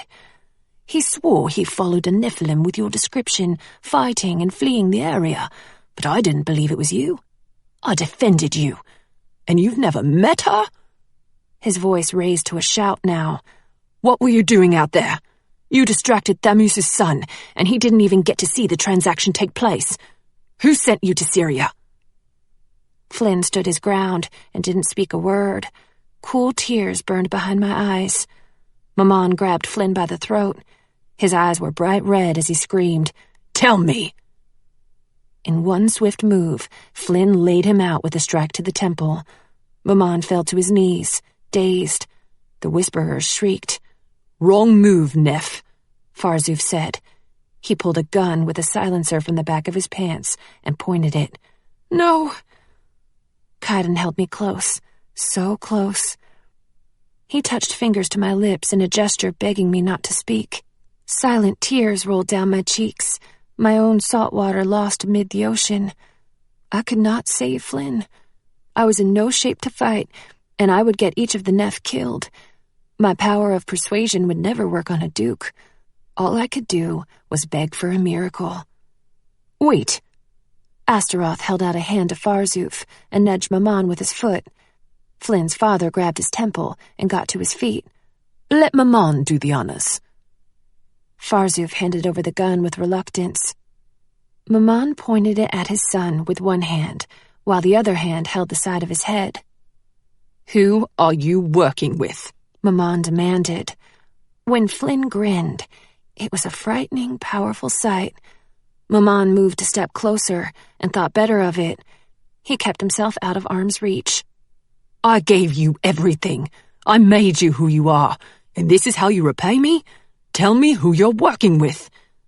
"I will tell you nothing, old man." "Truth," said the daughter of Jezebet from the boat. Maman pointed at her. "Shut up, girl." And in a horrifying moment of crazed anger, Maman let out a primal shout and shot his son in the chest. I pressed my lips together as Flynn grabbed the wound and staggered before collapsing. He crouched on the dock, sucking hard for air. The dark spirits danced and glided above the scene with wicked glee. Kaidan held me tight. "Last chance." Maman stood over his son with the gun pointed to his head. Flynn raised his blood-drained face and said, "I'll see you in hell." Maman pulled the trigger again, and Flynn jolted before becoming still. I would never forget the sight of our friend, our ally, a strong and vibrant life, crumpled on the edge of that dock. Shaking breaths racked my body, as if my system wanted to hyperventilate, but couldn't quite manage it in this frozen state. The dukes and whisperers watched Flynn's body with silent expectancy. I watched too, in awe, as Flynn's spirit slowly pulled from its shell. He wasn't as glorious and bright as Sister Ruth had been, but neither was his spirit dark or weak. He lifted himself to his full height above the abandoned body and faced the dukes head-on. "Cheeky one, isn't he?" Farzuf said to Maman, who could only stare at his son's spirit with something like regret. Farzuf nodded to the two whisperers hovering above. "Get him, boys." In a darting movement, the dark spirit seized him. Flynn's soul was a blur as he fought against them. Through it all, I held out hope.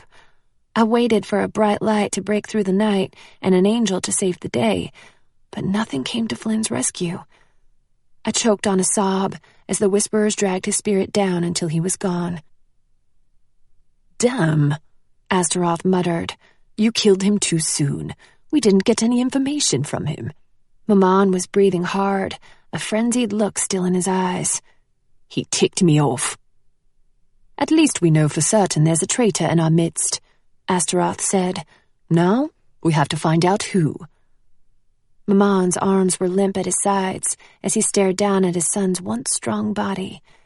"Come on," Farzuf said. "Let's get those human tow rags back to the mainland. We'll drag the Neff's body out to sea by rope and let him loose. He'll never be found. And you," he pointed up at the Neff girl, "get back into hiding." She scrambled from the ledge and disappeared. "I'll go get the women while you tie up the body," Malcolm said.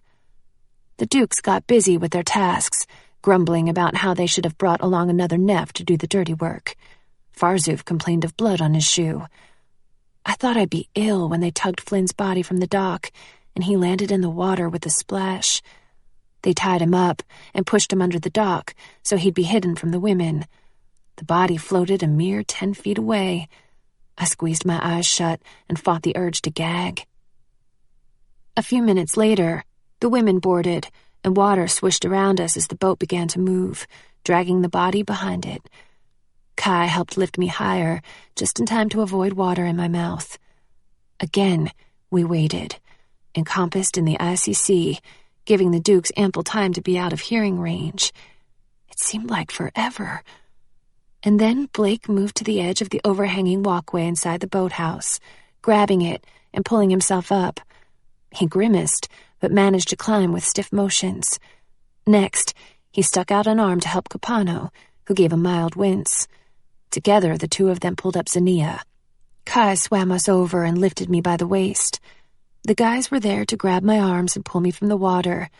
It hurt to lift my arms, but it wasn't a normal surface pain. It was deep within the muscles. I couldn't feel my body, and it was a struggle not to collapse. Zania cried out in pain as she reached for me, and we lay side by side in the night air. Kaidan splashed his way onto the platform with a curse as Blake tugged his arm. "We gotta get the boat," Blake said through his teeth. "I will go with you." Cope's voice was a hoarse whisper. With jerky movements, Kaidan sat on the dock next to me and pulled me to his lap, then helped Zania settle against me. Together, she and I battled violent tremors. I couldn't keep my eyes open or make out what Kaidan was saying. Something about hypothermia. My heart and body were broken. At some point, Zania left my lap, and I was lifted in the air. Kaidan's breath warmed my temple as he whispered over and over, "You'll be all right now." I wanted to tell him he was shaking too, but I couldn't talk. I found myself in a chair next to Zania in the boat, while the others rushed around, hollering to one another in shaky voices about blankets and heaters and wet clothes. With much effort, I raised my arm across Zania's lap and took her hand, damp and cold like a dead fish. My head fell back and my eyes closed. Multiple footsteps banged overhead on the boat's deck as someone started the engine, and a blast of heated air rushed through the room. "We must remove our wet clothing," said a soothing, deep voice in front of us. I tried. I really did. When it didn't work, I felt my shoes being removed. They hit the floor with a squishy thud. Next, my socks were peeled off, but the hilt stayed around my ankle. Cope murmured something to Zania in Arabic, but she was unresponsive, asleep. "Can you do the rest?" he asked me. I reached for the button of my shorts, fumbling with tingly fingers while Cope undid Z's sandals. With great effort, I got the zipper down and lifted my hips, pushing. The wet fabric stuck to my skin, and I was too weak to push the shorts all the way down. "I can't," I whispered. Had I been in my right mind, I would have told him to focus on Zania while I waited for Kaidan or Blake to come down, but I wasn't thinking clearly, and under the circumstances, the entire scenario of undressing was a necessity, nothing more. Capano grabbed a blanket from the bed.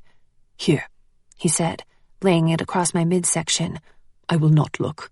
Try again." He stared down at the floor next to me. I whimpered and pushed my shorts farther. When they were at my knees, Cope grabbed the bottoms and tugged down my calves, keeping his eyes averted. A growl of fury sounded from the doorway, and my heart stopped. "Get your bloody hands off her." Cope shut his eyes and gritted his teeth before moving away from me. My eyes flickered to the middle of the room, where Kaidan and Capano faced off in their dripping clothes. I sensed Zania awaken next to me at the sound of raised voices. "She is in the worst condition. The wet clothing must be removed. Not by you," Kaidan yelled. "I can't believe you take advantage of the situation." Cope's eyes flew wide with a flash of anger, and he stepped closer. "You go too far, brother." He shook, and I knew it was from more than the cold. He wasn't stable enough to control his wrath. his hands clenched into tight fists. "You will never touch her again," Kaidan said in that deadly low voice.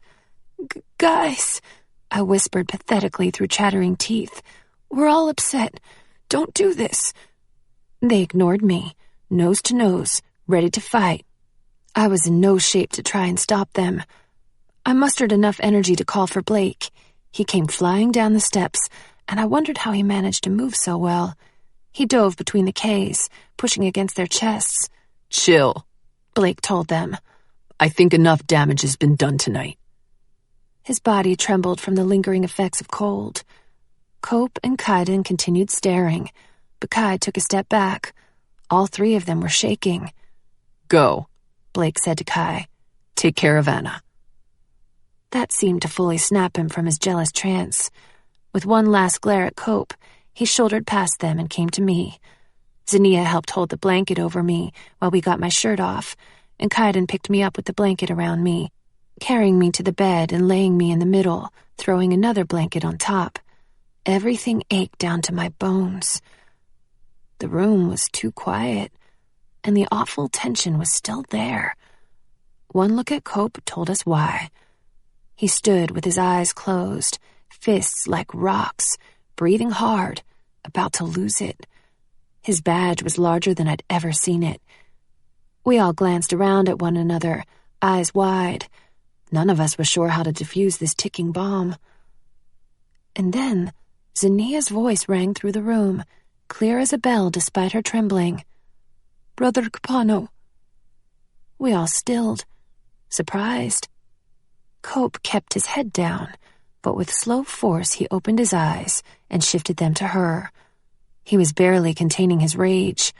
Nobody moved. Zinnia met his fearsome gaze, and in a bold voice she asked, "Warm me?" I'd stopped breathing at that point, waiting.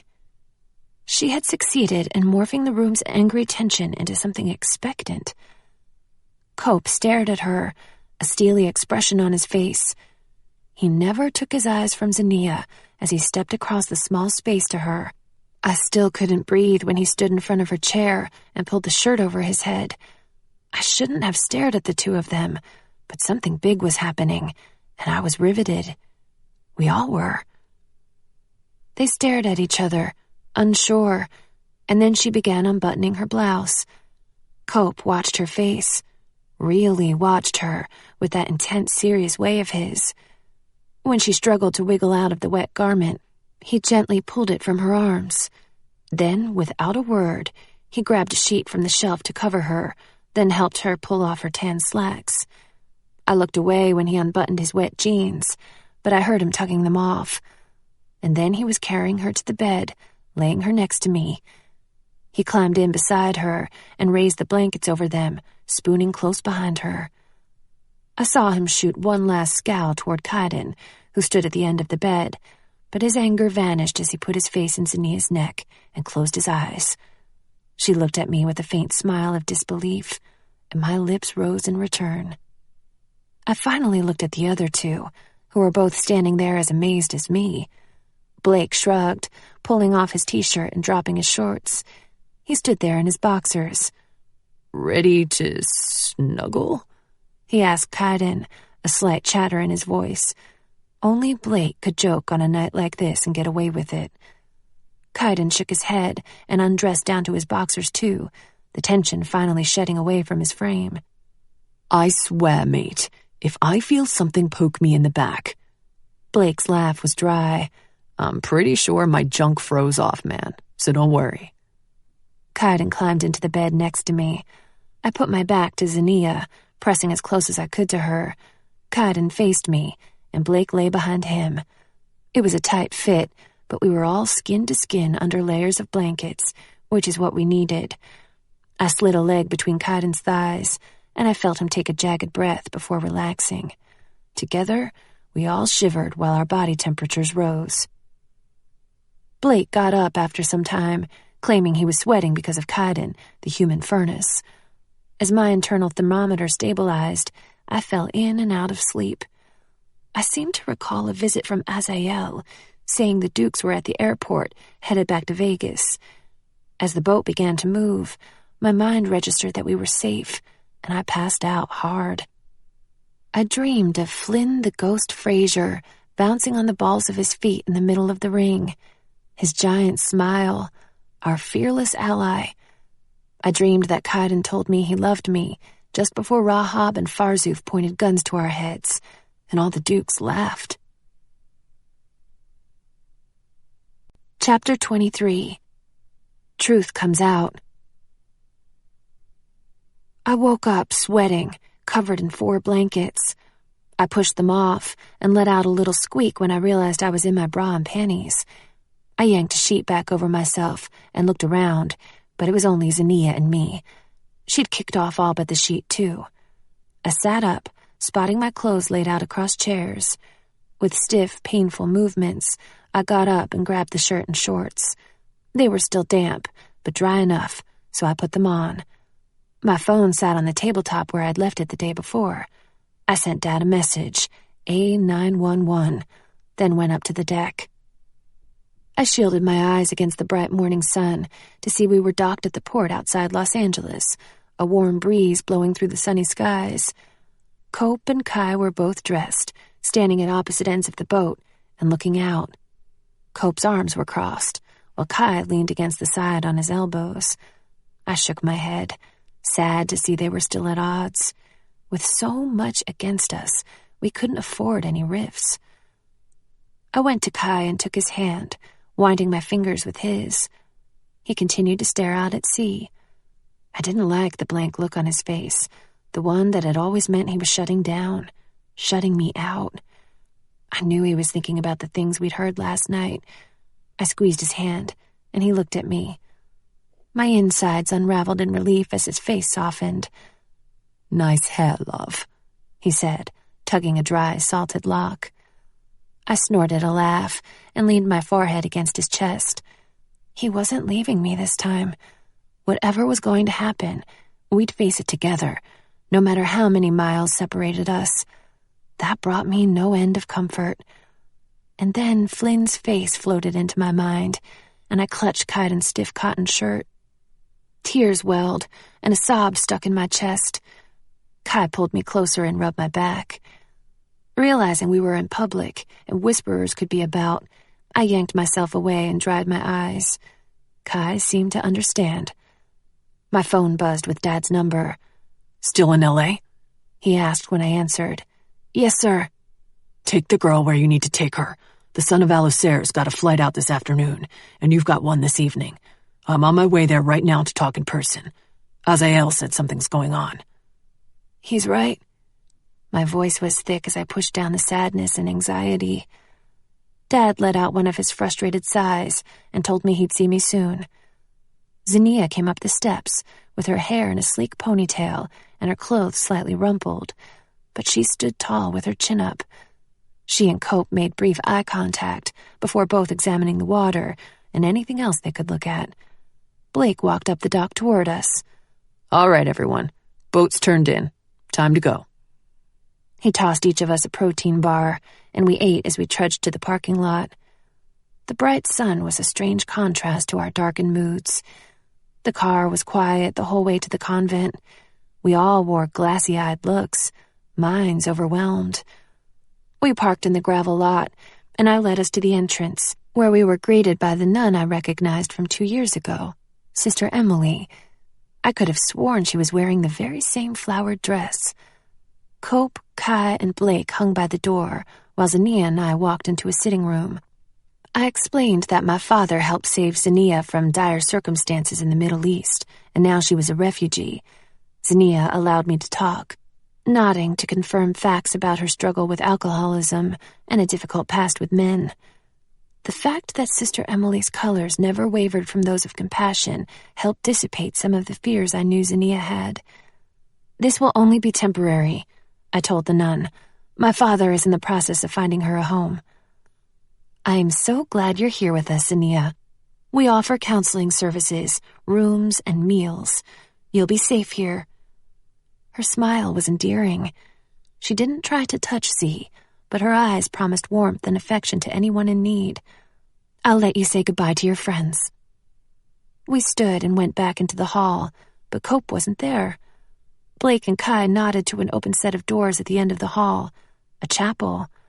The four of us walked down the quiet hall and looked in at the small sanctuary with 5 rows of pews. 3 older nuns were kneeling in front of a crucifix. Their guardian angels stood over them, keeping a loving vigil. Candles flickered around the room. Cope sat at the 3rd row with his head lowered. I stepped into the room and was immediately overwhelmed with emotions so pure, so peaceful, I had to bite back tears. After the previous night, it was hard to believe there was a crevice of the earth untainted by the Duke's hatred. Zinnia joined me, and I motioned my head toward Cope. She swallowed, but nodded, walking forward and sliding into the pew next to him. I sat on the end beside her, and she took my hand.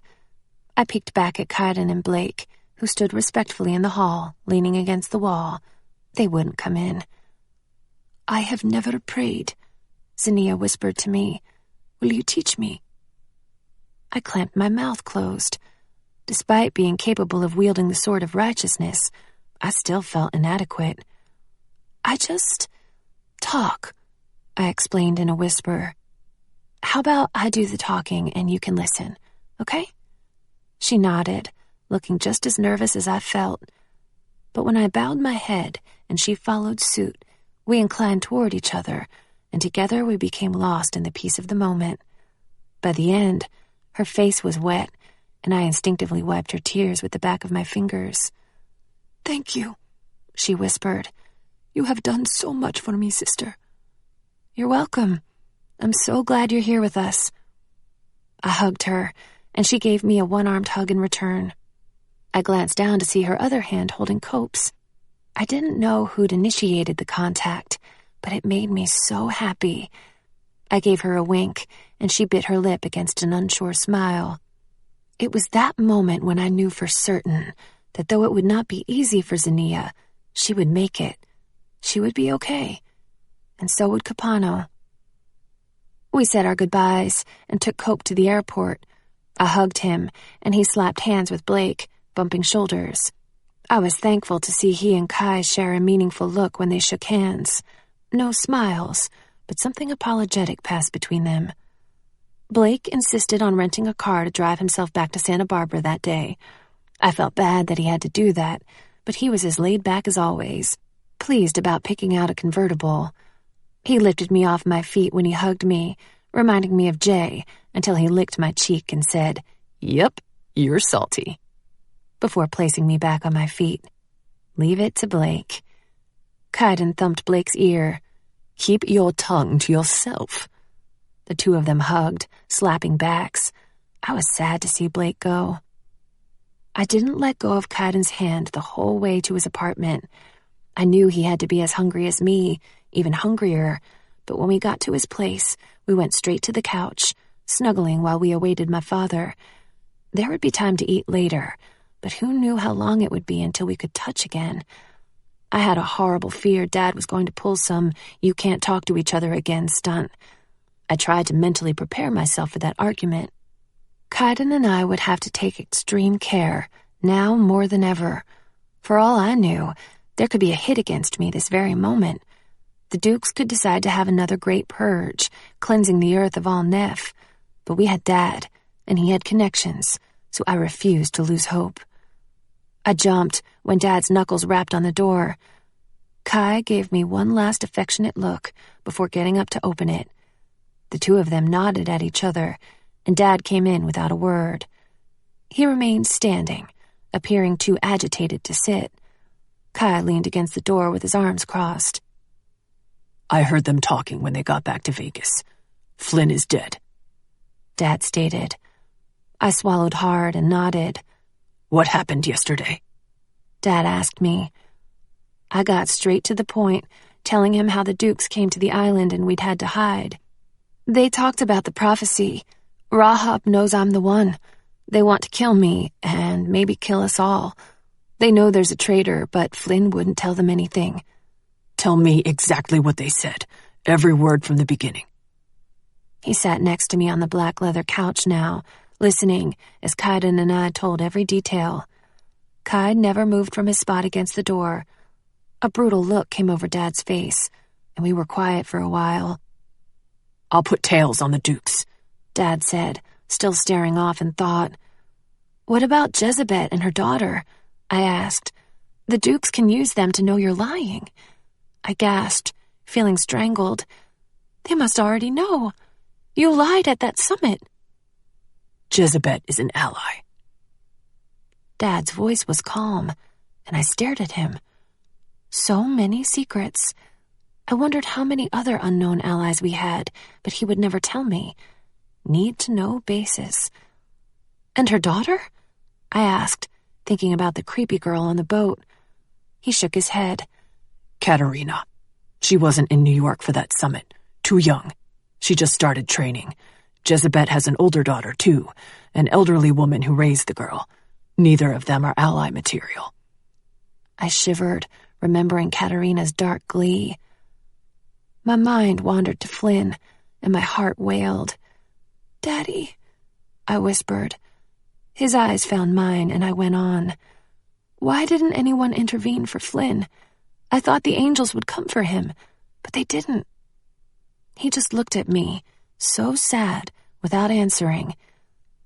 Because that was the way it was for the Neff. Good or bad, our fate was hell after death. I shook my head and lowered my face to my hands. It was wrong. I couldn't understand it. I didn't want to think about what Flynn was experiencing right now after having been so brave on Earth. Dad opened his mouth to say something and closed it again. Anything he could say about it would sound cliched. It'll all make sense someday. It's not our place to question. My heart did not want to accept those answers. When Dad opened his mouth again, it was to completely change the subject. "You're going to have to move, Anna. I can't have you in Atlanta anymore."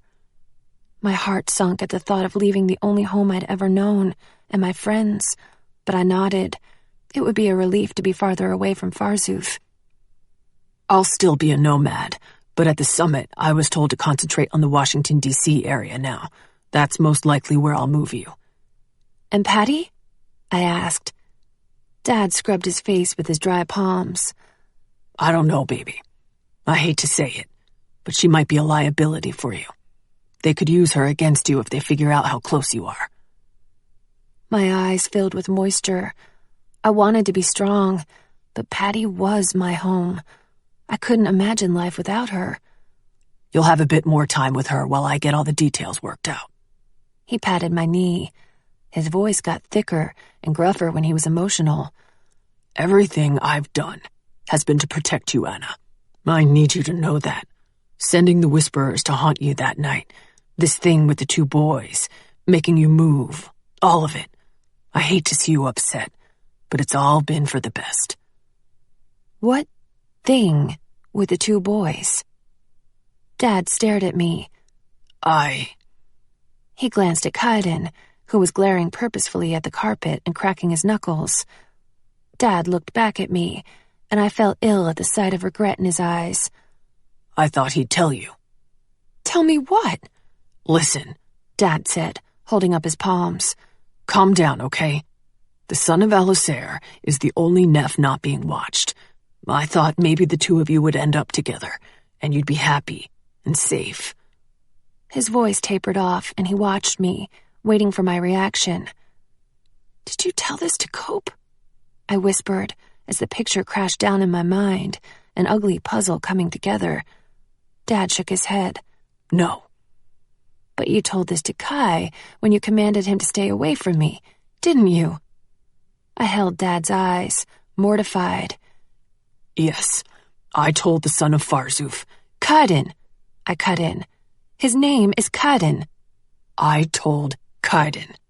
At the same time, he agreed it was best for you." I tried to imagine Dad telling Kaidan that I'd be better off with Capano. My heart was in my throat when I whispered, "What was he supposed to say? You're a freaking Duke." "No, Anna," Kaidan said quietly. Dad and I lifted our eyes to him. "I did agree with him at the time." "Yeah, and you were both wrong," I said before turning on Dad again. Please tell me you realize how wrong it was." Dad held up his hands in defense. "Wrong to hope you'd fall in love with a good guy? I wasn't trying to hurt you.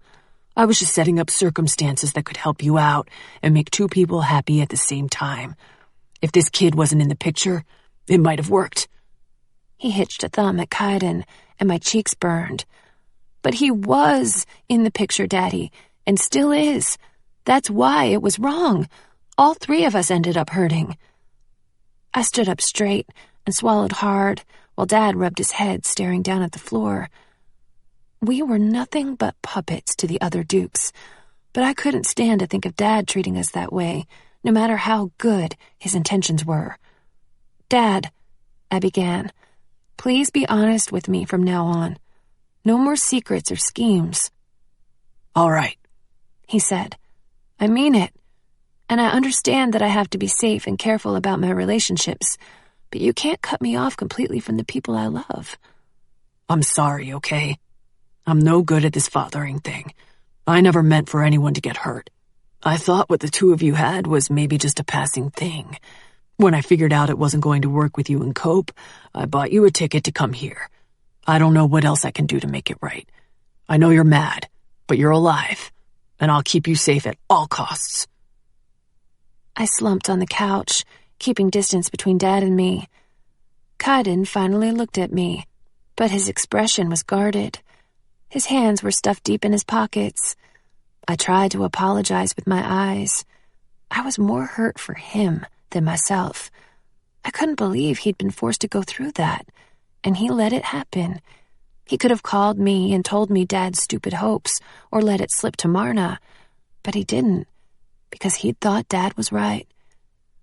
I swallowed hard, blinking back more hot moisture from my eyes. With a hesitant motion, Dad reached for my hand. I let him take it, feeling his thumb rasp over my knuckles. I knew he loved me, but his methods were killing me. "Things are going to change now. I won't try to keep you two from communicating, but I will tell you this." He looked back and forth between Kaidan and me. "You will only speak to each other and see each other when I tell you it's safe. That is my one stipulation, and it must be met. We are in more danger now than ever before. Do you understand?" "Yes, sir," we both said. All that mattered was that at some point Kaidan and I would be able to talk and see each other. Maybe not often, but it was something. All we had to do in the meantime was survive. As always, Dad was thinking about our survival too. He pointed at Kaidan. "I've been watching you. I've probably had my eye on you more than your own father this past year." Kaidan met his eyes. "I'll tell you exactly what I tell Anna. You've got to at least appear to be working. You can't sit at home. Get yourself out to the parties and bars 3 or 4 nights a week. Do not get comfortable. Work if you have to. Anna will understand. Won't you, Anna?" He asked me pointedly. "Yes," I said, with a sour taste in my mouth. "I've already told him that." "Can you keep up appearances, kid?" Kaidan responded with no enthusiasm. "Yes, sir." "Same with you, gal," he said now, turning to me. "We've got to get you enrolled in a college, and I expect you to jump right in and make a name for yourself. And when you feel like slacking, remember what happened to Flynn." My eyes dropped to the floor. "Don't let his death be in vain. Let it always be a warning. Got that?" "Yes," I whispered. "Good. In the meantime, we're still building our ally list. I'm looking into the son of Shax right now. Not sure about him yet, but he'd be a great asset." Shax, the Duke of Theft. Dad stood. "I'll let you two say your goodbyes. You have 1 hour, and then I'll be back to take you to the airport." He kissed my forehead, then walked to Kaidan, who kept his head down. Dad put his hand on Kai's shoulder and squeezed until Kai looked up at him. "You're not a bad kid. I see that now. You'll make a good ally." He gave Kaidan's shoulder a hard pat and left the apartment. We stood there in an awkward silence, and then I went to him, taking his fingertips in mine. His eyes were downcast. I didn't think either of us was ready to talk just yet. Instead, I led him into the kitchen. I wanted to cook for him one last time.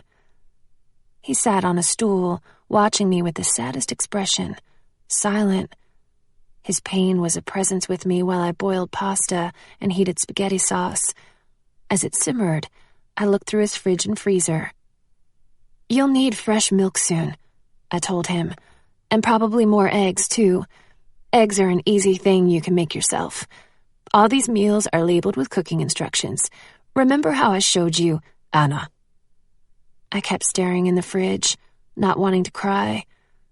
Kaidan stood and pried my fingers from the handle and closed the door, turning me and wrapping his arms around me. I buried my face in his chest. "I'm so sorry for all you've been through," I said. "Don't worry about me. None of it's your fault." I should have known. Something felt wrong, but I never thought my dad. I took a breath and swallowed hard. "It will be different this time. We can manage." He kissed the top of my head, not letting me go. Life would be so much different now that we'd opened up, giving and receiving each other's love. Nobody and nothing could take that away. Not the Dukes or any distance that separated us. We had a secret knowledge that demons couldn't fathom. They saw love as a weakness, but they were wrong. Love would keep us going. Love was our strength. I felt shaky as I held him close and nurtured the sweet hope that had risen inside me. The pasta timer went off and he released me, walking to the sink to peer out the window.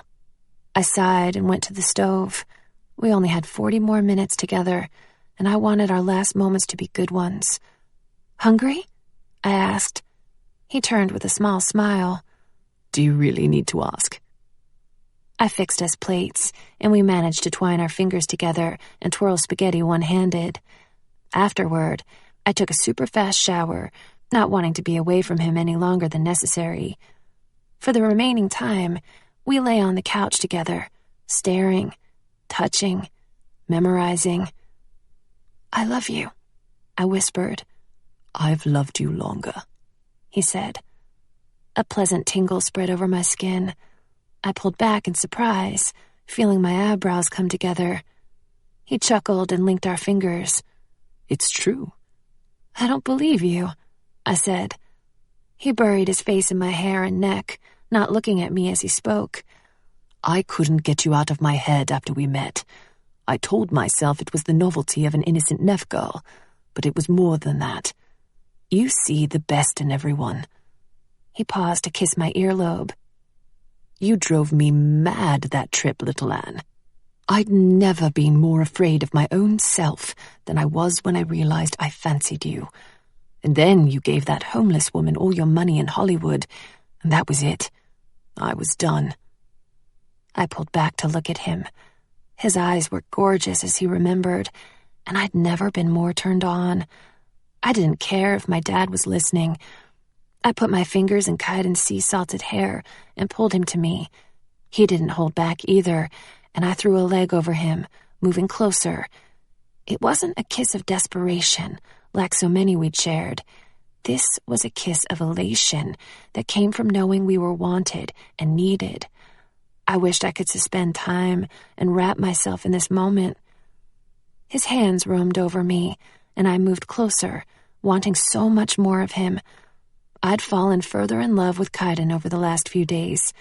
Witnessing his willingness to face peril, his bravery and strength under pressure, was sexier than anything I'd ever seen. I didn't know exactly what the future held, but I knew we were a team. Parting today would not break us. I took in the scent of him, the sweetness of his pheromones, and the natural boy smell of his skin. I took in the feel of his soft lips and his firm body as he pressed it against me and moved in the exact right ways. I took in the sight of him, the waves of hair over his angled face, and the passion in his eyes when he looked at me, as he did now. Each of these things I etched into my memory to be remembered and cherished at future times. "We're gonna be okay," I whispered between kisses. "Better than okay," he said with a grin, and then he kissed me again, and I pulled him until he rolled on top of me. I want to take you with me, I said. So you can drive me mad like this every day. Was he kidding? He was the one making me all crazy.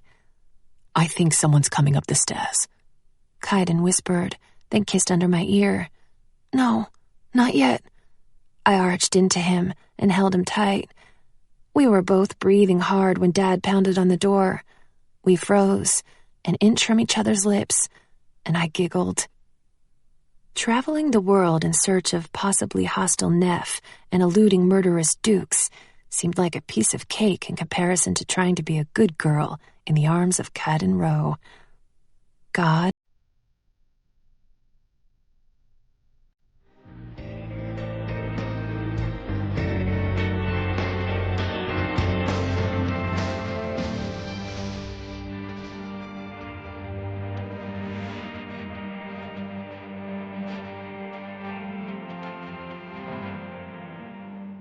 This is Erin Mallon. We hope you have enjoyed this unabridged production of Sweet Peril by Wendy Higgins. This program was produced by John Marshall Media, executive producer Caitlin Gehring.